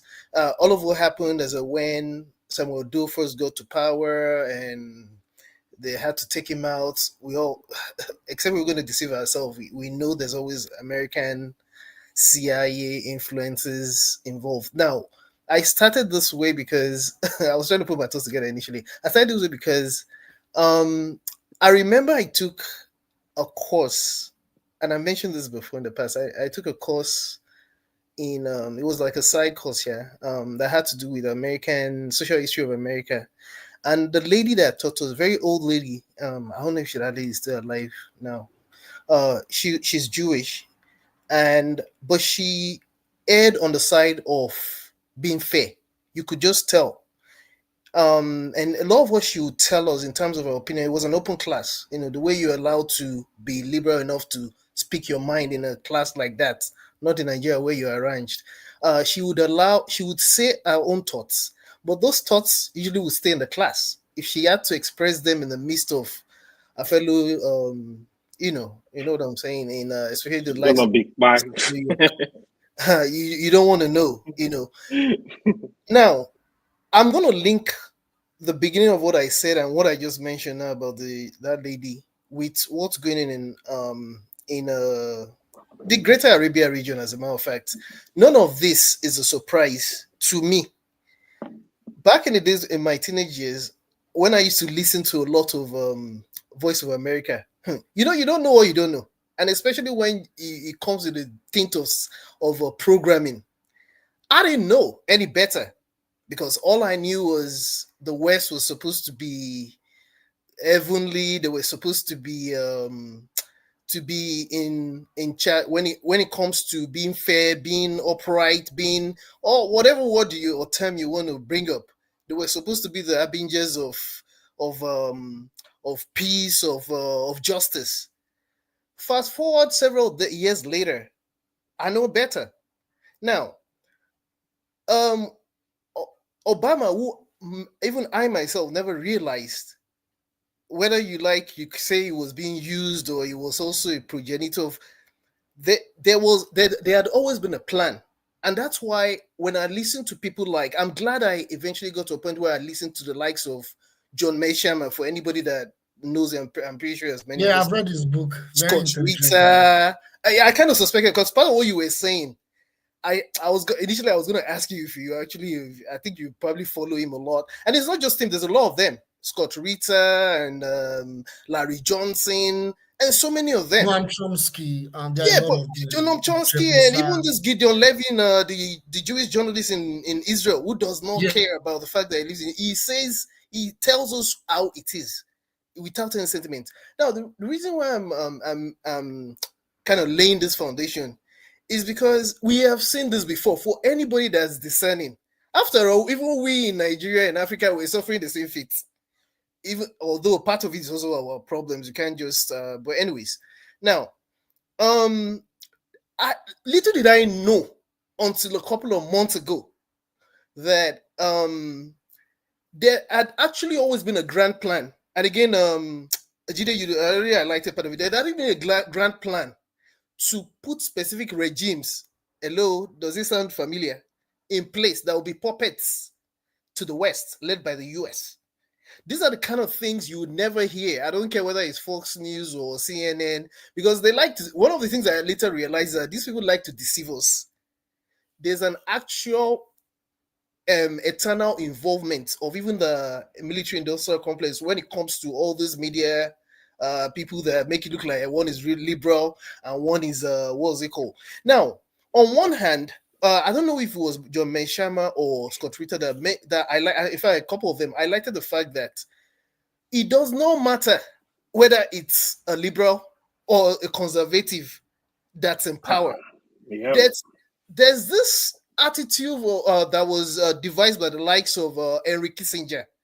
Femi, face forefathers. This thing you're saying, just face them, and continue, but face them. Okay, so there's this attitude of realism that was espoused by the likes of Henry Kissinger. That makes it look like it is America interests above any other thing. They're not going to tell you like that. But for anybody that's discerning, all of what you're seeing play out, including even in Ukraine, in the whole idea of how, I know we like to run away from this thing because they sound kind of too controversial. All over the world. Right. Israel and all of what you see going on are orchestrated. They were planned. It's not by error. Now, when they took out Gaddafi into, was it 2011 or thereabouts? Yeah, What 2011. all of what happened afterwards is what you see that's now coming down towards that came in the form of Boko Haram. Yes, we might have had our own incidences and what have you prior to then, but you see the fallout is playing out today. Same thing in all of what you see, even what led to the Iranian revolution. I did not realize that they were not. I don't necessarily think they were trying to even they were trying to go through that revolution, but some people just did not like the fact that of Western high-handedness and trying to impose the so-called Western way, the ideal that, oh, you have to do this. The moment you don't do what you don't kowtow to them, it's a problem, and that's the see. Let me just stop here because basically I just feel it's not something that we've not seen. It's a playbook, and what happens afterwards in Syria is only left to the imagination. We know what's going to happen. That place will never be. Let me add something to it. It's very sad. What Femi said. I mean, this is just, if you follow the polity, the international polity, you will know this is very true, right? Like today, I think today, what Trump said, oh, America don't have interest in Syria, blah, blah, blah. And was just laughing and said, look at this one, the one who deceived the world again. The truth is, he knows the interest, the plan America have in Syria. 100%, he's fully aware. But he's pretending like, oh, I don't care, we don't have interest there. That is one. The other thing, I have said it on this platform, if you follow what happened before the Russia invaded Ukraine, if you listen to President Biden, 2 months before that war, up to that war, all his statement, all his movement, all the activity there, I told my friend, I said, no, this is a war, it's going to happen. He said, no, I said it's going to happen. The very last one he said, yes, Russia are going to attack. So in my own calculation, I'm looking at this thing. I said, America have nothing to lose in this war. If Russia refused to go to that war, America will benefit greatly. If they go, America will benefit greatly. Of course, Russia also calculated. They know what will happen. That was why the first month when they went to that war, American currency was crashing. But Russia currency was crashing. But Russia had a plan B. So even America were shocked how Russia were able to make changes and bounce back so easily. They were shocked. But their calculation is, you don't attack Ukraine, Ukraine join NATO, we sit in your backyard and do whatever we like. So I think this was their own calculation. So what Femi said is so true. This is just even common knowledge. Come on, like that is their policy. It doesn't matter who is there. When I said face, sorry, I thought you were done. When I said face forefathers, it's an inside joke. So I know. I was trying to tell you to G got it to an AY. The forefathers believes that only the Democrats are always involved in wars, and we always try to tell them like it is just American policy. It doesn't matter who's in charge. They are for their own type of imperialism, which does not include them just in your face colonialism like the British or the French or the Germans did in Africa, but it's just more like they sponsor subservient groups to just destroy your country. Yeah. Now, you mentioned Charles Taylor. Let me tell you guys an interesting thing about when you mentioned Yomi Johnson. Charles Taylor was wanted in Liberia. Okay, so Charles Taylor, Samuel Doe was looking for him on fraud charges. He fled to the United States. He was housed in a place called Plymouth County Correctional Facility. Now, that facility is one of the most secure correctional facilities in the United States. Well, the old one called Old Colony. That was where he was being housed pending extradition back to Liberia. Of course, we knew he wasn't going to get extradited because he came with a whole bunch of Liberia's GDP to the United States. You have the money, you can do whatever. Now, how is it that one day they said Charles Taylor excuse me, Charles Taylor went missing in one of the most secure facilities in the United States. He went missing. But if you ask the old warden, I think he's passed away now, when they had interviews with him, he said he insinuated that 2 men came, or 3 men, and let Charles Taylor out. In any event, Charles Taylor supposedly escapes from that facility. The next thing we heard, Charles Taylor, well, according to the archives, he's in Libya. From Libya, the next thing, Charles Taylor takes 200 men, he's in Guinea, and he goes through Sierra Leone, and the next thing, they start fighting, and he's on his way to Monrovia. Links up with Johnson, as you know, and then the Liberian Civil War goes crazy. I say all that to say, you're absolutely right. AY is absolutely right. Jide is absolutely right. Whenever we see a puppet moving, let's look for the strings. And I guarantee you, the strings are always tied to the fingers of the United States or one of their Western allies. And this is a trick they've been perpetuating for decades all over the world. And until people have strong leaders that really want to fight for their country, it's going to continue. But guess what? Yeah. Despite the fact that we analyze it well, and there's a lot, like it's so sad what's going on. There's some good news.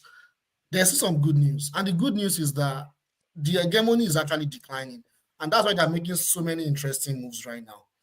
The hegemony is literally declining. So I'll give an example why it's declining. In the 1970s, Henry Kissinger he made some of the most fascinating moves that probably changed the world history that probably a lot of us know, we probably are not aware of. So during that time, during this Cold War between the Soviet Union and the United States, China was also a communist country under Chairman Mao. So Henry Kissinger realized, he saw that there was a rift between the Soviet Union, which is modern-day Russia, and China. There was a rift between both sides. So you know what Henry Kissinger did? He had to go and toast China at that time, because just like the Soviet Union, China was under severe economic sanctions and blockade at that time. So they were contained, just like Soviet Union was contained. Henry Kissinger went to China to toast Chairman Mao and the diplomats in China that, look, this is what I want you to do for me. I want you to cut every economic, military, diplomatic ties with the Soviet Union. Cut ties with them, yeah. Cut ties with them. There should be a split. You guys should not have anything together. And I promise you, I'll remove the economic sanctions that we're using currently against your country. We'll remove it. The economic blockade, we'll remove it. And we are going to invest in your country unconditionally. I'm not talking about the kind of investment that we have in Nigeria, not the IMF structure, not the IMF World Bank loans that we get. Like, I will pump money into your country unconditionally. You can develop your people. We are not going to disturb you. Do anything you like, but don't have anything with the Soviet Union. And he did that, and that worked perfectly. He said, no problem, I'm not going to do anything. And if you look at what happened with China, I'm not saying that was what led to the development of China. Of course, they had leadership, they had everything. But the point is, Henry Kissinger had a vision that the only way America can maintain its hegemony with the West is their potential or their adversaries, which is China, Russia, which was the Soviet Union at that time, and Iran. Iran had a revolution after, was that 3 of those countries must never come together. They must never come together. That if that happens, there could even be a potential third world war. They should never come together in any form, particularly militarily. That's the only way the US and its collective West can maintain their hegemony and their dominance with liberal democracy and capitalism throughout the world. And that them coming together will be a threat. But guess what? What we're having now is, since the Ukraine invasion by Russia, there have been a lot of geopolitical shifts. And what we never wanted is now happening. Russia and China now, they have strong economic and military ties. Iran now is now part of the party now. This is not what Henry Kissinger was looking forward to. And that is now changing. As a result of that, there's a geopolitical shift going on economically and politically all over the world. And now the reputation of the West is now getting to be in big jeopardy because of what's going on in Gaza. So despite all this gloomy analysis, I feel like there's a lot to be hopeful for. Or what do you guys think? Let me just add something. This maligning statement that half of Turkey is in Europe said about me, that I said it's only Democrats that only want war. That is not true. I said Democrats are the ones that tend to orchestrate it. It doesn't mean that the Republicans don't go to war too. After all, they do. But if you look at the wars that started in the world, the vast majority of them that caused so much lives, it started by democratic regimes, and it's so stark. It should be random, but it's not. It's too stacked in their on their side. It's too much. It's like 1 to 10. That's a heavy amount. And these are the so-called peaceniks, the so-called left-leaning people that are supposed to be peaceful. They commit so much grave these atrocities when they are in office, and they started. It's a democratic leader that used the nuclear weapons twice without thinking. Forefathers, sorry, you know I don't like to interrupt, but I find it difficult to hear some things without interrupting. I will give you a charge now. I don't mean any disrespect. If you have time, if you have time, just go listen to the likes. Again, I'm giving specific names. The likes of John Meishama, Scott Ritter, Gideon Levy. I'm giving specific. There's a lot of them I can give to you, Larry Johnson and co. I'm saying this because I think it's the easy. That'll be the unraveling of the real America. You understand? These are all white people, not even blacks now, that are heavily. Some of those guys are former military operatives. Some of them work in the Pentagon, with the CIA, with several federal. These are not outsiders. These are people that fought presidents. Because Ritter was a former CIA agent, and you understand. So I said, Meishama is a Jewish professor. I know, Meishama. I've had. But let me ask this. I'm sorry, AY, please. For that, I said to say that sometimes it's better to listen. That's what I tell myself now. It's better to just listen. In fact, now I assume I don't even know anything. Forefathers, you know what? When they say there's principalities and powers in the Bible, America, are the leader of the principalities and powers. When you know what is really the truth about what's really going on that we do not know, trust me, we don't know anything. So don't make assumptions. I'm not making an assumption. I'm calling. I'm telling you this because. Let me tell you something. I don't just live in America. I'm telling you now. This is what is happening. This is no speculation. Now, just to round up so that other people can talk. So what is happening now? That's not. It doesn't matter. See, forget about them. That's what we call them uni party now. I didn't vote in the last election, for example. We call them the uni party. It doesn't matter. See, Donald Trump could easily be. You were not but a Democrat. Forget about all this. Even if I agreed with what you are saying, I'm not disputing. I don't understand why people think I'm. No, I'm just trying to let you know that. Forget about whether it's a Democrat. The same party, but one party. See, hold on. Hold on. Listen to me. No, Forefathers, please. Why? You have been talking. You don't want me to say anything. No, let me just land. The reason why I intervened is because you're still repeating the same thing I had tried to dissuade you from. Oh my God! That forget about whether it's to you, Democrats are more of the people that orchestrate. They are. I'm not saying they are not the same. See, hold on. Let me ask a question. Okay, I rest my case. Sorry, no problem. Hold on. Let me say my piece. See, why do people do this? It's like AY will say all politicians are the same. It's like saying all human beings are the same. But yet there are differences between human beings. It's true now. You see that. See, it depends on the level you're talking about. Okay, see that. It's what they do. They won't let this go. See, there are different layers. You have to talk about the layers. I can understand. Okay, America generally are the same. They are expansionists. They want to rule the world, and they are principality. Yes, that is true. However, if you go below that, there is, how they have strikers and they have defenders. They have different groups in a football team. It's one team, but they have different. That's what the point I'm making. Democrats, the team they belong to, are the strikers. They are the strikers in that Forefathers. in that system. They Let- go out and they cause a lot of problems, and they pretend as if they are not. That is the one that drives me mad. Let me ask you a question.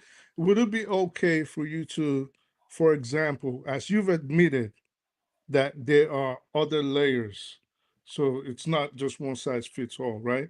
Yeah. So would it also be important to you to know that Democrats have ruled longer than Republicans? Would that matter?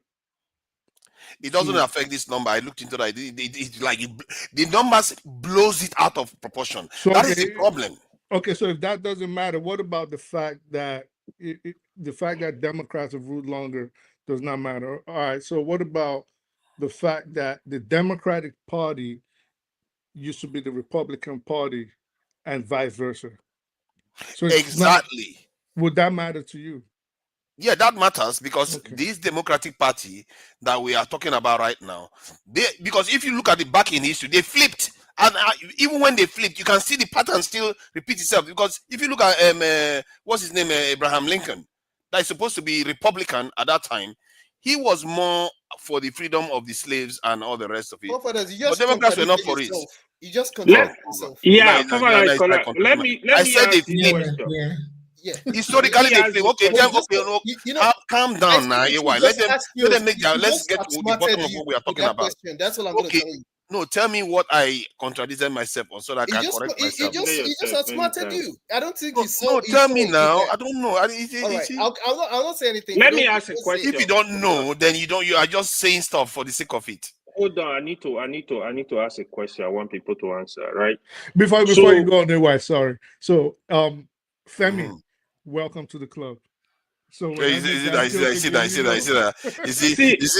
people make yourself feel good. You can't stand on your point. I love this kind of panelists, right? So the question I want to ask, right? So all these guys that work with CIA, like how would I really think America would not allow them to be putting that information out there like that, right? So is there any reason why they don't question them, like when they speaking about this stuff? The other thing is, the last time, right, there was a video, I don't know who was here, that Dr. Damages played about Jimmy Carter video, when he was talking about what is happening in Gaza. He explained everything. He said he used to go there to monitor election, what the Palestinians are passing through.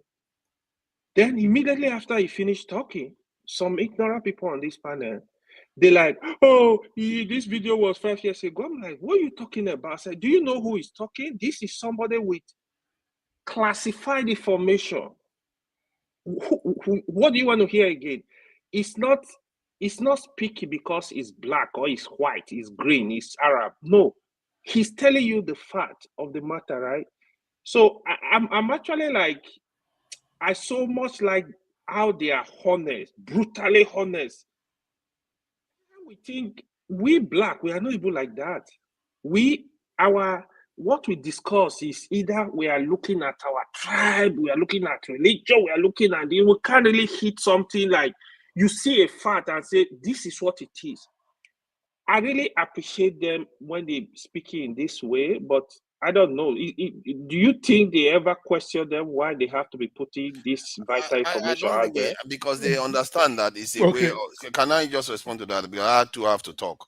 Only no, it's not about talk. I wanted to say something specific too. I think I've also wondered that before. I think that is a way of storing information because it's not all the time. Because they also know it's not going to affect the outcome of anything. They understand power.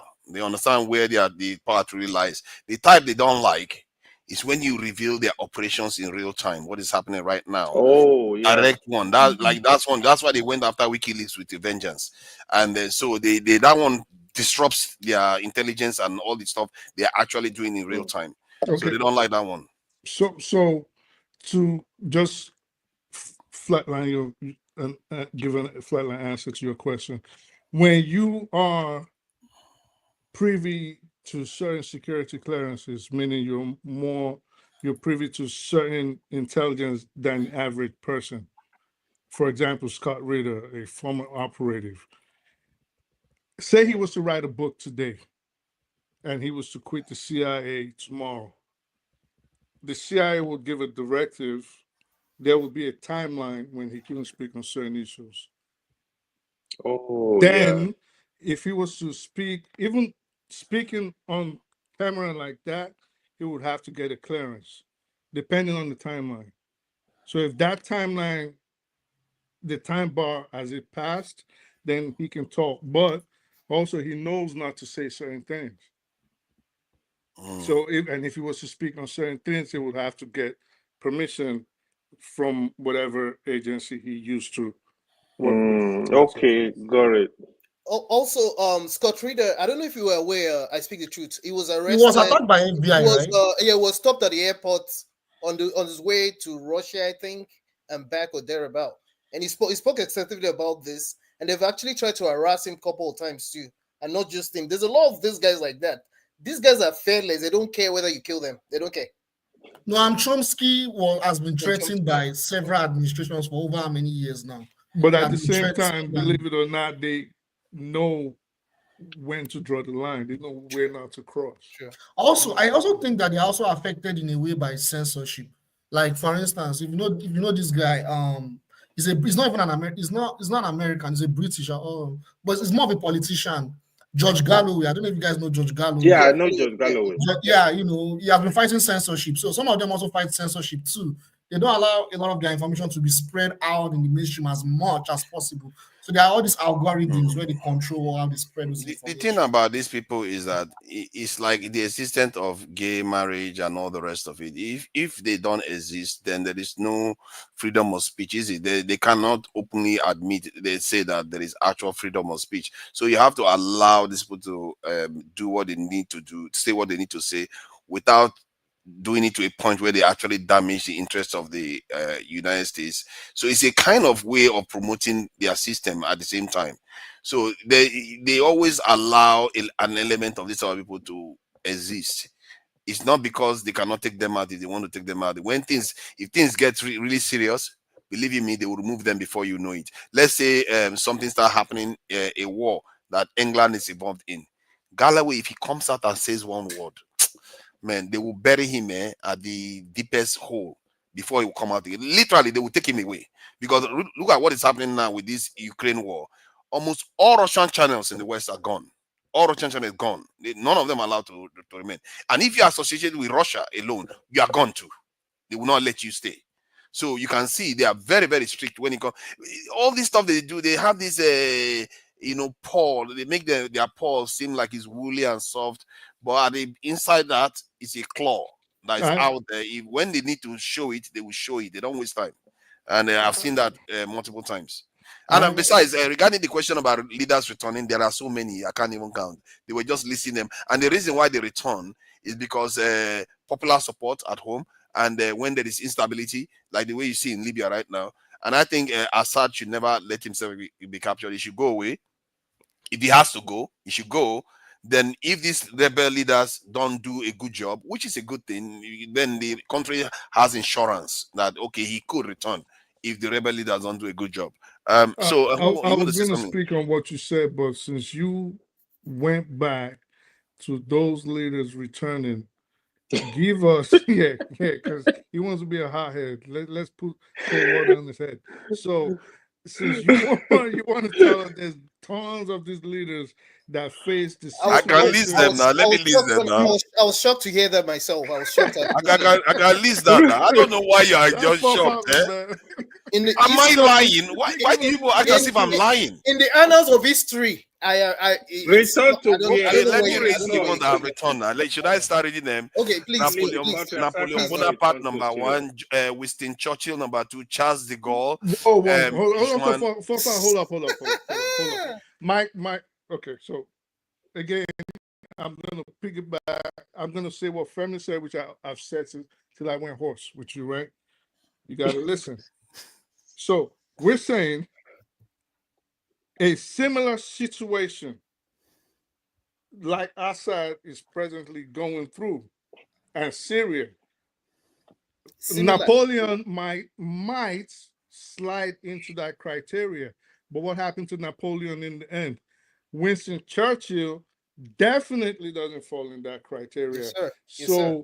give us someone, preferably not when dinosaurs existed, give us someone in recent history that is facing what Same Assad is situation. Same exact similar, situation. very Now calm similar. down now. All these and came back. enemies of progress.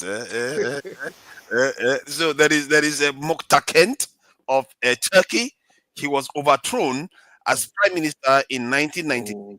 Similar situation. Similar situation. Overthrown now. Military. Which one Similar is it? situation. Military? They are No. not exactly throwing flower at you now. What do you want me to say? Sir, sir.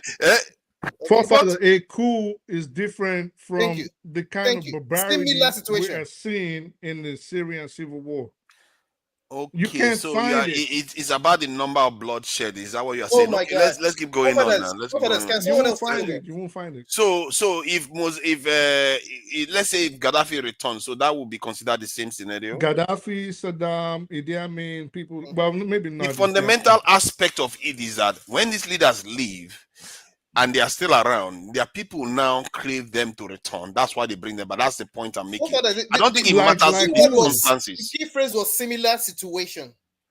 I don't think it matters the circumstances. It does. It's a matter of It does. It does. See, okay, look at what they said. Look at what they said. The themes don't matter. They don't say, oh, because it's what they say. The themes that results in this type of stuff happening. If those leaders become you'll popular, be an amazing politician if you're in Nigeria. That's what I'm going to tell you. Yeah, definitely. Why do you do that? It's like you just start calling names and making stuff. I'm going with data. This is not my opinion. The chairman of APC, you don't like it. I don't know why you guys do that. If somebody is telling you, you have to look at the fundamentals. Whenever I try to present an argument, it's not exactly the same. It has to be exactly the same.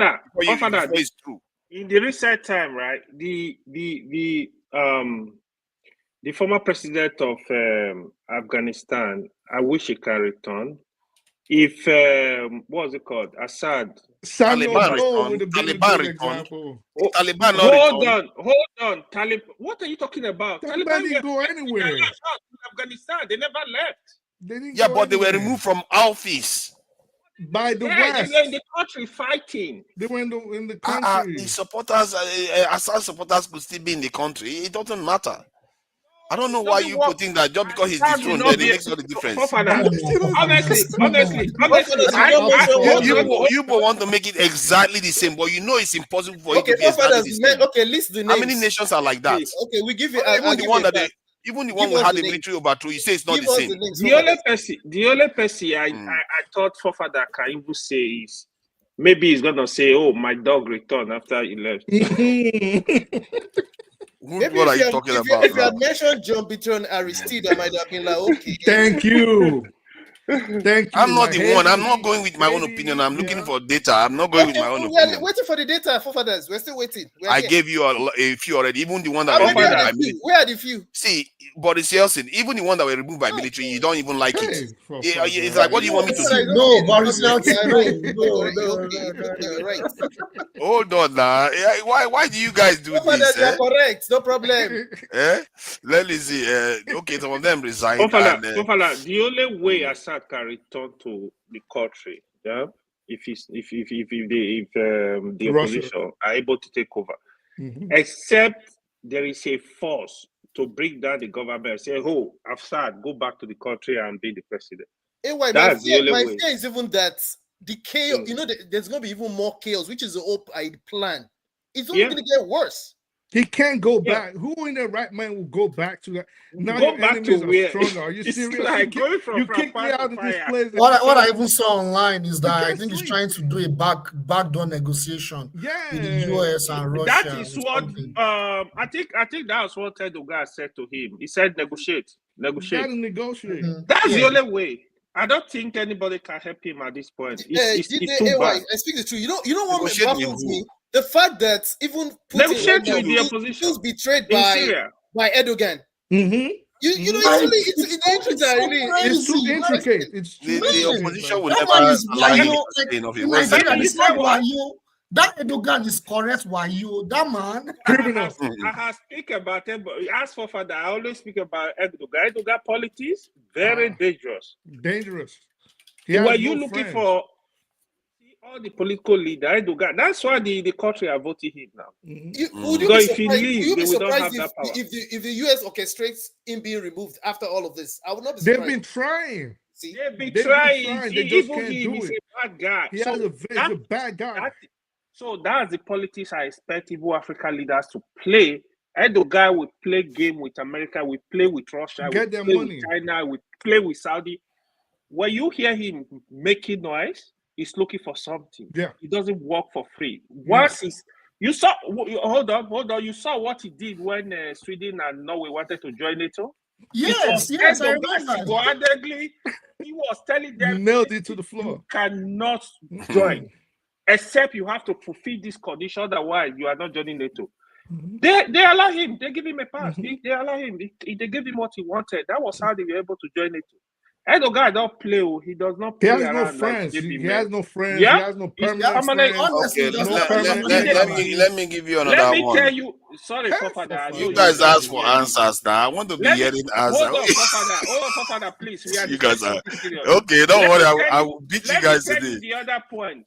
Mm-hmm. Follow up when the Saudi government, when they kill that journalist in Turkey.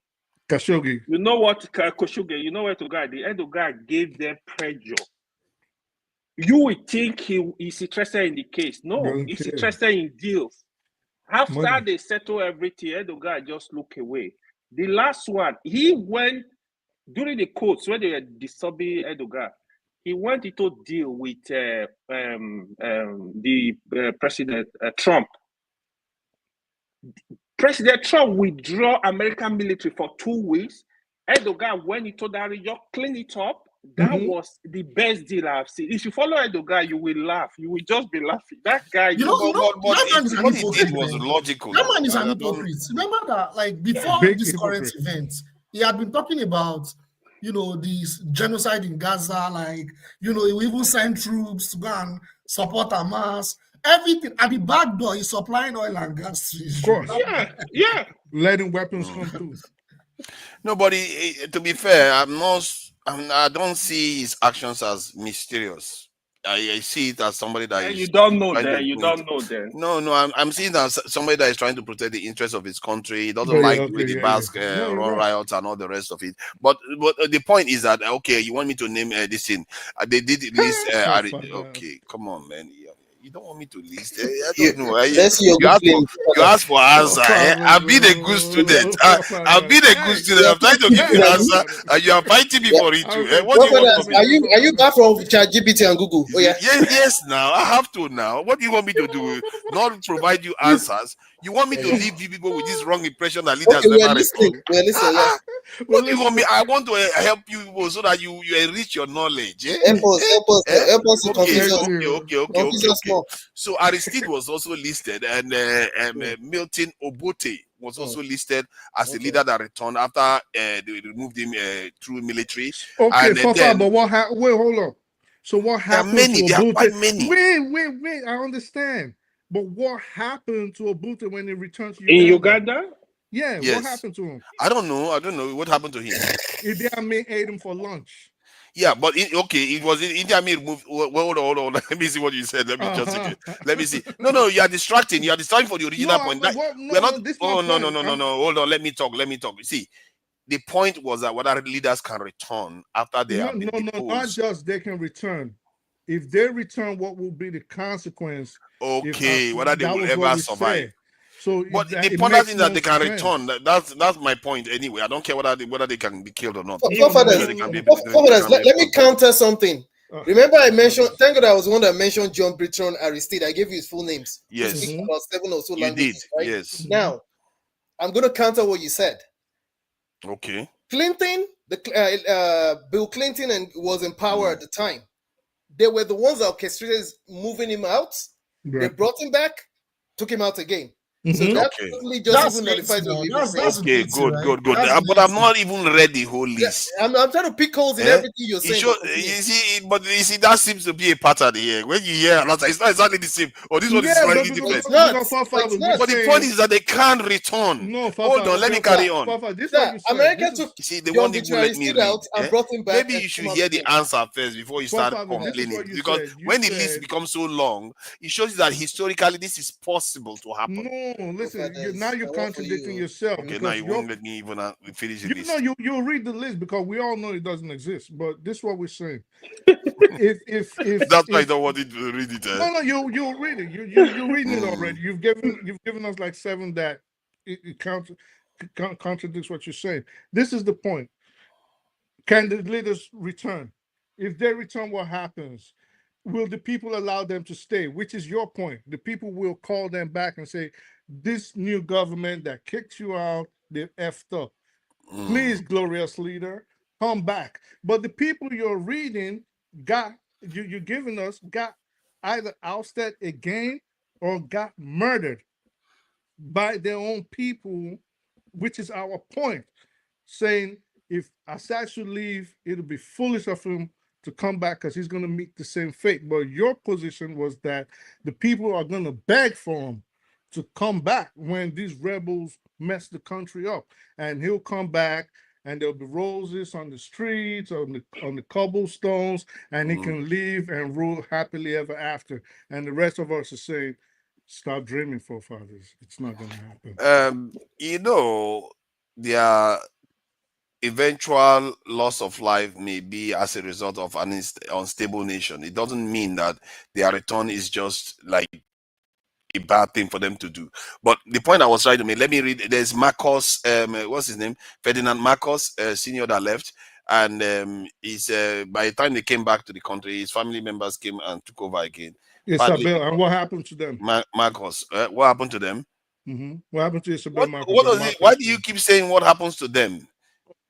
All leaders, most leaders lose power anyway. If you look at it, the ones that return, it doesn't mean that they are all doomed to be. Forefathers, do you know killed. the real story behind what you just mentioned now? The Marcoses? Forefathers. Do you actually know the real story? I want you to go do your research and come back. What is the real story? I don't know. I want you to go find out. You're reading the names, go find out. You know, I try to share information. You guys try to tell me. You're not sharing no information. I'm sorry. You're not. No, I'm sharing information. You see, what No, you are you're not. doing is you No, change you're the not. goalpost now to say what happens to them after this thing. That was how we started. I don't care about how, but my point was not about what happens to them after they return. No, I'm your saying point- that they came back to rule, and maybe they did something better for the country. Then the country was able to transition to some other Not leader. true. Yeah, Not your true. point None of actually what you was- mentioned is true. Okay. Are you telling me that after they returned, the country still went into chaos? Yes, sir. All of them. Yes, sir. Absolutely. Yes, sir. Everybody you All of named, them. yes. Yes, sir. Okay, And there's a now context let behind me it let as me well. see that. Let me check it. No, I will check it now. No, because what you are saying here doesn't necessarily. You want to check their charge? You are googling, but me, I'm telling you. That's why I want Yes. to go read about what really the context. With the Philippines, like The Of Philippines, course, the one of Hugo Chavez, you're not going to accept it because that one is not a big one that you will say is acceptable. That was a puppet as well. Because Taliban is in the That was country, you're actually not going to that's an accept actual it. puppet as well. Yeah, but hello? Taliban was removed from office, but people would say that's not They were acceptable not because they are in the country. They were not They were removed from office. They were not it is very So hard. Taliban was not removed from office. They were They were not. governing the country In still. reality, they were not. In reality, Oh no. my God! They Oh my were- God! There's no standard people will ever accept. At this rate, there's no standard. How about if I tell you this? How about if I tell you this? Since the Vietnam War, which unfortunately check the Americans Afghanistan. were Who ruled disgraced out of, Afghanistan? what war or what situation have you seen America start that has Win. seen the light of day? None. None. They don't win wars. They just So abandon it and do run not be away. fooled by all these things you're reading Actually, now. they win. I like to think that they win the wars. Where? How? Just pretend as if they lose. They Okay, just mention one. You want abandon to it. start again? Mention They go one. and destroy. And Mention one. The objective was met. The objective that they went there for was met. They made things worse than when it started. Go check it out. But that is the point. What objective? What They were point? supposed to give. What you are seeing is the point. Libya was supposed to have democracy. Iraq was supposed to have democracy. What happened in Libya? Well, Nigerians. Who says they were supposed to have democracy? Yeah, so Nigerians and other. Yes, of course. What, communism? No. democracy. So what happened in You are thinking Libya? that that's the objective. They are Well, That's the that was the American objective objective. they told us. That's what they That told was us. Because that is not their. Well, you are the one buying it, but Okay. for the Okay, people so that are so making since decisions, since people that Father, have the kind of please, head I'm that going to I give you. do, You have so they many don't care assignments about to those do. things. You are Go and thinking read about about those things as American if they are realism. they care about it. They don't care about those things. So Forefather, okay. since you are the CIA director or the Pentagon director, tell us what the objective was when they went into This Libya. why you can say whatever you like about Israelis. They understand these things more than most. Forefather, let's not. See, let me tell you the reason why. Forefather, Let me don't go say, there. Don't go you know there. what Don't hold go on now. there Let at me say something all. now. You see, baby, you come for trouble No, today. I'll Forefather, give don't you go there. trouble. Don't I'll teach. give you You know what trouble. it is? Teacher, don't teach Eh? you nonsense. Don't even go there at Okay. all. See. Don't go Let me say there. something. You know one thing Netanyahu always says. He says, or even Perez The of Netanyahu that Israel. gave rise to Um, Hamas um, is that the person you're trying to pity Shimon about? Peres, Oh, man, the don't former go prime there. minister of Israel, he said that when they said they lost the war in Libya, in Lebanon, I think 2005 war or something or six, that they lost it. 2006. 2006 war that they lost it to Lebanon. He says, no, we didn't lost it. He gave us 18 years of peace. Now we're going back again. See, these people know. You think what you consider a loss is a gain for a period of time. 20 years, America control Afghanistan, that space. That's all they wanted. They didn't want any more They than actually that. never controlled Afghanistan.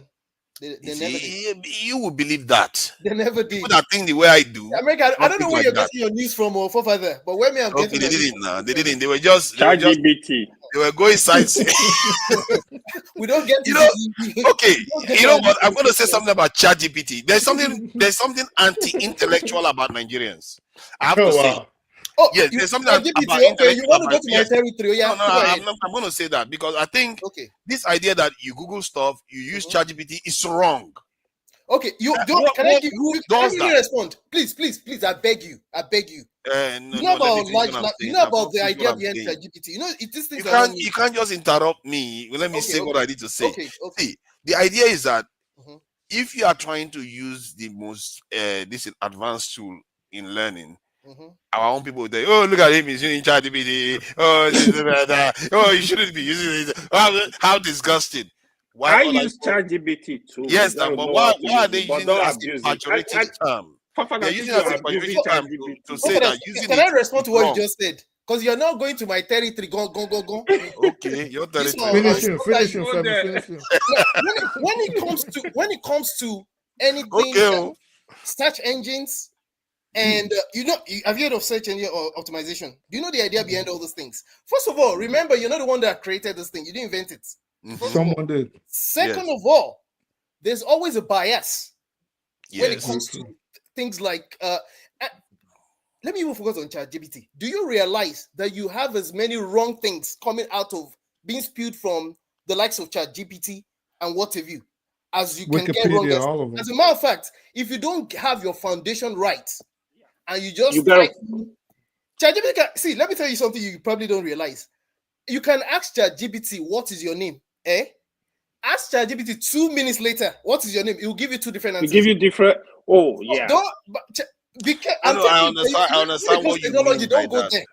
No, I understand what you mean by that. Forefather, can you not just put it out there, please? I think for the public, right? What Femi is saying, right? ChatGPT is very helpful, it's very good, but you have to know what you are doing. You have to understand what you're dealing with before you will accept the answer from there. If even if you want to use it for say to correct like thesis, for example, you can use it, but if you have to know how to use it. If you just rely on that information, just put it there, like put it there, bring it out, you're not gonna get what you want. You gotta In fact, why? I'll also help you further by giving this information.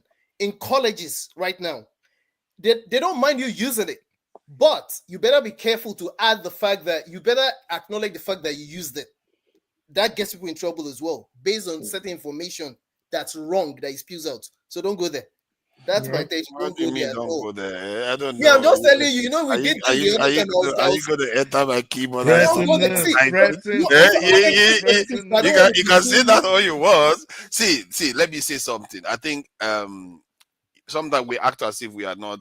We don't have our own agency. We don't have questions. You see, when I use try to get information from ChatGPT, it's often on the subject matter that I already have an idea about. Like if I want to find out, okay, who was the president of Nigeria? What was the specific name? You go and ask. If it goes and gives you Adolf Hitler, you know he's not a Nigerian president. Well, but for So, where you come across for short answers like that, it might be valuable. For things that require an historical context or a background for people to actually understand. Like, for example, G-Day started talking about October 7th. This is where he started, which most of us, even those of us that rely on chat GTP, like some people, would understand. I don't know. I don't use it. I don't use it. You can't even say it. No, I don't. I don't use it. I read it. Right. So G-Day. No, jokes apart now. G-Day started off from October 7th, right? And then Femi went a little back. AY went even a little back for us to understand. So for things like that, I think Chat GPT might not be the best thing you want to rely on. Yeah, exactly. You guys are anti-intellectual, man. This is crazy. Like, this is dangerous game you guys are playing. Actually, hold on. This is quite dangerous stuff we are doing here. What we are doing is trying to shame people for using the latest technology. No, not true. No. Let me finish, please. See, this is why is this dangerous? Is that you are a kind of, how in the West they have this thing where they were making people feel ashamed for doing technical stuff, maths and all the rest, and societally became acceptable to just be all like a guy but not care about technical stuff. Yeah, China has run away with it now. So I think there's an element of this anti-intellectual thing that we are doing, or don't use technology, go and read book, as if that same technology, that book you're going to read, that technology is going to read it and summarize it for you so you don't waste time with it. What is the point? You go and read story, you go and read the whole story, the facts in the story. If you want to dispute it, give me one book and let's test ChatGPT right now. There's anything you're going to come up with a book. Hold on now. There's something I noticed, and I know it's not just me. There's something I noticed that you do a lot. Okay. You always take, when people push back at you, you always take the narrative and, circumvent model it up. Nobody said not that you should not use. It's supposed to be an aid, a very good one at that. Now I'll give you a quick context and I'll shut up. Then what's all this argument all about then? Here now, if it was just supposed to be an aid, is that what I was used as? What is all the argument all about? Okay, let me just say let him finish now. Today, I took I didn't mean to say this, but let me just use it as a real life situation. I recertified on I'm AWS certified, right? Because I'm into multi-cloud and anyway, but that's on the side. Now, one thing I noticed, it's not that I don't use it. It helps me with some quick things, just like I speak the truth. In fact, sometimes I want the context, a certain context, so I type in certain things I want. Now, there was a day I was trying to and I wanted to play with there's this guy that's well known in the networking community, David Bombal. Is a British. He spoke about how whenever you want to configure, for example, like a router or a switch, you type in, there's this thing we call convt, like when you're trying to initially configure those kind of stuffs. If you don't know what you're doing, assuming that you just feel ChatGPT has all the answers, or because the technology is good, if you don't know what you're doing and you go try using whatever on a production environment, you will blow up the entire company. So no, I agree with you on that. You don't use it for like hardware stuff. No, you can't. No, it's not like you can't. You can. Yes, you can. It's just that you better know it's an aid. So nobody's saying that it's bad or anything. That's what I do not like. Okay, you are not saying it, but there are others that are saying that it's a bad idea. Nobody says so here. No, nobody said that. Then what is the argument about then? That there's context, but like history, I think. Oh, when he gives you answer you don't like ChatGPT anymore. Is that it? No. So I don't know what the argument is about then. Someone like Femi will have a problem with with rhetoric like yours, and even someone like GD, of course, you know my position, right? So they might have problems with it because you seem to make it very simplistic. And people that are more versed in history, that have taken their time, more than likely have been reading and studying since they were children, will look at it like it'll be like a 2-year science student arguing with a scientist that has 40 years experience. Like you've admittedly said, to be fair to forefathers, you said you really weren't interested in these topics until like a few years ago. So you listen to someone like Femi, he's not going to the computer checking it. He's spewing all of this off of memory. So you know this is someone that has been doing this forever. So when you say certain things, it's like, what the hell is this guy talking about?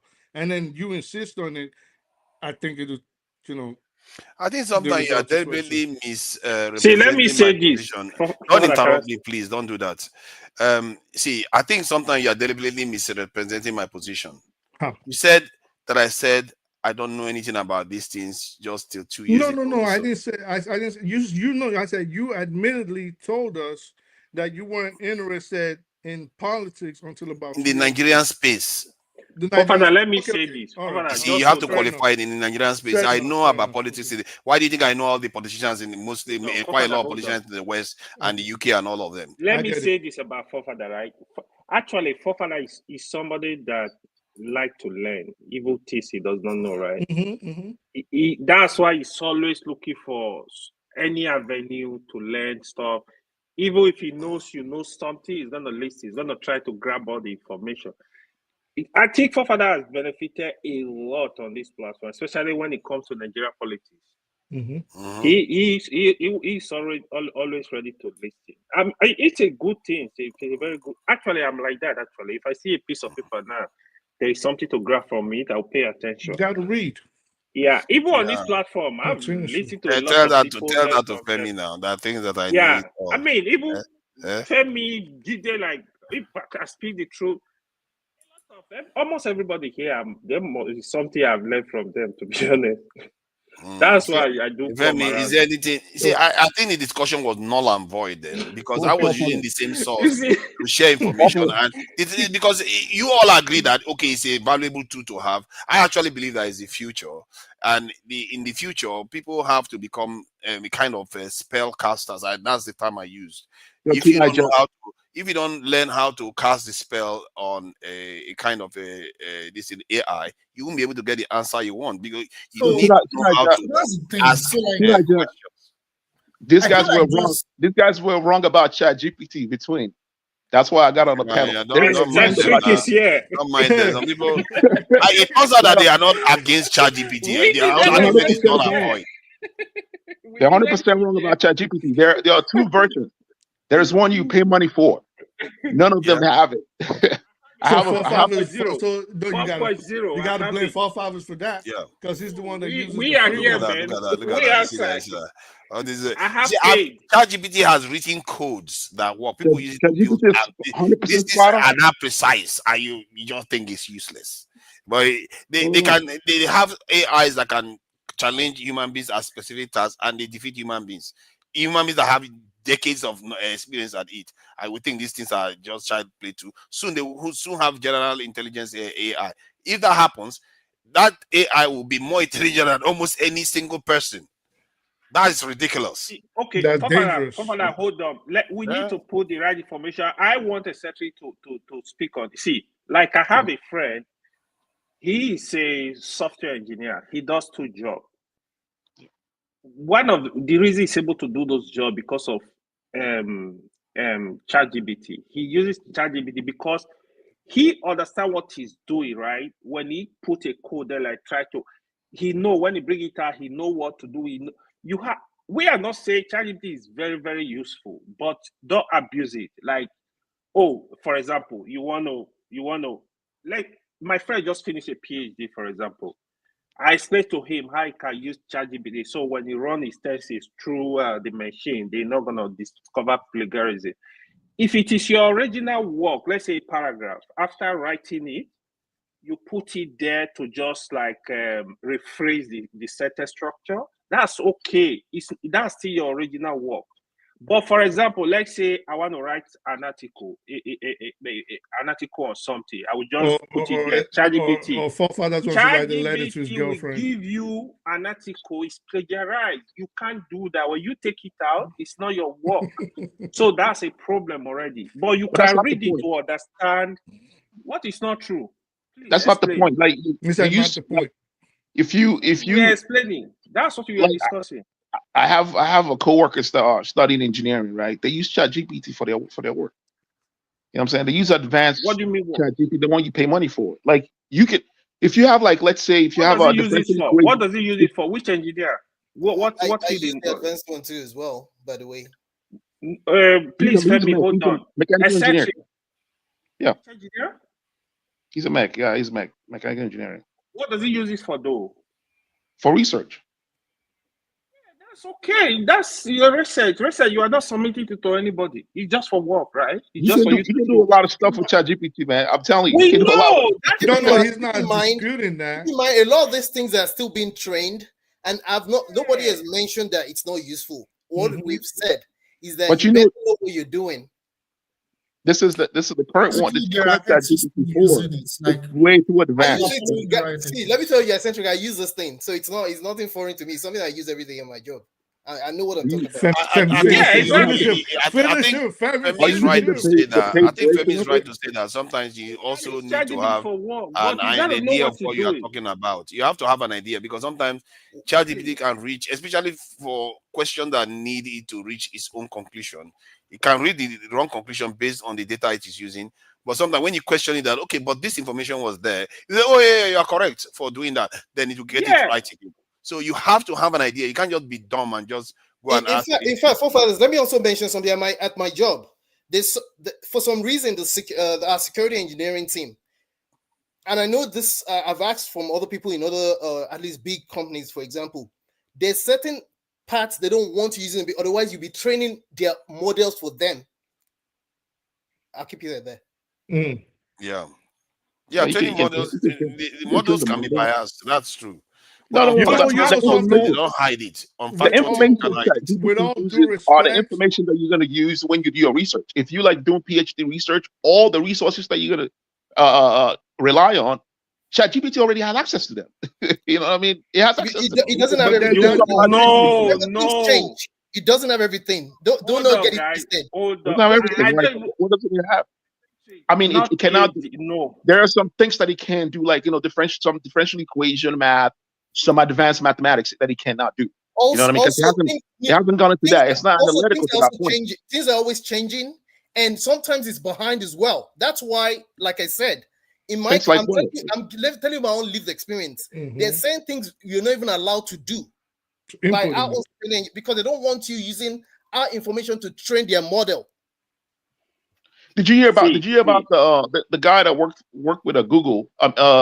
The one that left. I think Google, the ethics guy that claimed that the AI was sentient. You know what I mean? Like you can look it up with the one that left. Yeah, I know about that. Many of them are very concerned about that's how advanced the AIs are. Like these things are pretty advanced. We're not even. It's not even. That's not what is in dispute, eccentric. What I'm saying is that you better know what you're doing. But with all due respect, and I'm gonna go to forefathers again, and I promise I'm not trying to insult you, but forefathers, what he's doing is basically what the world is coming to. The world is starting to have a very short attention span. If you notice, you get what I'm saying? Like, they'd rather just find the answer now, listen to the music now, consume that media play now, and forget about it tomorrow. No more longevity. That's why you see, for example, in the music industry, there's a recycling of artists. Quick. We hear a song today, we don't know the artist tomorrow. So people are having a problem sitting down. Why should I read a book when I can just put it in Chat GPT and get the answer now and just come on Dr. Damage's show and bamboozle everybody. I'll ever stop. It was like that before. Now, before you had to go to the shops to buy books. Now you go online, you type Google, you find. When Google came out the first time, people were like that. Now, people before, when you used to go and look for destinations that you are traveling to, you have to buy a map, you check it. But now you put your phone. Things change all the time. You don't say, okay, this guy that's using this mobile map. Oh, it's a shame. How dare you? You should go and use the book. No, but we're saying like things that require some sort of analytical skill or context. Thank you. Thinking. They can do it. Context behind it. The way I actually all these things need thinking to an extent. But you know what's also instructive though? If you don't mind me saying this again, what's also instructive is that I told someone, I'm like, one thing people are not paying attention to is that people are like, oh, it's going to take jobs. Yes, it's going to take jobs. Remember, there used to be a time when we had people, ladies that were referred to as secretaries. Now we refer to them as they're the modern day admins. The same way you begin to have shortages of, they call them the AI architects or engineers. There's actually a lot of jobs is spewing up as well. This is just to tell you, eccentric, that as much as, yes, a lot of things are going to change, just as there have been all kind of changes through the technology life cycle, there's still going to be need for human involvement. We don't know. We don't know right now. Well, yes, there's just going to be. Okay. Check this out. Here's my prognosis of the future. Right, there will be no job for humans to do. Like the problem is we cannot. Listen. It's not correct. It's not correct. We don't think of the future. We don't think of the future without the model that we have right now, right? You know what I'm saying? We don't think of the paradigm shift as, we don't think of a future where humans don't actually work, and we think we are destined. This is like our destiny to wake up in the morning and go to work. Like there's going to be a time in the future where we will not work. Our curriculum job will be reduced. Yeah, it will not reduce. I didn't say reduce. I say completely. Like which profession do you think? Which profession do you think is safe from AI? Okay. Like, I have a kickback to that. Through the centuries, through the decades, through the years, there are things that happened 2,000 years ago. If people that lived then were to come back alive now, they would not recognize this world as we know it right now. So we don't know. We don't know. That's a blanket statement. There's good. I've wondered this question before. I think it's a fair point he's raising, and it's a fair point you are making. Will happen, right? There will be a lot of change of titles. Let Forefather finish his thought. Don't mind him. This guy, this Boko Haram, he's been doing this lately. I will report you to the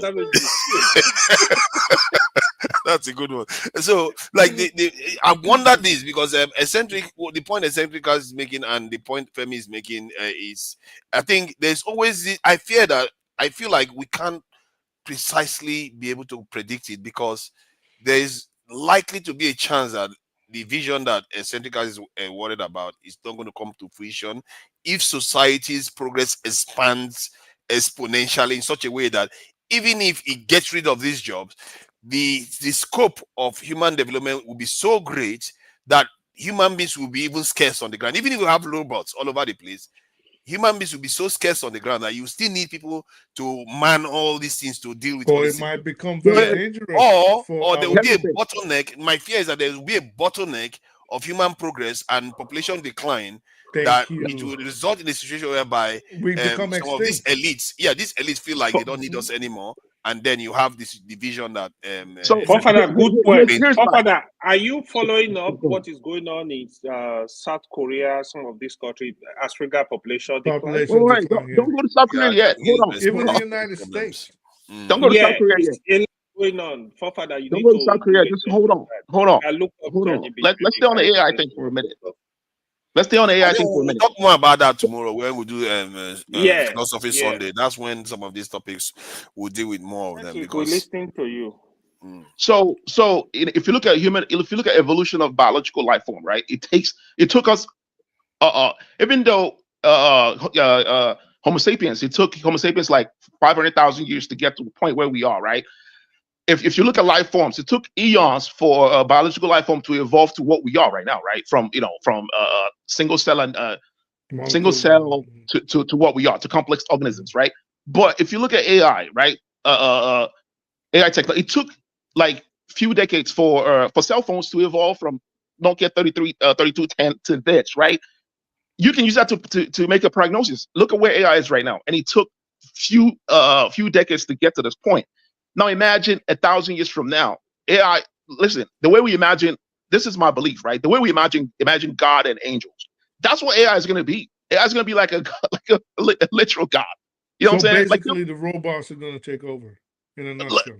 Not robots, not robots. Like if you think of AI, right? If you think of like the AI is not. It's a code, right? That code can transcend. It can transcend like physical robots where it could manipulate. It could go to any. It could possess anything. Like if you want to use that term, right? It could go into any type of anything that's connected online. You know what I mean? It can go in there and take it over and work with it, right? There's a book written by I forgot the author's name. That was in the 70s, right? He talks about the AI evolution, like how from the point of biological life forms, right? The way he saw it is that the Earth, right? If you look at evolution, right, it looks like what Earth is doing with life is to create advanced life forms like ours, right? There was a time trees dominated the planet, right? Trees were the most advanced entity on the planet. It dominated because of oxygen. Oxygen was circulated everywhere, and a lot of life forms that live prior to oxygen dominating the surface all died off, and the trees dominated everything. And humans came along, and now we dominate. We build our cultures with trees.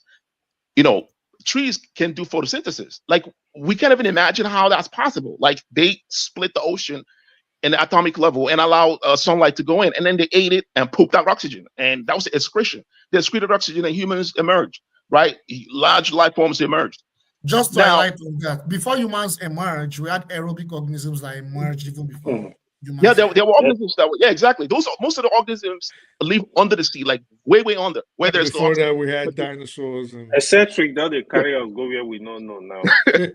No, I think this is why this stuff is meant for Sunday. This philosophy session. It's actually a very good discussion. Yeah, it's a good discussion. I think people prefer to have it in those type of contexts where we know we are trying to delve into abstract areas and scientific and stuff. I think in order for us, going to the next paradigm. If you look at science almost froze. Like we haven't had any type of breakthrough in physics. I think the next paradigm will be machine. It will be AI. AI will take humanity to the next level. Hold on. Can you repeat what you just said? You said science. What do you say wrong with science? Can you repeat it? He says that science hasn't had any. Hold on, Father, please. After general relativity, there's nothing new. Like what else has happened? After Einstein, what else has happened? What do you say? There hasn't been any. He said there hasn't had any major breakthroughs. Physics almost like AI is a new form of that will be the change. What are you talking about? AI is from neural network. What are you talking about? What do you mean by that? What is the problem with that? Science. I don't know. I think that is a kind of building on science that already existed. That's what it means. My God, you guys want to kill me. Don't kill quantum computing. Why don't you understand? No, but it's not from quantum computing. That the quantum computing technology is already AI is just a neural network. This research has been carried out for many years. AI is not new. It's you that are thinking it's new. Okay, no, he's just saying that they have not AI from science. Why are you doing that? Why it's not a fight. I think what he simply said was that there has not been any major scientific breakthrough. That is different in physics. Yeah, there hasn't been implementation of the knowledge we already have now. That's basically what AI is. It's an implementation of the knowledge we have now. That's why he said we are doing AI. There hasn't been any major scientific breakthrough, so we are doing AI. They could discover that light travels faster than the speed of that light can actually break the speed limit. If they discover that, that's a scientific breakthrough. That's what any research you see today, from AI, from driverless car, from EVO, from whatever, everything science. That's the background. I know You that's not can't you don't separate. understand my You point. can't separate I what think he is probably happening. meant physics because physics is where most of the. This is okay. Okay, when you No, say so science, what we are you went from referring to? we went When from you say Newtonian physics, mechanics to Einstein, right? We went from Newtonian mechanics to Einstein. Einstein saying that the gravity, redefining gravity, that that gravity is bro, caused by please, heavier this objects. argument is That's dumb. not the point. If you are thinking AI is not science, I can't help you. No, it's not. That's not what I said. Okay. Let me get back to I my don't point. think that's what All I'm he's saying. saying is, He's saying the science behind the AI is already been around, so it's not a new all I'm breakthrough. saying That's is, what he's saying. all I'm saying is AI will take humanity to the next level. We will not be the next frontier. That will be AI. Okay, look, we are experiencing climate change, right? We are not able to come up with solution because of our system, the way our system is structured. There hasn't been any kind of cohesion on how to tackle this problem. Bro. I believe that. No. Listen, in evolution, I gave you instance like there was a time trees dominated, humans dominated. Now, do you think Earth does not have time to create advanced organisms? Humans, we are the carrier, right? We are creating an advanced species. It's not biological; it's a mechanical species. Yes, but it's part of that evolution. Humans, we are the conduit to create the next evolution. That this evolution is going to surpass us. If you think of space exploration and all that, that would be AI, bro. That's my prediction, right? I think I support what he's doing. Why We are are you going to be against him? relegated to the What he's bottom. saying is might be obvious. We may not like it, but we might be creating just We like should a human being births life. We might be creating our replacement. Maybe Do you know? No. civilization. No. Let me just. And A we're few not seconds. even doing Maybe it the true consciously. civilization That's in the thing. life. Maybe the true civilization that is going to be intergalactic is not going to be bacterial, living beings like us. It could be something powered by electromagnetism. Okay, hold on. Exactly. It would be something that's able to Do you have regenerate hold itself, on, like hold on. I have a question technology for type you. stuff, not biological life. Yeah, Do you have background in sciences? I love sciences. Background. What do you mean by background? When I mean background, you have a degree in Trained, science, educated. engineering or sciences. Yeah. Is that your field? Yeah. That's my field. Yeah. So how on earth you want to separate science from IT, from AI, and what is going on? I did not do that. When did I do that? I don't think it did that anyway. Okay. Let me ask you AI then. Let me ask you AI. I think we are misunderstanding. I may be misunderstanding AI here. So, what is relation between science and IT that you see? I want to understand the way you understand it. So first of all, he said that is what I'm confused, right? I heard the Cedric very clearly. He said, "Oh, science stop what? Like stop developing." Physics. There hasn't been any breakthrough Physics after is science, bro. general Physics is relativity. the mother of You haven't had science. any type of breakthrough. Let him explain to us what the difference is because I want to understand his reasoning. I don't think I'm sorry. I really don't think you are in this field, right? When you say science, you are referring to physics. Physics is the mother of science. Every engineering student, every science student, every medical student will tell you physics is the mother. When you say science, you are referring to physics. Physics is science, it's life. So even the engineering we do today, the bedrock is physics. If you don't understand physics, you don't have business with engineering. So that is how strong physics is. When you hear Newton, when you hear about Einstein, these are physicists. They are not just ordinary people. Even when you go to mathematics, that you would put in that bracket with science, mathematician, physicist. A mathematician, they go deeper into the study. Like when you hear study of relativity, for example, in physics, you have what you call mathematical physics. Some people will call it theoretical physics. They study the kind of stuff like neural network. You can go into deeper research because they deal with big data.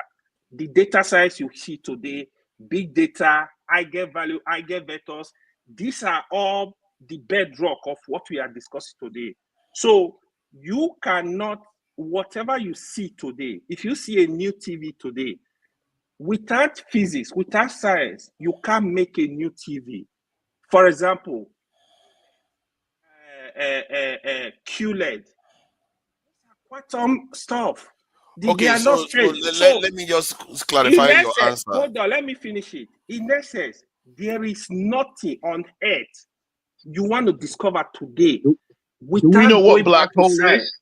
Hold on. Do Huh? we Let really me know? just. Do we know what a black hole is? No, don't change the Black, topic. Let's just get somewhere with it. I think the point you are No, I making, didn't change AI. the topic. I'm Oh, saying we just have hold not. on now. You are changing the trajectory of. I'm trying to understand him, and you want to drag him into a black Look at hole. AY's face. You want to drag him into a black hole. honestly, The, I'm very surprised. How do the you want area, to the area, what you explained just now seems to be that physics is the mother of all science, and all the other and sciences mathematics? I will say computer science is and basically mathematics. is basically the application of what physics has done. It's the kind of application of what Yes, physics even has done. computer So science. technically, they are not the bedrock of science. So in other words, what Eccentric has said, that there has not been any breakthrough in science. That's what he was referring to, the mother of science, which is physics. When you have breakthrough there, it affects all the other applicable areas of these breakthroughs. You see what I mean? Which is the way you went on to describe it. So why are you disagreeing with him? I think You it's see, just a that confuses me. So We're still trying to unify all the forces, though. You know that, right? The theory of I everything. think We it have was his not. We've word. not made any breakthroughs. Like, Okay, let me explain. Let me explain in layman terms. Let me explain in layman terms. What you are discussing, right? You are saying, my grandfather, my grandmother don't have any connection with me. You can't discuss it. So you cannot discuss me without referring to my parent or my grandparent, my great grandparent. That's exactly what you are saying. You are saying I'm from nowhere. So I can't come from nowhere without my parent, with my grandparent. That is science. Science is the father and the mother of everything you see that we are witnessing today. I think you may be These are misunderstanding all. it, AI. It's not misunderstanding. You need to accept this first before Even you based go on this anywhere. analogy, what he's saying is that there is no mutation, there's no change that led to progress in science. But you are saying progress. Yes, there is progress in the scientific field in terms of AI and all the other areas. But breakthroughs are things that completely transform the science, our understanding of almost everything we are using within the field, and which you have already acknowledged. So is AI not a breakthrough? Do you know the genesis of AI? Because you just see, you think It's a it just breakthrough started in the yesterday. application of the science. Is the But not the application that breakthrough in the science gave birth to itself. AI now? That's what I'm saying. So Yes, okay, hold in on. that I context, was it's true. telling you, the AI you see, the source is from neural network. Neural network research has been going on for decades. It's not today. Yeah. So when you see the results of it, it's just like research people are doing today. People are working hard in the lab every day. They are not resting. They are making improvement. They are working to discover new stuff. It's not one day work. So it's a foundation started from somewhere, keep moving, developing up till you get to this point. You are looking at the surface of what is discovered. It's just like when you're talking of microchips. Or look at Nvidia today. Nvidia is one of the biggest companies in the world. You think they just started yesterday? No, it's a lot of work coming. But everything you see, I need you to understand the bedrock of everything is science. Nothing. Without science, the world cannot exist. That is the truth. If you don't mind, AY, forefathers, please. Eccentric, so to your point, to AY's point as well, something I was going to say, while I do agree with you that there's not been any major discovery when it comes to physics since probably the theory of relativity or what have you, but you do recall that, is it Aiden Collider or something, that finally discovered that Higgs boson particle that they've been looking for like in like 20 whatever. That was predicted decades ago. Yeah. So But I'm getting somewhere. So just like AY said, it's something I've been playing in my mind and I've always alluded to as well. AI is not necessarily something new, and I'm sure you would agree. It's not something that you actually mentioned the book as well from the 1970s. I've seen books from 1960s as well that mentioned it. Just as even the electric car is not a new contraption. As a matter of fact, the electric car was the first car that was made prior to the discovery of oil and cracking, and I mean maybe and the fact that are pivoting to using fuel-powered cars versus now that they're making it look like electric cars are the be-all and end-all. If you look through the thousands and thousands of human existence, technology builds on top of what existed before.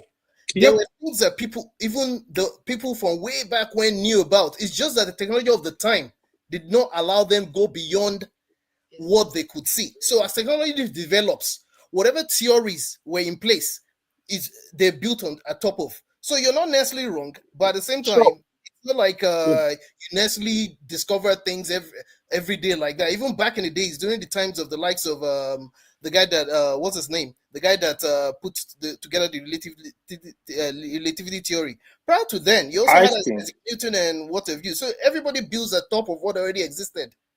That is generally science, right? That's research. So we basically build on what is existing. So even when you want to do a PhD thesis can be an improvement from what somebody has done. Okay, you are able to walk up to this point. You can look at what he has done, pick it from there and say, okay, I need to, he has created Warhol. I need to look for a way to create multi-dimensional holes. So that's a research. So it's you are not starting anything from scratch. You picking up new stuff. People have done a lot of work. You are improving on this work. There could be new science, that we haven't even discovered. Everything. No. Listen, light. The way we perceive light, everything we perceive light very late. Right. If you look at something, an object like 100 miles away or something like that, you don't see it when it happens. Like any event that far, you don't see it when it happens because of the delay and how we perceive light. I mean, if you look in the sky, if you look at any stars, they might be dead like billions of years ago, right? Bro, there could be some, our measurement tools is based on our physics. What if there's a new physics where the measurement tools are different? You know what I mean? Like, yeah, there could be something. Who knows? There could be something out there in the future. And what I'm saying is AI could take us to that new frontier. Right now, they are now sentient. You know what I mean? And listen, this might sound like religious shit. I believe AIs will become sentient. AIs will become independent. Maybe 1,000 years from now, they will get there. What do you mean become independent? No. I think they will become sentient a lot earlier. If you carry on at this stage, they will become sentient. That's if they've not already I gave you prediction already. I'm giving you my prediction. I think we overstate what sentience is. And I think when we start peeling off this thing, you start finding out that it's not as complicated as we like to think. And we may have already put it together without even knowing it. You think? I see reason why we Africa we are not investing in research. Humans are a machine. We are a biological machine. A kind of machine, yeah. And we like to pretend as if we are not, just like we like to pretend as if we are not animals and all the rest. While we are all part of it. But I really subscribe to that idea that maybe AI or humanity, that might be our future, because if we are to advance, there's a point we advance to, our physical body cannot be able to sustain our advancement. You can't, there's a level you can't do space travel easily if this is the physical state you remain in. So maybe somehow we or something that comes after us have to take advance beyond our physical form. Biological evolution takes a very long time. You know what I'm saying? Biological evolution takes long. But basically, in summary, here is what I try to explain. You cannot separate anything happening today from science. For you, look at the other people that went to the traveled down the ocean the other time, right? That died. That's science. So it's theory of science. You want to go to space. Hold on. You want to travel to the moon.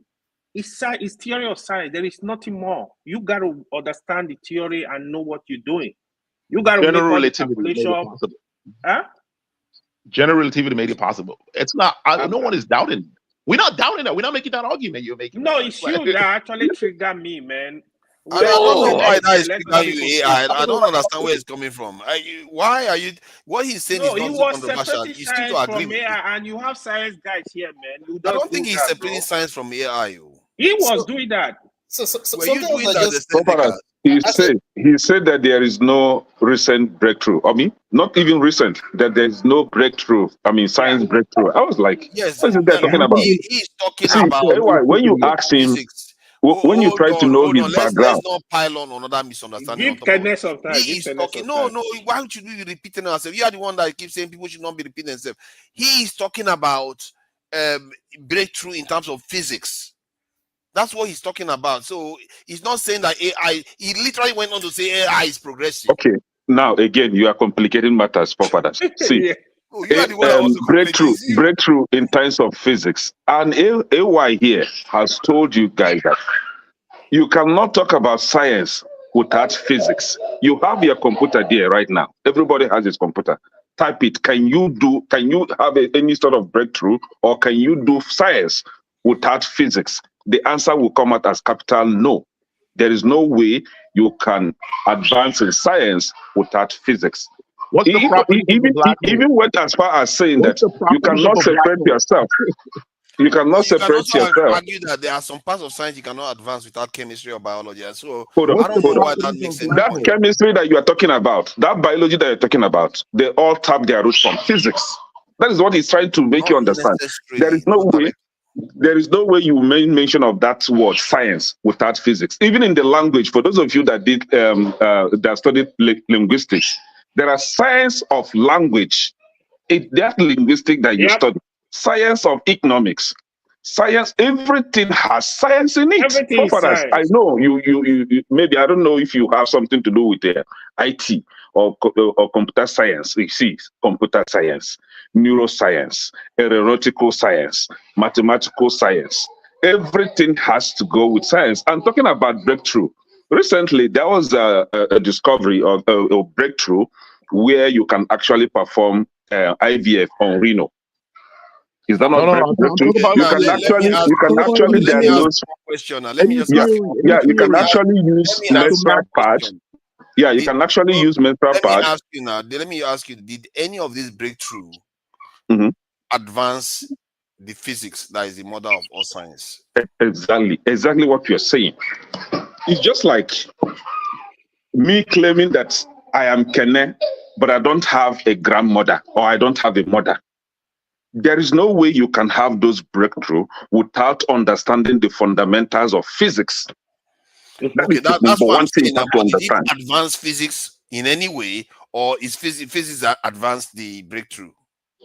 Physics is what is pushing everything forward. But he is saying that in physics itself has not made any recent breakthrough. That is the point. That is what we were telling you. Without the physics, you can't make that breakthrough that you're talking about. Yeah, but the physics itself, no, see, it's like saying I use hammer to break a house down.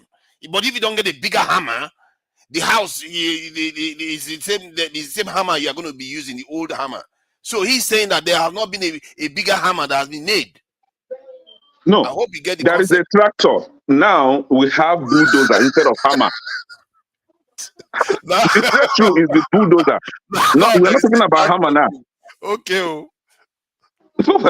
There are a lot of breakthroughs. See, you can help yourself. Recent breakthroughs in science every day. Not that it isn't because we don't actually look. Whatever you're looking for, there is a greater chances that you find solution, that you find that thing. If you want to know the breakthroughs in science, they are out there for you to see. I don't know your field, eccentric. AY wanted to ask you, but I don't know what specifically is your field. I have interest. I want to know. Electrical engineering. Your specialty in science, please. Electrical engineering. Yeah. Electrical physics. So how? Oh, sorry. Electrical. How come, you can't even do that electrical engineering without having credit in physics. Sorry. Why this argument is really concerning me? Why are we arguing with him about this? No. He's I not need to making talk any to a there's no certain- contradiction in what he Hold on. said. No, the Hold on. contradiction Hold on. here is that there are Hold on, can I- breakthroughs in science, recent breakthroughs in science that we don't even know about. But Just not Google the it, you mother see. of science. That's what he's It's saying. the mother and Sorry, father. forefather. It's not just the mother. Forefather. It's the mother and father. You can't mix both of them Can together. I One hold on? You Let me can ask somehow. a question. Can I hold on? Can I let Eccentric? Do you know everything in electrical engineering is V is equals to IR? Do you understand that? Or is Ohm's law? Electrical engineering is Ohm's law, nothing more. No, not necessarily actually. Hold on. Everything built in electrical engineering, any cycle you want to design, everything is Ohm's law. Finish. That's the only thing you use to develop electrical engineering. Nothing strange there. Wow, you know this. that kind of stuff. He's aware of all this AI. I'm telling you, You know this. There's a lot of different laws, though. To be fair. No, I'm telling you what I know. I have a degree in physics. I have a degree in electrical engineering. I'm telling you what I know.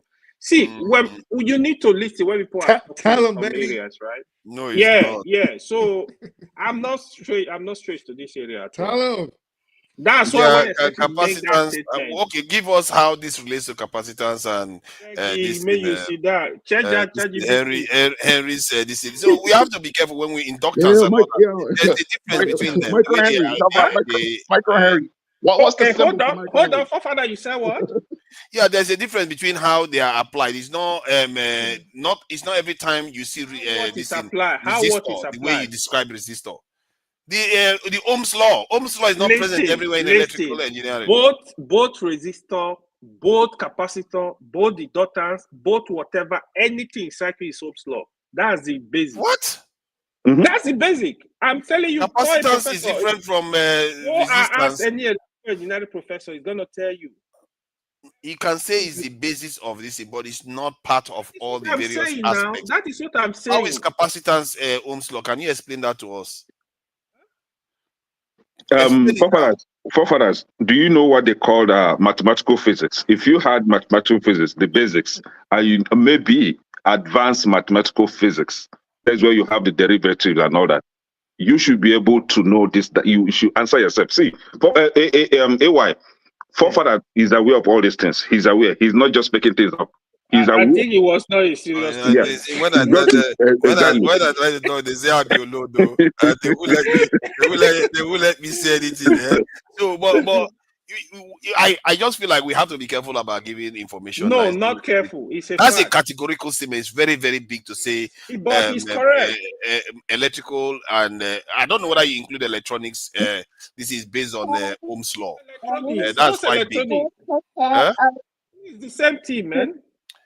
There's a lot more involved. It's like saying physics is in everything in neuroscience and all the rest. There's a lot more difference. There are differences. It's not pure physics you are doing in this in AI, this in sciences. So what I'm still telling you, right?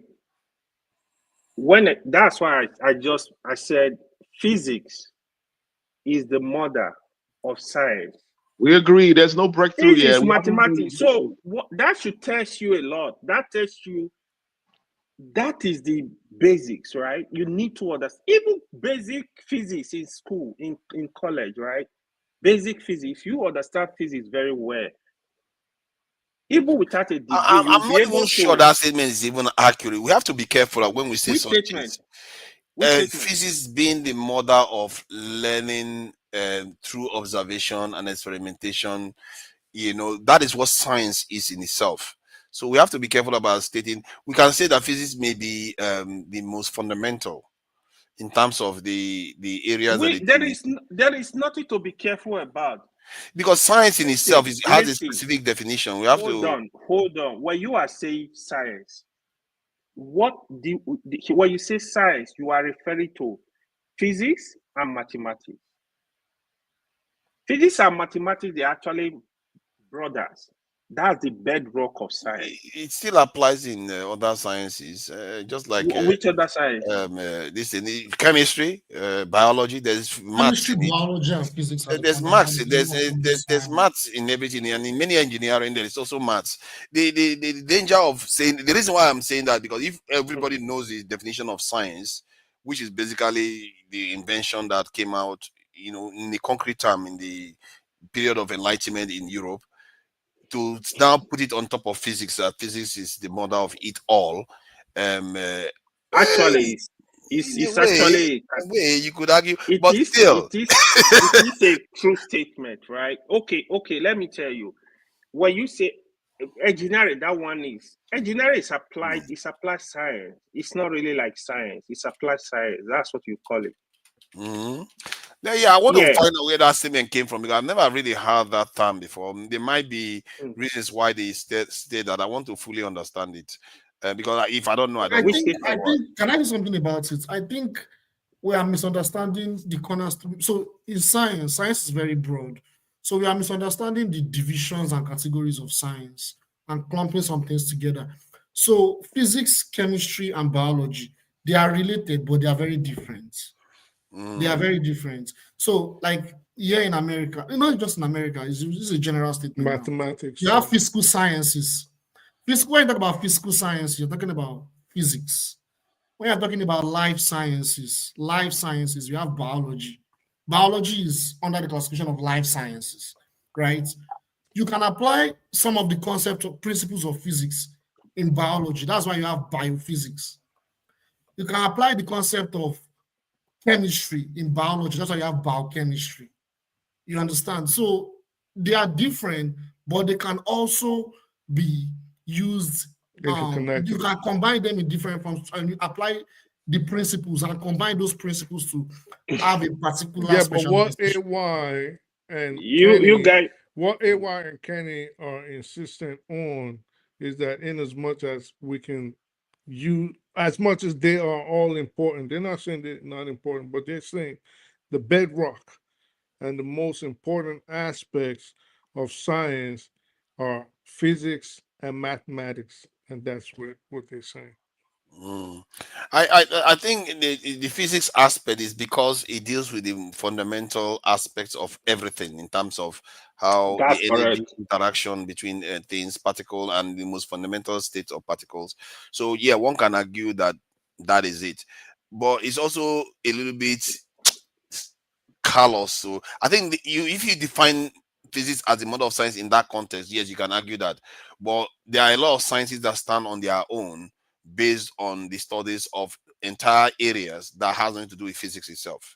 You see what I mean? So like what? When you are this in studying microbiology, you are studying the behavior of this thing. Okay, let me scatter this table. Do you know the correlation between capillary and the vein that you have in your body? Yes, I get what you are saying, but what they are studying there is the way it affects that living organism. They are not studying how it interacts in terms of the physics in itself. Let me break this table. Hold on, let me break this table.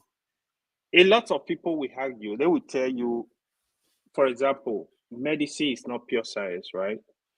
A lot of people will argue biology is not pure science. So, in the world we live in, when you go back to the study of science, what you will deal with is physics and mathematics. Exactly.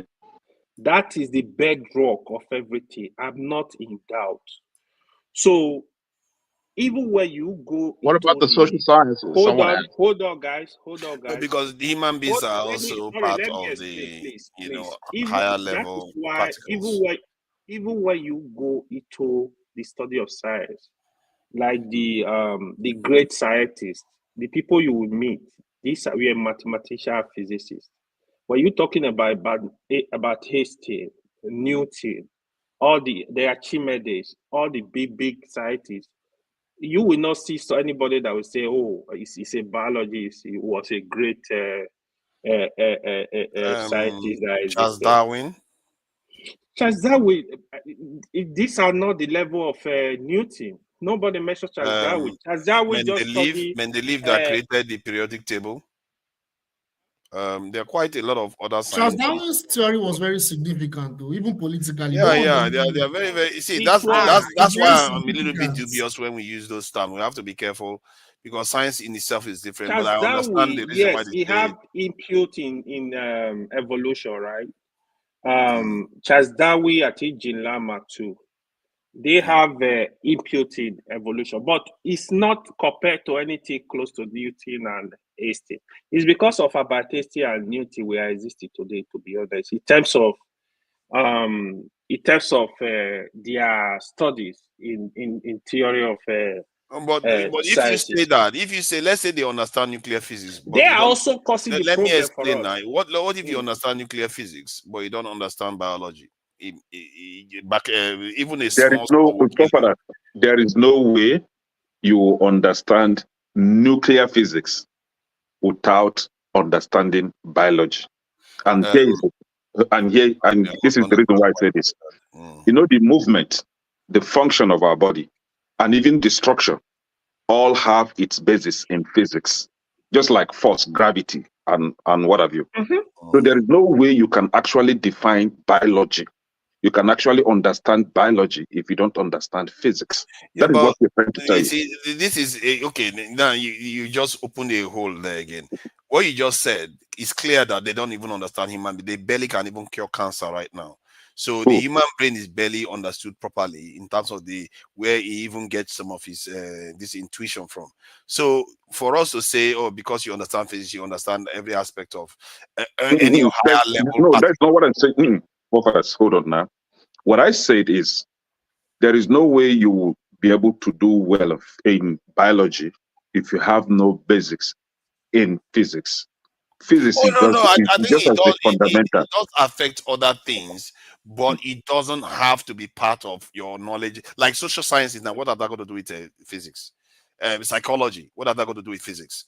So it doesn't have to be directly, but the only reason why I'll concede that point again, because those sciences or psychology is still based on elements which are human beings that are a collection of particles at the same time. So hence you can still go back and say physics is still the basis of everything that comes after it. But let's make no mistake and say that there are no other sciences that are based on higher level arrangement of these. You say that social science has no relationship with physics. Have you heard of a course called social physics? I say they do, but when you are studying them, you don't do physics at all. In reality, you don't see physics in itself because you don't see a human being and say, oh, let me think about the particles, how they interact before I talk to him in terms of social science. Okay, let me ask all of you. You have no idea that mathematical physics is used to understand the phenomenon of social interaction. You have no idea of that. Mathematical physics can be applied in the phenomenon of he wants to do a social. Look it up. Look it up. Mathematics can be used. Simulations can be used. It doesn't have to be physics to understand interaction between human beings. Mathematical physics. Matter of fact, physics. What do you mean by mathematical physics? Even I don't even know what term that is. Now, for security, thank God you are vast in security. I want to learn. Thank God you are vast in security, right? There is no way you can. Good night, guys. I'll talk to you guys. Look at he's our geopolitics expert. Babajide, our geopolitical expert, clearly doesn't like for you as a security officer. For you as a security officer, to study social network or crowd behavior. Physics, you must go into a class they call physics. You must study it. You must know the basics of physics before you'll be able to study social network or even crowd behavior. There is no way. I don't think so. Okay. AY here told you that he has degree in electrical engineering and then physics, but he's the one now here, not just a kind of a living electrical physics behind, but he's telling you that for him actually to do well in electrical physics, he must understand electrical engineering. He must understand physics. Now, I was in electrical engineering. I left after 2 years, right? And I went back to physics. Now, and I'm telling you this because we know all these things. As a matter of fact, I started with chemical engineering, actually. Chemical engineering, electrical engineering, and back to physics. So these things, there's no way you can... You couldn't take it, you ran back to physics for refuge. It's okay. No, things happen. You know, things happen back then. Yeah, But true. the thing is, what actually triggered me to call in, I was trying to go take shower, and then I was hearing Centric saying, "Oh, there's no breakthrough in physics." I was like, "What?" I had to wear my clothes back. I said, "No, it's a fact." Can you mention a new theory? What is the new theory after general relativity? Like, what is the new theory, the groundbreaking theory that we have in physics? Can you mention it, please? Like, okay, now you're going. No, you're going back to theory now. What is the properties of the black hole? What's the properties of black hole? We don't even understand quantum mechanics yet. We don't even know what quantum mechanics is. Like, yeah, that's because you run away from the class. The problem is that you run away from the class now. You guys are harassing the point. You are harassing him. I think it's not the only victim. Fafana is not the only victim. We had a lot of students that ran away from. You guys need to keep up, man. You guys need to keep up with the time. That was so controversial. You guys turned it to a controversy. AY started this too. He was like, "Hey, you shouldn't say that." Mention the new theory. Mention the new theory. I'm waiting for you. Mention the theory. What's the new theory? Theory of everything? Which one is it? Can you tell me? I don't know. Relativity. What's the new theory? What's the new groundbreaking theory? About speculation.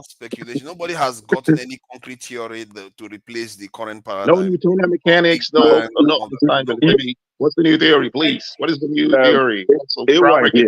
AY here told you that most of these things that you see today have been visited long ago. It's a matter of bringing it back, making deep research on it, on how to advance it or how to improve on it. So all of these things that you're seeing today. What is the properties of black hole? But the bigger point he made that I think we should not forget is he also went on to say AI could be the tool that is going to enable us to make the next breakthrough. We go to the next frontier. Exactly. That's my point. But everyone ignores it. Hold on a second. Oh my God. Oh my God. Support the diaspora vote. Hold on. Just 20 years ago here. Just 20 years ago here. We are struggling in Nigeria to make a phone call. Just 20 years. Do you know how we got that breakthrough? Do you know if not for physics, you cannot just take a cell phone and just put a call today? AI. How come you don't understand AI, why are you doing this? No, it's true now. What is strange? It's true. That's based on an old theory. What are you talking about? This kind of fight, me, I've never seen this type of. The guy, this is not controversial thing that he's saying. A lot of men say this all the time. Okay.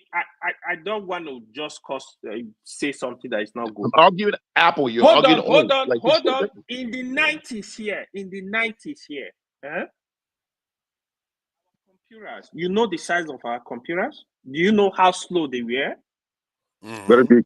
No, people are working where you can have a computer today. You just click, boom, everything is flying. You think it's just because you think you just wake up and just design. When you say computer, it's not the physical equipment. It's not the physical equipment you are looking at. That's not the computer. It's the work that is put in inside. A lot is going on. That is what AI is a methodical thinker. You don't once AI gets a hold of something. Sorry, when AI gets a hold of something, he's a methodical person. He doesn't jump off from there. What AI Seneca said, he's not disagreeing with what you are saying. It's like you already know. It's like understanding that you have to sharpen a knife with a file. You understand how to do that, but later on you get better files to do it, but it doesn't change the fundamentals. The fundamentals hasn't changed. That's all it is. That's all. But that is what you people don't know. People are doing research to get it better. Even what we have today.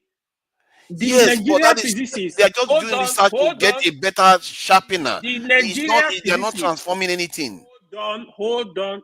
Philip Mbegwale, I think he's from Anambra. Do you know Read about him. He's a physicist. He studied physics in UI. Do you know the work the breakthrough he made in America? What are you talking about that there is no breakthrough? Recently, AY, just recently, I think 2023, there is an attempt to unify Hastings gravity and these what they call it, quantum mechanics. All the forces, unifying Hastings gravity and quantum mechanics. I think that is another breakthrough, right? Or is it not? No, they failed. They failed. There's no proven one. But that is an attempt. It's an attempt. How many times this guy Elon Musk, right? How many times did he attempt flying that is what they call it, drone or whatever? How many times did he attempt? But what are they trying to unify? What are they trying to unify? The fundamental forces? What are the fundamental forces they're trying to unify? That's the theory of everything. We don't have that yet. We don't have theory of everything yet. There's no new theory. We are not even now, essentially, you're a science student. Now we live up. We can give you the support. Let him go ahead. We'll give you support. You can actually do that because those that invented the one that they invent, they don't have to. You can do better than them. So I think he has it. But I get it. What time is really? We don't. I don't think we know what time is. Ensendicas may have a point. I support Ensendicas on this one because I think it may take AI to give us insight into the next thing. Just like when they are trying to build fusion, people are using AI now to build shrouds around fusion plants because before it's so difficult to try to control the heat that is required to contain the particles to create fusion. So now they are even using AI to create the shroud around it. So you can see that AI may be fundamental if we want to. No, you are the one asking the question. You are answering yourself. So what is the basis? What is the basis for this? I'm saying I side with him. I'm making the point. And you are siding with him. I keep fighting him. Stop fighting him. I don't see what he said. No, we are not fighting. Why fighting? I thank God that at the end you answered yourself. So there is a breakthrough in science, and there is a breakthrough in physics. Yes or no, for others? There's no yes or no answer to that one. All this while people are just bringing here. Let's go back and talk about politics. I think tomorrow we talk about all this. Again, politics. There is science in it. Political science. Exactly. Not there again. Where is the physics in it? There's no physics is life. You guys, man. All of you, Kenny, Eccentric, AY. Even my man Local P. If I didn't mention you, you're not included in this. But all of you that I mentioned are super smart. Oh, Passat is here. Passat is a science student. I think I do my turn by now. I see what you did there. I see what you did there. I'll play with you for Going back to for me, breaking down physics for them. Yeah, he's here to teach us. I thought Pastor was listening. Were you trying to change the subject or something? No, we're not changing the subject. No. We're not changing the subject. We are just talking about. I think Pastor had. Yeah, I think maybe we should leave this tomorrow now. Maybe we should leave this tomorrow. Let's talk about Ghana election, and they've elected a new leader, and I think Namibia elected the first female president in the Africa. Oh, not the first, but they elected a female president recently. And what else is going on? Sudan, they are still killing a lot of people in Sudan. Nothing has changed there. Yeah, that's about it now. Which one you guys want to talk about before we have all the hunger. With all the hunger and backwardness in Namibia, they decided to elect a woman. Oh, actually, not elect. Who says this? Is Namibia very hungry? I thought they were doing okay. Nobody elected actually. Namibia is doing okay. They said they have some of the best roads in Africa. From what I gather. With starvation. Are they starving? Am I mistaken? Namibia is one of those big countries. They have one of the best economy. Which Namibia? I beg. Namibia, they have one of the best economy. No, that's not true.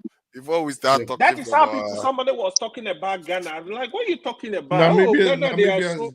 It's not so bad though. Their GDP per capita is more than triple that of Nigeria. Yeah, but the economy is, GDP is better than Nigeria. almost 15, just less than $15 billion. Because they have a tiny population, but very good roads. You know the population of Namibia, forefather? Yes, very tiny. Let me see. Doesn't matter. It's a country. Yes, I think they have a few million. You need to check their population before you talk. Check the population.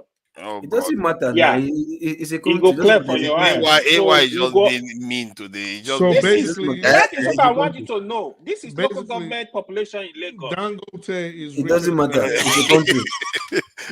Ajegule will run over this one. Sorry about that. Let me check the map. If Passat, I want to run over state. Passat will run over that one in 2 seconds. That's a lot of landmass, you know. Nigerians with a lot of drought, right? Yes. When we have desert, very arid desert. Yeah, drought. They don't even have water to drink. When we have this UAE or whatever, right? Wow, they turn desert to an ocean. And you have that's the potential I see. That's the potential I see.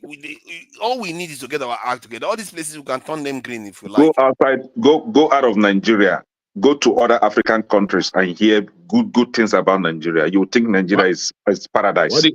Why do you want to turn desert green? Why do you want to turn desert green? That's not good. Why? It's not good. Why? It's actually not good. Why is it a problem for you?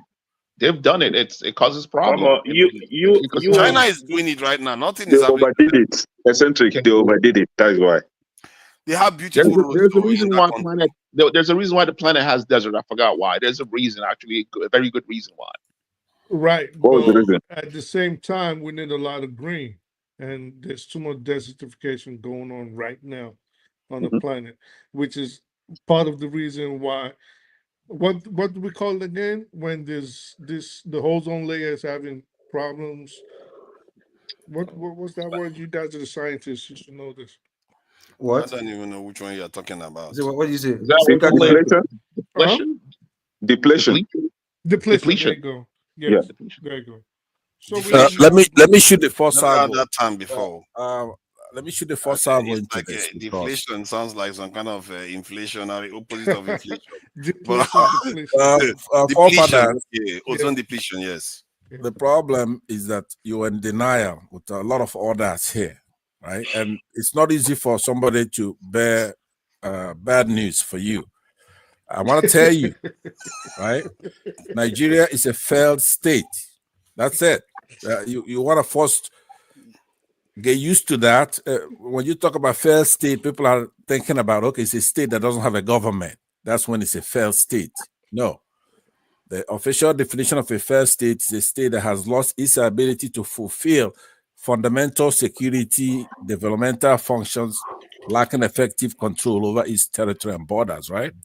So what the problem we have are people who don't want to deal with the truth. Nigeria is a failed state. So now it will take time because we're not revolutionary in nature. Now we in the Southeast, we are. But a lot of Nigerians are not revolutionary. So we want to go through the evolution. Okay. It takes a lot to provoke a country into war and things like that. That's why we need to identify who the enemies are, right? Okay. I heard you guys in the first few hours ago. You guys were talking about how they locked up some guy, Delhi, something. They kidnapped him from Lagos. Yeah, and sent him to Ekiti State, right? Yeah. By one of the elites that hangs out with the president. I don't think Nigeria meets the definition of failed state. Okay, we're gonna talk about all that and the eccentric cast. It's gonna be your turn very soon. I'm laying down. Read what you just pull up. I just want to be able to. Okay, hold on. Let me read that. Which one you want me to read the example? Yes, read it. If we turn back on the developing world, we will see more failed state. Yeah. No, read it. the top.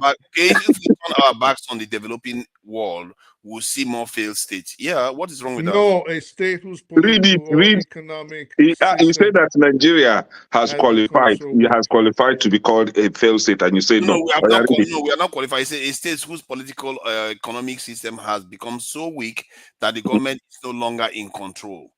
What is happening in Nigeria today? I'm telling you right now, the government is in control. Why do you think I'm accusing them of sabotage?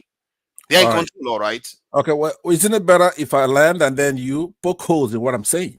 In essence, I like to debate somebody who is wrong, because once you finish your premises and your conclusion, I'm able to poke holes in it. It makes it a whole lot easier for me. And because I'm aware of that, everything I say here is going to have to be true. So if you're allotting me 5 minutes, I've been gone for a while listening to you guys laughing, jumping it up for people whose roof are burning, right? You're here laughing, playing around. But it's okay. So what I wanted to say is that Nigeria is a fair state. You better get used to that. And it's coming down to a hit very soon. I'm going to answer a Central Cast question. I believe he thinks it's funny or something like that, right? If the government cannot control its borders, maybe you don't know it, in the north somewhere, you have a bunch of terrorists in charge, collecting taxes, doing all kinds of things somewhere in the north, and it's been going on for a while. That alone qualifies them as a fair state, right? Right now, we're paying whatever our enemies outside want us to pay. At $1 is like 1,700 naira. Remember, at some point it used to be 2 to 1 in 1980. So we are not in control of our resources. They set prices for our commodities. That is just, it's a fact. Whatever they want us to pay for petroleum, I mean, even Saudi Arabia could determine how much petroleum will pump out of the ground. Mm-hmm. Now, two, they pick our leaders, right? We're not in charge of picking our leaders. We spend 400 billion naira and we develop indigenous technology, and then we'll go to the polls, we'll vote, and if they want, they can even just shut it off. And there's nothing anybody can do. But all of us in the Southeast, we're not happy about those things. We're putting up with it for now. But if we discussed Syria here a minute ago, and I was saying, yes, it's good to see these kind of examples. You see what's happening in Syria. The people call them rebel. They want to change the government. They have a dictator there, Assad, took over from his father. The Nigerian leaders can do exactly the same thing. They're doing it by region or religion by now. So Tinubu can easily put his son to be the next president. There's nothing anybody can do about it. But at some point, you have what you call rebels. And that's what they're doing. They've come into the capital now. That Assad they're looking for him. This is exactly what we have to do in our own country. Not to take over the country. Yeah, you could laugh, but that's coming. You could laugh. I'm telling you, it's just that Nigerians don't know right now that we are gone. Nigeria is gone. Telling you, I agree with you that Nigeria is gone, and I agree with you that to a large extent, we could say, I mean, you could argue it either way. It's a failing state or it's a failed state. But what I think we all agree with is that it is not a working state. I think we would all agree I would with take that. maybe less than 2 minutes then to land. I understand. So once you stipulate what you just said right here, then we'll have to deal with it. We'll have a topic. Your stipulation, I welcome that. I don't think you go quite far enough, but you are around the ballpark. When somebody as big, perennial, in every government, as big as Dangote cannot get supply, right, for crude oil in his scam refinery, it means that even the crude oil has been mortgaged a long time ago. Trust me, if that crude oil was there, Dangote will get his hands on it. The president is his friend and he's entrenched. He's in every government. The only reason he cannot get that crude oil is because it's already been mortgaged to people who are far superior to him.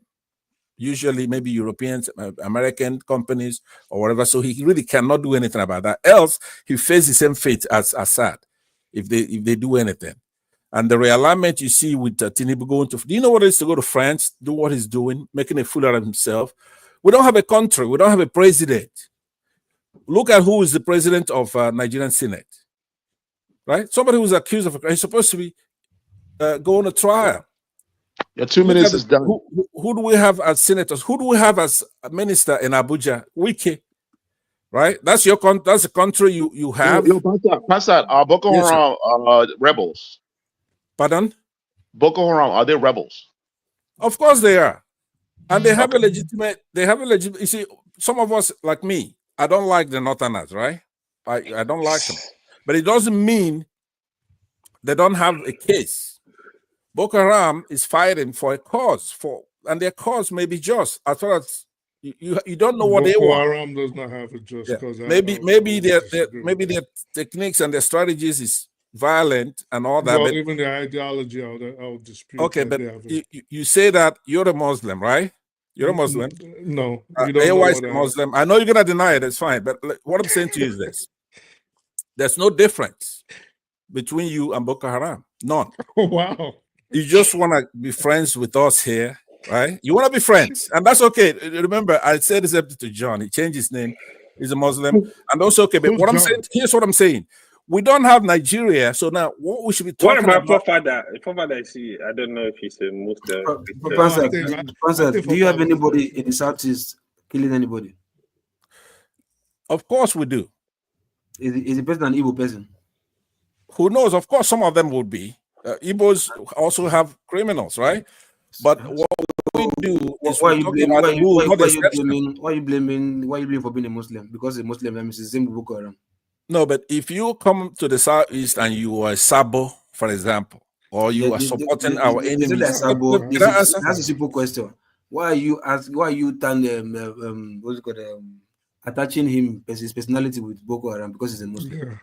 No, what it is that Nigeria, now it's not Muslim wide tenets of Islam. No, that's not what we're talking about. When we colloquially say that somebody's a northern Muslim, Sunni, for example, right? Sunnis are killed. You saw in 2015 in December, they went to Zaria, Kaduna, killed over 1,000. Buried them in mass graves, right? And that doesn't mean Sunnis are killing these people now. You have some. Well, that's exactly what it means. Criminal elements. When we talk like that, when it gets your turn, doesn't mean when all it gets Igbos your are turn, killers. when you get your turn, that you deal with me. I only got less than a minute here. You know, it's What I'm saying, wicked for Pansan. what I'm saying, my main point, my main thesis is that. Your time never finished. Don't worry, time never finished. No, his minutes is done. He's done. Can someone No, else let take over? him talk. Okay, thank you, Pasad. Can I land here? Can I land? No, let him land. Let him land. You can Let never me land. Your Pastor, your knowledge in Yeah, the allow him to conclude. Let me land disappointing. because my main, you're not attacking my Your main knowledge in thesis. geopolitics is so bad. You're calling those guys in Syria rebels. Come on, I man. know you by another name, support diaspora, but whatever it is. What I was gonna say to you is that you as a minority, right? Your strength comes to attacking. So are we back to the minority talk Let again? him land, let him You have been not finished. You've been going on for a week. We have people from the southeast. Okay. Anyway, I'll pass it There are back to you, problems in forefathers, Nigeria. because there's only 7 of us here. It's gonna come back to me, right? Yo, I love One Pastor. major thing we need to discuss is Nigeria is a failing state. None of the activities of a state is being carried on in the country. People are out of school. Our kids are out of school. Unemployment is maybe 60%. Inflation is probably hyper by now, but they admit to like 40%, 30 something, 40%, right? And there's nobody doing anything about it. It's a funny thing. There's no schooling. How many people in your village do you have you given scholarship? Be honest. I don't like boost. I don't like boosting. I don't think you ever. If you say that, I will go to your Stop village asking and too many ask. questions. You will like Okay, that if you they get 3 minutes from forefathers, I'll answer that. But if I have to use the rest of my time, I want you to shut your big fat mouth. I think this guy hasn't said anything. You will never land. Pastor will never ever Okay, land. I yield back. There's only 7 of us. It's supposed to come right back to me. Go ahead. Nigeria is a failing state. It's a scale statement. You can say Nigeria is failed already. You can say Nigeria hasn't failed. You can say Nigeria is still a state. But objectively, personally, I like to think about it from the point of view of objectivity, because there are nations that have gone through even worse state than Nigeria that still are called nations. So I don't subscribe to this idea. Afghanistan, even if they were torn to pieces, there was a time Indians were eating from sheep to mouth, as they like to Ireland, say. Ireland, potato, all kinds of, Northern Ireland, there are many nations that have gone through hell. France, China lost about 50 million people within how many years, and they are still United a nation. States. I don't know, man. So it depends on how you want to call How it. long? How long have we been going through hell?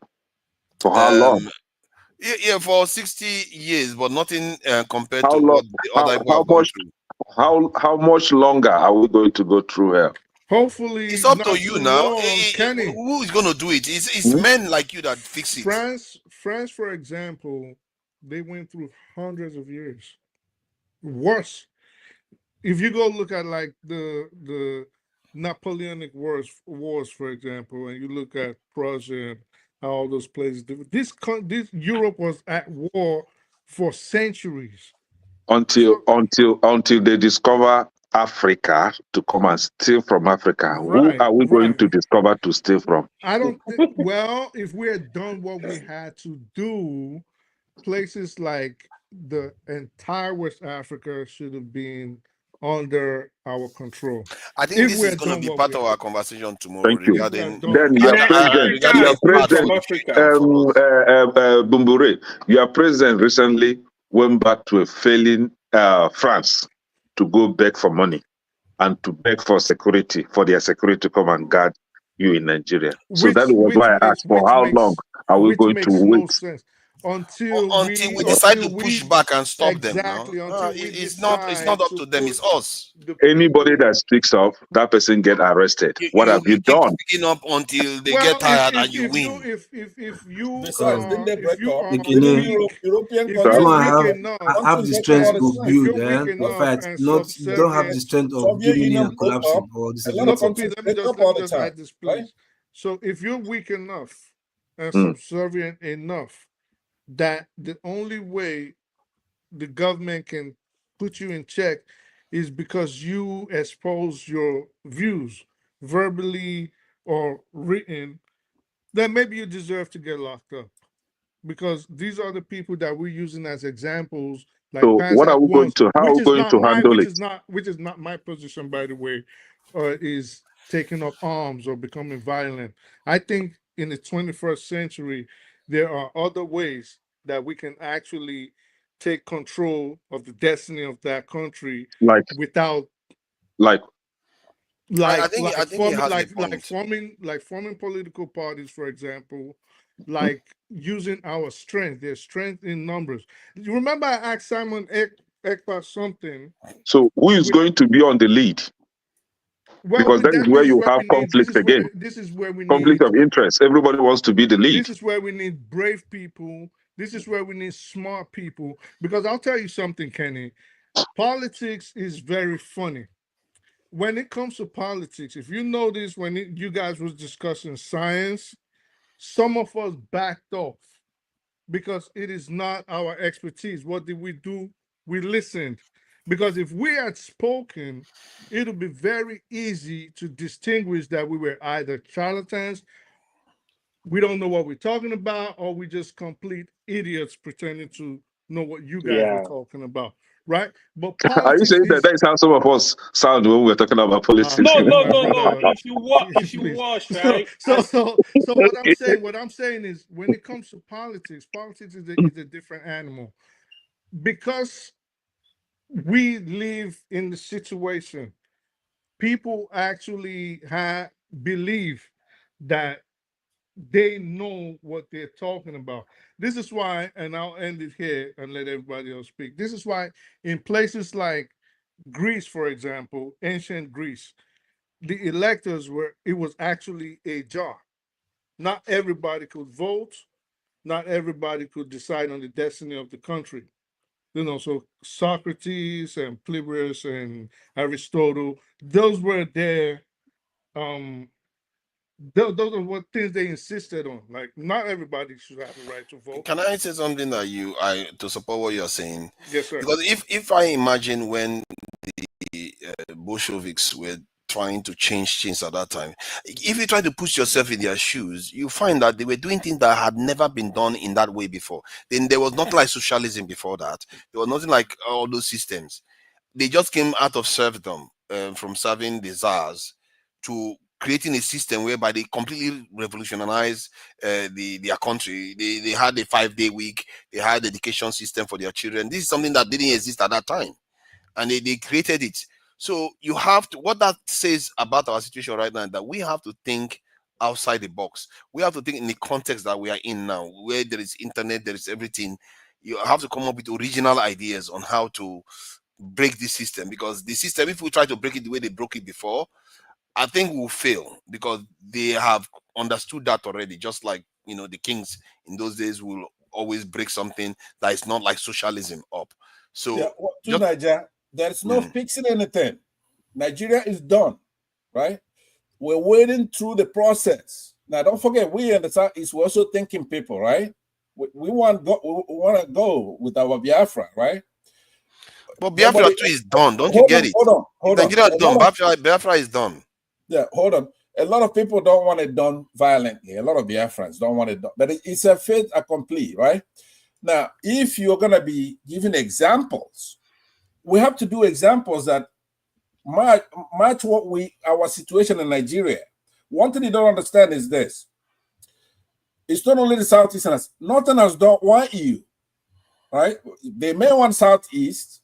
Northerners don't want you people in the South. They don't want the Yorubas, right? They don't.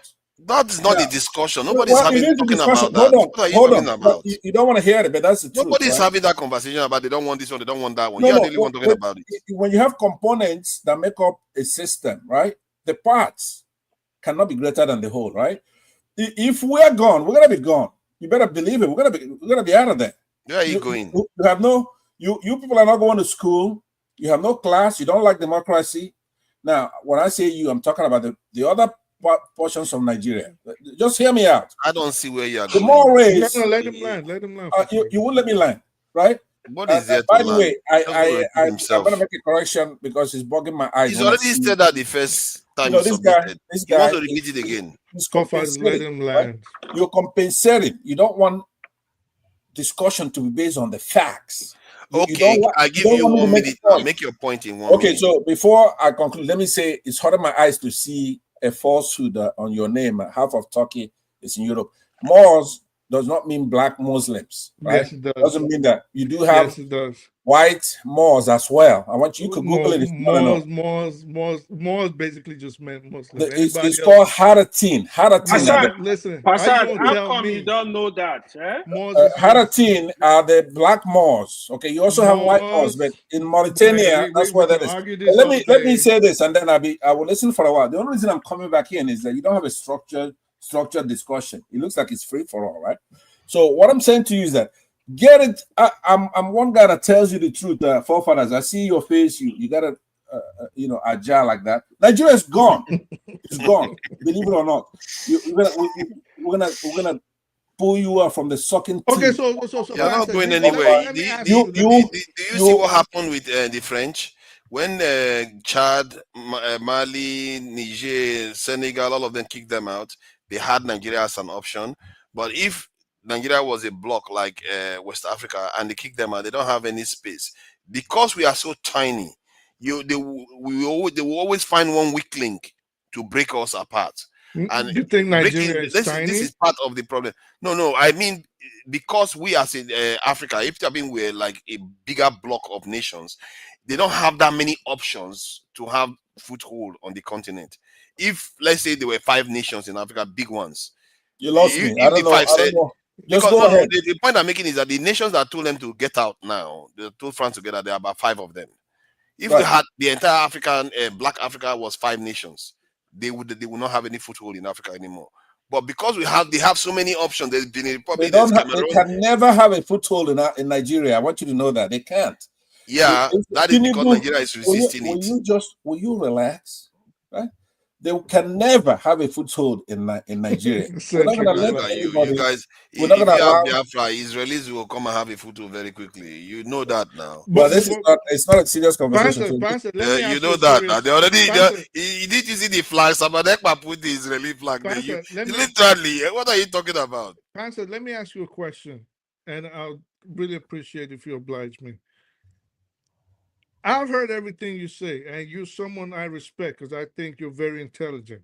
Okay, so you tell me, Biafra now, today, how do you seek to accomplish it? If you say just through arms, then let's just leave it at that. If you say you have anything else aside from a violent movement or a violent path to achieving independence, I'd really love to hear it. Okay, let me make it very snappy for you. By the way, I'm 6'4". I'm strapped. You have to respect me. If you don't, I'm gonna take it from you. Right? Let me say to you this. Listen to this.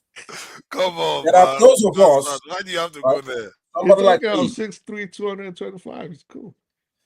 I've got my preferred means of doing it. So what I'm doing is letting those who, for example, have 3 tiers. There are Southeasterners such as Peter Obi who feel the country can be fixed. So give those a chance in 2022, 2023. Go. If you could fix it, it's better if we're one united polity, one Nigeria, right? If that's the best thing, we're one Nigeria. It's even better if we're one West Africa. Even much better for one Africa. I'm a Pan-Africanist. But unfortunately, I don't believe that's possible. So Peter Obi failed because the Biafrans were saying, don't go to the polls, stay at home. They're not going to let elections take place. They were prescient, they're smarter. Okay, but we went ahead and said, okay, let's give it a shot. Now, the second tier are people like Simon Ekpa and Nnamdi Kanu, who feel they're going to go through some kind of plebiscite and get people to vote through a referendum, right? Now, those people were given a chance. I'm giving them a chance. If you could get that, fine. I know it's not going to work. Then you have me, who is saying we should take it by force. We could defeat Nigeria itself in a war. They're not going to school. They don't make anything. If I say if I come home there with justice of Onogu, right? If I come home and I say somebody like Innocent Motors says, stop that, I'm commanding you, stop that nonsense you're making and make tanks, right? We take Nigeria, we're going to go all the way to Chad. Now, you see, this, I can't remember his name here. Like, this guy below Forefathers here. Talked about nothing Right. to do with violence. Local P, okay? I thought you asked him not to talk about violence. I'm almost done. I'm giving you now my own opinion. I think we should be done by war, right? Local P, we took his place, the great Benin Kingdom. In one day, on August 9th, 1967, we conquered them, right? Wait. Two What battalions. What are we doing? Hold on. We are gonna be. We're gonna do it again. Actually, round up. I was skipping. You guys are keeping so much jaggedness. I had to come back. I had to come back. Oh,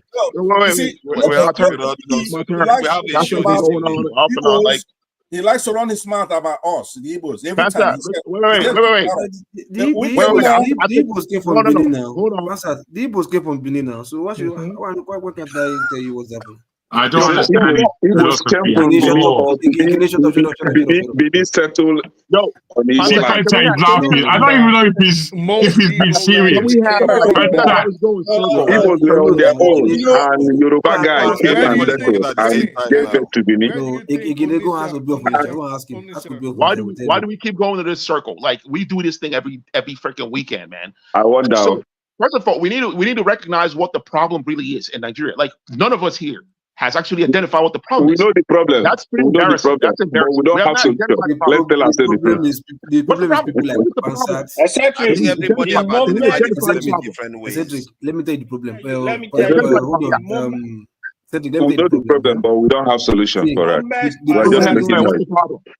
What is the problem? Go ahead. Let me tell you the problem. Wicked. The moment the problem wickedness is gonna come out. Wickedness is the problem. The problem, right? Truly be told, is Nigerian.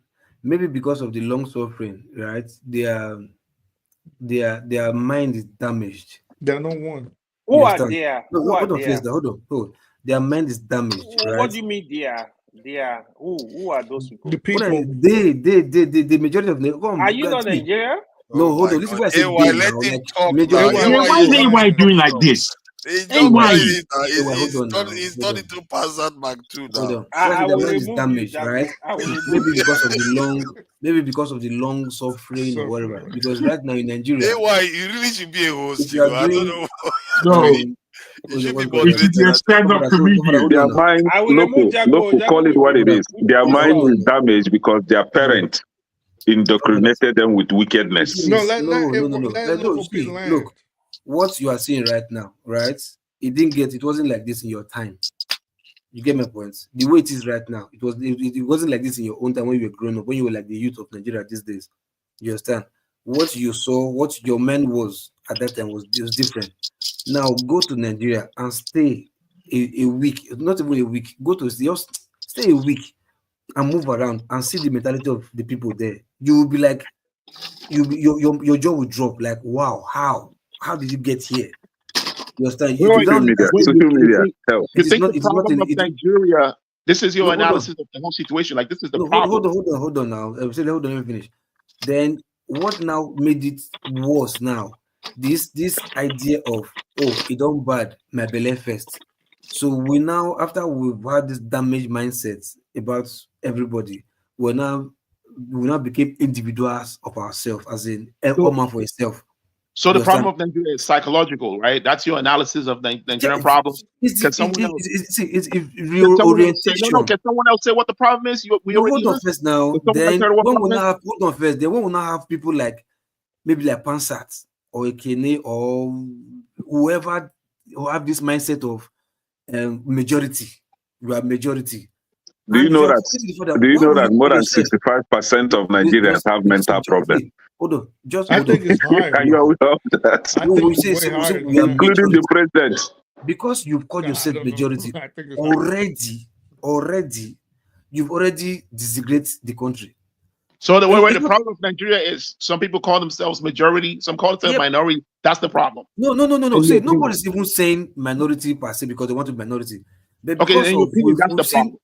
Different people say majority, so it's now much of individualism now. That's Nigeria's issue. Because like I said, when the man is damaged, everybody's like, oh man for himself, God for everybody. So everything about Nigeria is just individualism. Nobody. Okay, so the liberal concept of individualism is the problem of Nigeria. That's why Nigeria is the way it is, right? In your opinion. But could this be that we are asking the wrong questions, though? It's like saying, let me say, because I think everybody's giving different solutions. It's like somebody, let's say, we want to know the problem first. That's what I'm trying to get to. If a man is poor, let's say a man is poor, there could be a lot of reasons why, depending on how you're looking at it, why he's poor. Security. You can say because that man, you can say because of security. You can say the man is lazy. You can say because the man didn't go to school. You can say because his wife took all his money. There are so many reasons, but he is poor. What you have to qualify it if you want to ask that question. Why is this man in this state based on his education, or why is he? So there has to be a context. You're asking the question, then you can actually get a more precise answer to that question. I think, eccentric, to answer your question, I think the main problem that Nigeria has is there's nobody called a Nigerian. So there's no sense of nationhood. There's no sense of loyalty as we see it like in successful countries. Like individualism, which is what he's saying. So everybody first and foremost, like I use the example of the Kurds, and AY was trying to tell G-Day that the Kurds are not primarily fighting on the fact that they're Muslims, they're fighting on the fact that they're Kurds. So this is the problem in Nigeria. Everybody first subscribes to their ethnicity, their tribe, and their religion. And there's no sense of nationhood. And when you don't have a sense of nationhood, what you're going to have is Nigeria. And I think in a nutshell, that is the problem with Nigeria today. All right. And those religions you just mentioned now, we are all borrowed religion, invented religion from another man's land. And then we are using it to destroy ourselves. It's part of the game plan to make Nigeria become individual. Can we just abandon these religions and be human beings? Can we just let the religions be? chime in on that. I disagree, maybe vehemently, with that talk. Right? No, That's, if the religion is the problem, I'm it's not a just problem. considering if that is I the think problem. it's part I of address that. Honestly, I Stop think period. Let me I don't address say that the because religion. that I is didn't say Brothers, I didn't say the brothers, religion was the may you let me debate me, I address beg. the issue on Coordinate that. this, I beg. Okay, one at a time, one at a time, one at a time. I did Let not me say the disagree. religion. Can I be I heard didn't as a say. community Time, again? Pansat, calm down Pansat, now. hold One on. at a time. You've been talking I now, didn't. Pansat. No, I have to disagree. It's a new. Right. So No, I did brothers, not please, say One that. at a time. brothers, please. I'm not Who Anto hasn't this, I said beg. much? May you Jago I debate. hasn't did said not anything. say the religion was the problem, me, eccentric. What I said was myself, Jago. people owe allegiance to Uh-huh. other aspects of the country, namely their tribe, their Their tribe, ethnicity, and their religion, religion before the country itself, which confraternity, is whatever, name it. everybody's allegiance, just like in the United States today, regardless of where your parents are from, where your past is from, even if you naturalize your allegiance is to the Constitution. This is what makes you American or British or Australian or Canada. So these people have imbibed that in their way of life. We don't have that in Nigeria. Not even within what we call the Yorubas, not even between what we call the Igbos, not even within what we call the Edos, the Hausa, Fulani. There's still division. This person will still say, I'm Ekiti, I'm Ondo. Even in Lagos itself, you see people saying, oh, I'm from Badagry, I'm from By Ife, land, I'm they're from from down, this one, they're from Badagry. so we don't have a sense of nationhood. This is the biggest Yeah. problem we have in To Nigeria. I Can disagree with can that, I though. But go respond? ahead. But you guys should understand that, sir. Yeah, you guys should understand that wickedness is the problem. Because before the arrival of Christianity and Islam in Nigeria, we've been wicked to ourselves. And that was it's why, very true. yeah, and that was why some people will come and say, you know what, we're going to give you umbrella, we're going to give you kai kai, we're going to give you miro, but you have to kidnap your brothers and give to us as slaves. And we delve into that and we begin to do that. See, wickedness is our problem. See, We are wicked to ourselves. Again, look, you see, the slave you're talking about. Let me tell you how it works, right? Let me tell You you how see it the works. problem now. Yo, look Myself at and you. Jago, Let Jago. yeah. Let Myself Jago and say Jago, we are something. Let him just say something scared. about what the problem in Nigeria is, because we need to know what the problems are. Like, take all the points to know what the problem is, and then we can find what the solution would be. Like, you guys have made your points. We can summarize all your points, right? What the problem is. We want to hear every single opinion on what the point is or the problem is, so we can find solution out of that, right? Instead of going around in a circle and not pinpointing How come I something. can't say what the problem is? I didn't answer that question yet. No, go ahead. You'll be the last go person ahead. to answer. You'll be the last person. Go ahead. Why are you muting me, forefather? You should bring me in properly, man. No, I didn't Jago, mute it's you. your turn. No, I Be didn't mute a you. moderator. You can go ahead and speak that. I didn't mute you at all. Go Okay. ahead. Thank you very much. What has been said about the issues, I think they're both correct, to be honest. But I feel that there's a bigger thing and a more today thing, a now thing, which is to say that we are a people who are oppressed. Oppression is the killer of Nigeria. Oppression doesn't just come from the top, the government. It goes all the way down. We don't know necessarily how to respect each other. We can jump in the middle without starting at the beginning quite easily. We're not people that really go through our issues systematically enough to come with evidence of reality. We are an oppressed nation and oppressed people. It's in the family. Oppression is in all of our families at one level or the other. The closer you are to Nigeria, the more you are oppressed as a person.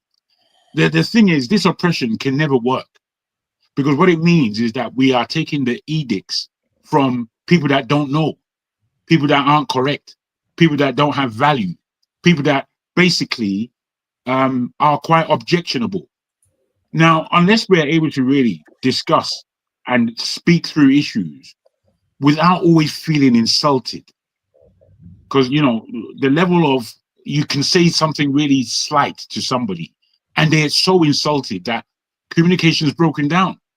And I feel that that is the real issue of the problem of Nigeria. How do we respect each other?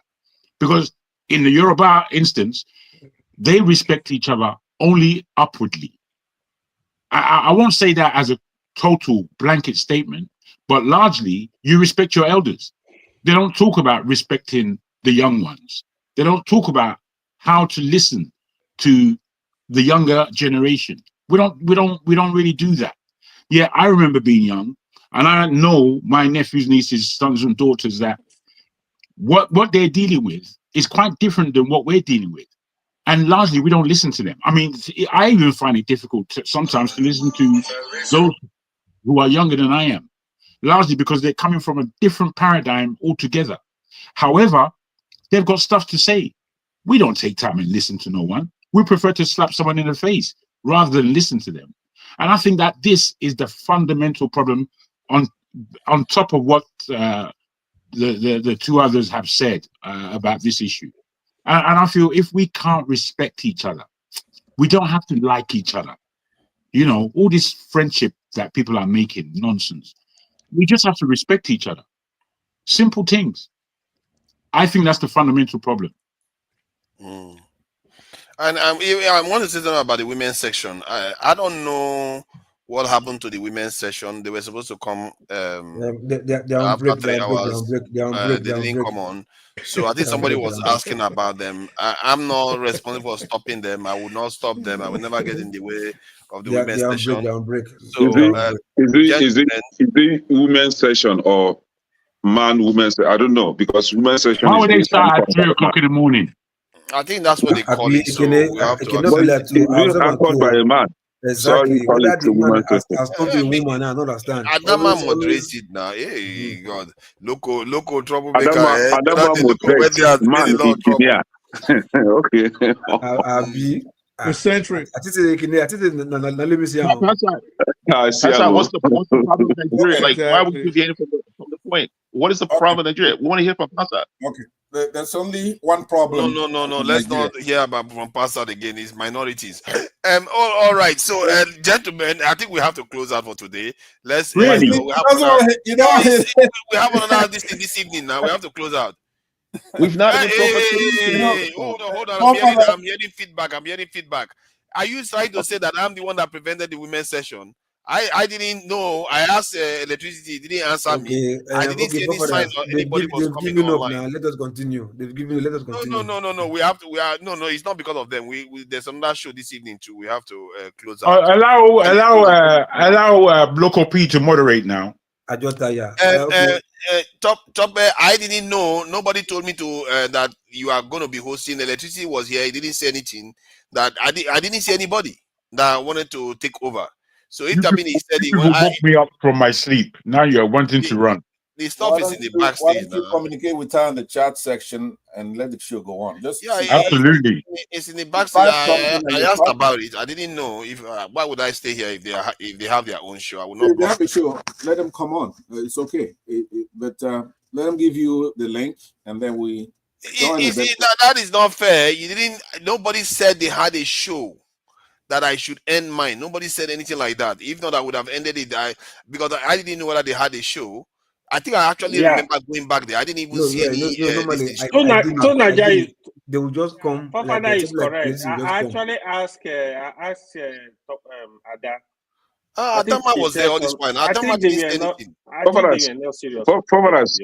think you guys don't have like a way of communicating, behind the camera, so that we won't be seeing that. Because you guys should be communicating there. It's true. But I'm just saying that my point is that if they have been said it, I will just end the show because I don't want to end the show that nothing is on for anybody. Everybody just goes home. That's true. So I didn't know whether anybody was. Don't worry. You are fine. Don't worry. What's the problem? All right. Thank you very much. When something is true, you could say it many times. You don't have a limitation to say, I said it yesterday, I'm not going to say it again today. When something is true, that's what it is. There are many problems Nigeria has. A lot of them is not all that nonsense some of us here are talking. we don't like you or you don't respect us. Nobody have to respect you. We're individuals. We're never gonna have a policy where we're all good and it's not being about good. Respect is not about being good, man. Respect is respect. That's not what our problem is, though. We have a fundamental. It's one of them. It's not one of them. We should live in disrespect. If we have to, I mean, I could live. It's ridiculous, bro. That's what we have now. Ridiculous. Let me just land now, right? You're going to land upside down, or it's reciprocal. If you give respect, you get respect. We have other problems. We have all kinds of problems. That's not what our main problem is. We have a main problem in Nigeria where it's called tradition. You have Western tradition, then you have the Islamic tradition. This is the major problem in Nigeria and other African states and other states, including, for example, what you have in Ukraine. The southeast of Ukraine, they're like Russia inclined and they speak Russian and they have that kind of problem. The Maoris are different. In Nigeria, we have differences based on the mores of our etiquette, manner, properties, practices. But the major one is religious. Now, when you have you're making noise, you're shuffling. Okay, sorry about it. Let me just put this up. Now, when you have that major problem of Islam and Christianity, it's irreconcilable. There's nowhere in the world since caveman came to existence that you could point to right now and say, okay, hey, look, the population about 30%, 40% of each one of these religions, and then they made it through and they created an equitable society. It's never happened. It never happened. If Nigerians can discover anything like that, we'll be geniuses. It's never happened and it's never going to happen. So that's what's retarding us. We cannot work as a polity by refining our constitution, doing anything. I'll dispute that, Pastor. You could dispute it during your turn. Let me just land. Lebanon is a good example. No, it's not. It's not the same. It's a very good example. Actually, in the case of Lebanon, notice that when Israel is fighting Hezbollah, We are trying to solve the problem here. Just to be clear, if the ladies session is coming up, please notify me so that I can just end the show. Please now let me just do. No, I'm just trying to do a due diligence. Let's not be like that. Okay, Timmy, she said no. So because it's not fair now. If it turns out that I'm in their way, that is not good. No, but it's not your fault now. If she's saying Obo showed up. Why am I getting interrupted every time I'm about making my main point? This guy, I think the truth. Actually, he gave an example of Lebanon, right? In Lebanon, right? If you notice, you have the Christian side of Lebanon. They're not involved in this conflict. But you have the Islamic part of Lebanon that has Hezbollah that Israel is fighting. But that's not. Let me land now. Let me land. Please, let me land. These are facts. My cousin is Lebanese. Lebanon, there's no distinct. You cannot distinguish. There's no Lebanese side, Christian side, and the Muslim side. Yes, there is. No, there's not. Let me finish telling you. Actually, they're just. When it's your turn, then you can expatiate. As far as I know, right?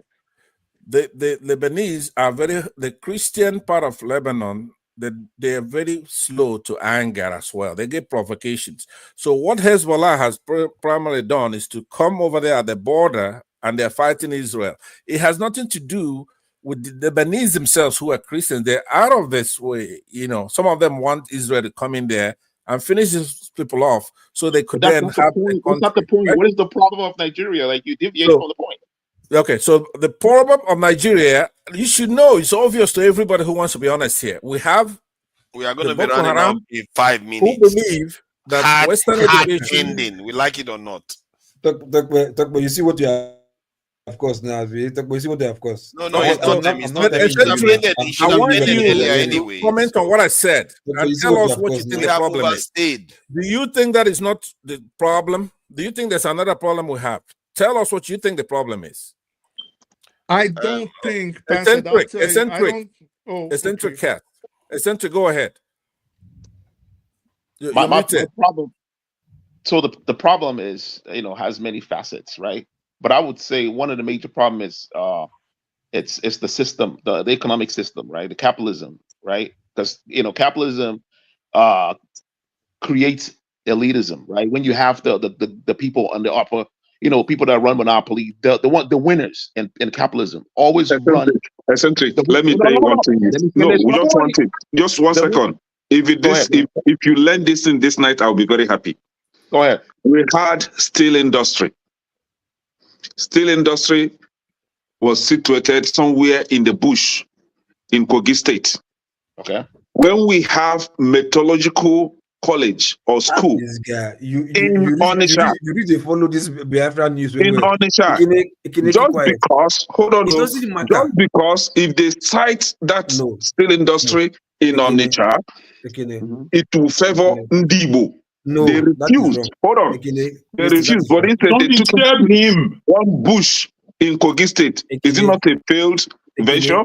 It failed. That is where the problem is. Wickedness. And you guys are beating around the bush saying economy.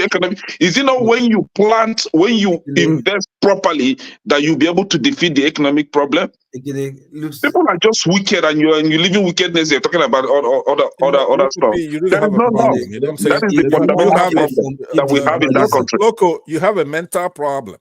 Right? With the Igbos and Southeasterners, you have a mental problem, and you ought to go take care of it. Right? You don't even want somebody else to talk. No, what Kene is saying is a microcosm of the problem, but the major problem. The news Ekene saw, I also saw that news, that same news. The same news saw, and it came out recently. I saw it. When I'm talking with Loco, you mute me and leave Loco to talk, right? Because Is that fair? I want you to respond. I don't want the conversation to degenerate. Respond, look, her money that you gave on my behalf. You are okay. Let him just say what he wants to say, because we don't have a lot of time left. But look, what Kenneth said and what Eccentric said. For example, let's think about this. Think about this. Let's say Nigeria is just the way our constitution says it. We're a secular country, right? Do you think it matters where you locate anything? It doesn't matter where you look. You're gonna locate something based on the advantages you get from locating that stuff there. Does it matter who becomes president? If somebody's qualified as a Christian, then we're gonna all elect a Christian. But Nigeria will never do that, because if you have a Christian president, the Northerners are not gonna allow it. But if we have a Muslim, but the major point I wanted to make, here's the difference. It's not a moral equivalent. Hasn't Nigeria actually had more Christian leaders than Muslim leaders? No. Okay, but the answer is no. But here's what I'm saying to you. I'm saying blame only the Muslims. Don't blame Christians, because Christians don't care. We want a good Northern Muslim to become president if you're qualified to be president. We would support you. But they are, like right now we have a Muslim presidency, Muslim vice president. You try that with a Christian, and they're gonna turn into terrorists the next day, because deep analysis of the problem, man. But that's not the problem. Don't degenerate the talking point into that. It's not degenerative. It's the facts. Wait a minute, Eccentric. You see, your problem is this. You claim that you're from the southeast, right? Hold on. Let me finish. You claim to be from Issaquah, right? But hold on. You claim to be from Issaquah. Could you hold on? God damn it! Could you hold on for 1 minute? Right? You claim to be from Issaquah, right? It's my turn. Okay. Well, if it's your turn, you shouldn't be asking questions with it. Tell us. You say you're from Issaquah, but I believe that you're a fraud. You're not from Issaquah, right? I'm a fraud. You're not. Nobody from Issaquah can be that silly. Nobody from Issaquah could be that ridiculous. Right? We have a problem in the country. They turned off the beavers here. You don't talk about stuff like that, right? They turned off that beavers, and they turned it off because of Islamic animus towards Christians. Every problem we have in that country. If you think Muslims, if you really believe that Nigeria has a religious problem, which I don't think we do. Look at this guy. Did you hear that? Let me land, and I'll tell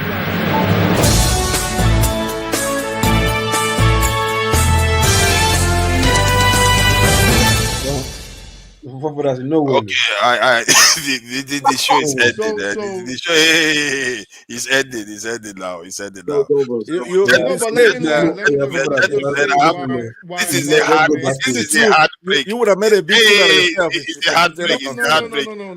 We have to go. Hey.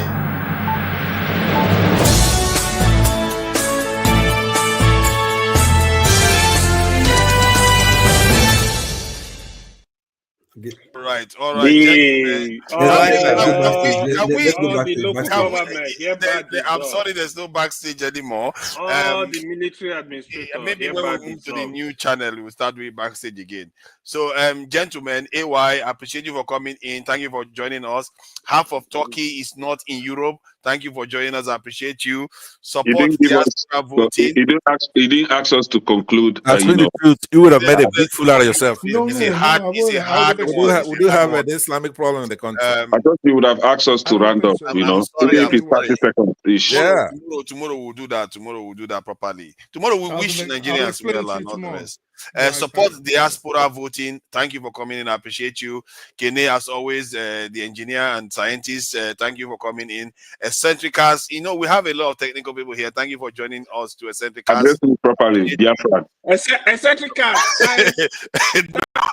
There's no Biafra. Okay, that's fine. Why is it that flat? Jack, thank you for coming in. Free Mazi, free. We'll come and colonize local and his brothers.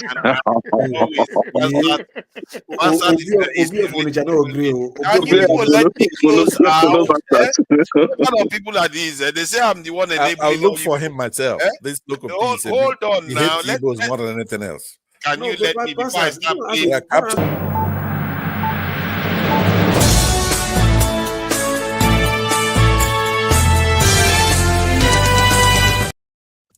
Me finish the show. Okay, let me thank the people that gave us donations today. Heavy ones. So even if some of them not many, you see Colata, non sequitur, $2, $2 American dollars. This is American dollars, Trump dollars, the dollars that he wanted to defend. Somebody said that Colata is the masquerade. Babajide, $2. Very good. Good $2. Very good dollars. Trump wants to defend. It's very important. And then you see our women. You see how our women are supporting us, and they think I'm going to block women's session. I would never do that. Is it not God? Is it not God that will bless Madam Luke at Tope? Exactly. We really appreciate this $100. Dr. Damages, thank you very much for it, Madam Luke. And Madam Luke is not always fond of us, but look at that. Look at what she's doing. I have to appreciate her. It's quite a lot of money there. $200 in one soup, and another $100. This is real money here for a YouTube discussion, because it shows that she's supporting the community. Even if she really doesn't support a lot of things we say, but she's still putting, I really appreciate people that do that. It takes a level of commitment to, put your personal beliefs aside and do this. Why you come out the one who has my name on it? There's $100 with my name on it. You just run up to. It's not your name. Did they say it's for? This is for Passat, my panelist of the year. This is so painful. That is unacceptable. You can't do that. But it's all good though. If they say it's for Passat, I don't know what that means. You can speak to Dr. Damages about it. And the money is for Dr. Damages. I'm saying he gave it on my behalf. That's so nice. That's so nice. She's a Biafran now. Mention her now. You see the clothing on the. This is one time she will say, I will accept it. This is one time she will say it. Who knows? She might be proper Biafran. No. Okay, thank you, Superman, for the $5. The deliver between and the. Thank you. The bottom line is that she's still a Biafran. I will play us out now till Madalook is a gala. Catch you guys. I didn't know she that. said Afema or Igbake or something like that. Yeah, we'll be having an evening session Sunday philosophy. I'm not going to play this thing again now. We're going to be having an evening session this evening. I think I don't know whether Shore and the others are coming in, but it's going to be a show. Then we will do the philosophy Sunday. where we'll discuss topics that is more abstract, that is Look on for the topic topic. of eccentric cast. Pardon? I said The look for topic. good topic. Yeah, I'm going to find a good topic. We got to I'm give it to forefathers today. going to though. put this up a bit We earlier. got to give it to forefathers today. What happened? What did I do? Whatever that parrot dish you usually eat that makes you just yap, yap, yap, yap, yap. You didn't eat it today. And you What actually is wrong with this listen guy? and you let everybody talk. So What? today I give you a B+. Did I change? I didn't change. No, I'm not. You changed a little bit. Let's see what you do. Oh, look at that! Look at that! Look at that! Look at that! All this enemy of progress. The 1 minute she's giving us money, and the next minute she's dancing on Biafra.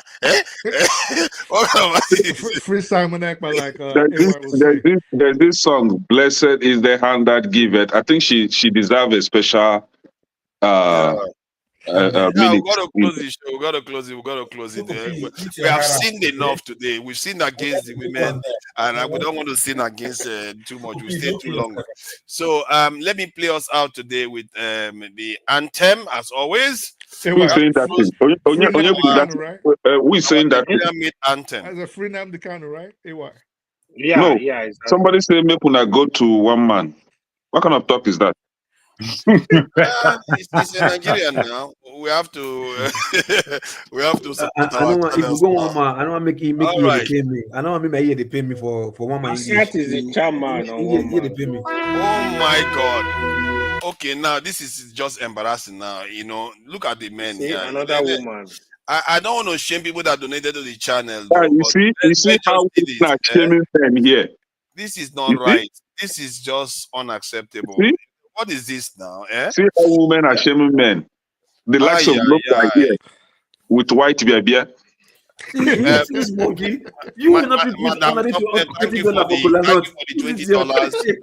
The $20. You will not be put honorary $10 for cola nut. All these people you that have try, not my paid sister. anything, you should stop talking. Hey, look, we go cashless. Where are they? Where are the ones talking? The one that have not paid a penny. Can you let me see? Say, please subscribe to Iroko to watch tomorrow's show with Showore. Yes, this is quite important. If you want to watch Showore on, you have to go to Iroko Post TV. Go and watch it. And this is because we are transitioning to Iroko Post TV. You see, so it's important that we go there and obviously subscribe, like, share, and subscribe. And I also have to promote my channel, to Niger. Subscribe. I've gotten up to 500. I think 500 is fine for me. I'm not very ambitious. It's all good. But if you want to listen to our conversations, soon I will start streaming exclusively from the channel because I allow certain things like people not having to put their camera on and being able to. You can have backstage too. You might as well live in backstage if you want to live backstage when that start happening. But in the meantime, we have to close out for today and thank you all for coming in. We really do appreciate you, including everybody on the chat. I've not acknowledged them. There is Madam Luke. Luke stands with Biafra. Nwachuku, I see you there. Topeo, I see you there. Oscar Blackbone, I see you there. Highbury 10. Who else? Chris Skin is on the stage too. It's Kene, you can't hide it. Cashless. Loco, that actually taught me a lesson that I should always go with cash. Also, with cash. Because of that, the next day I had to go and look for cash. I went to Walmart, I get cash immediately. I said, what kind of embarrassment is this? Adesina John. I think Adesina John was here before. I'm not sure who that is. Quinty A, Tracy Jacobin, I see you there. Thank you all for joining. They've always been supporting the channel continuously. Tim Gaddis. Man, Tim Gaddis indeed contribute very positively. Did they ask you whether you get channel? I get channel now. To Niger now. To Niger is the channel. It's very this in well shared. I did share it quite often. Let me see if I can get the this in the link so that I can share it, and hopefully you'll be able to subscribe to the channel and I get one more subscriber. Yes, yeah. All right, so that is it there. It's on the link and I will highlight it on the stage. Let's see. That's it there. To Niger. It's very short and simple name. Look for it, subscribe, And really thank you all for coming in. And it's been a good spirited discussion. You know, it got heated a little bit, but nothing serious. This evening we're going to have a more, you know, relaxed intellectual section to We build. just gained one subscriber now. Wow, that is big. You know, that's one subscriber for me is a milestone. Because the rate I get one subscriber a week or so. That's what I tend to get. But you gotta create content often. I think my subscribers, you know, I would rather have subscribers that are dedicated. And, but if you have subscribers and you're not putting nothing out, and they come today and there's nothing, and they come tomorrow. Oh no, I'm always putting something out too. This video is going there too. This video that we are doing now is going. Why can't you link it? Why can't you link this to your what channel? you do? It's linked. It's linked to my channel. 1 hour, 30 minutes, or one hour every 2 days. You can also just be doing something short. Yeah, I have to do something separate. I've been encouraged to do that. Even you know, everybody, including Dr. Damage, has encouraged me to do that, so that I build. He wants us all to build our channels. You know, that's why I'm here. He's a generous person that you know, enables people to grow their this in space. You know, Rudolph has always been a good guy. Forever is a good guy. Are you saying Fofather is not a good guy? No, Fofather is the AY has always has to twist it. Okay. Hey, I've got Saki. I got Saki as a subscriber. Let's see what I will have. Let me play song for Saki for this thing. It's a breaking news.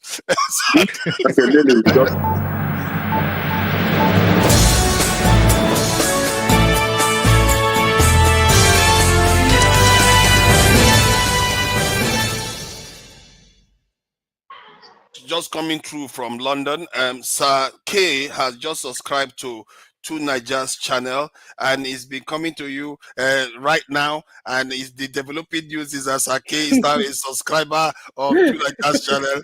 He's a subscriber of Nigerians channel. I have to celebrate that. It's all good. Thank you all for joining us, and let's play us out now. Bye all.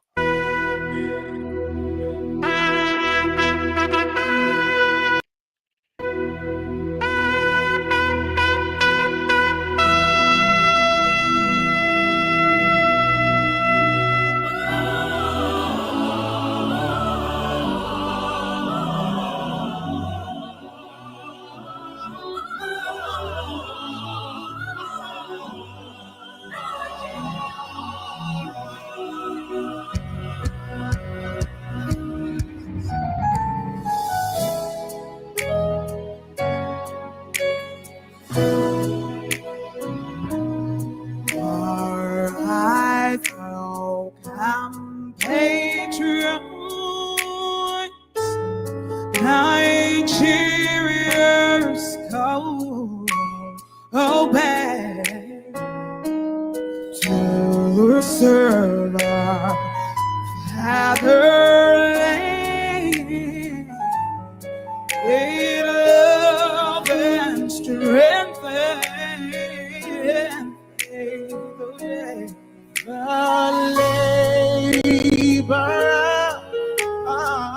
Heroes past shall never be in vain.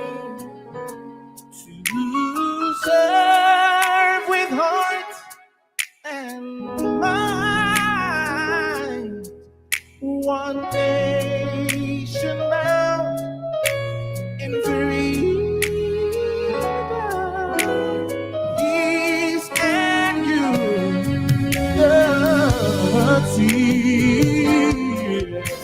Oh God of creation, direct our noble cause.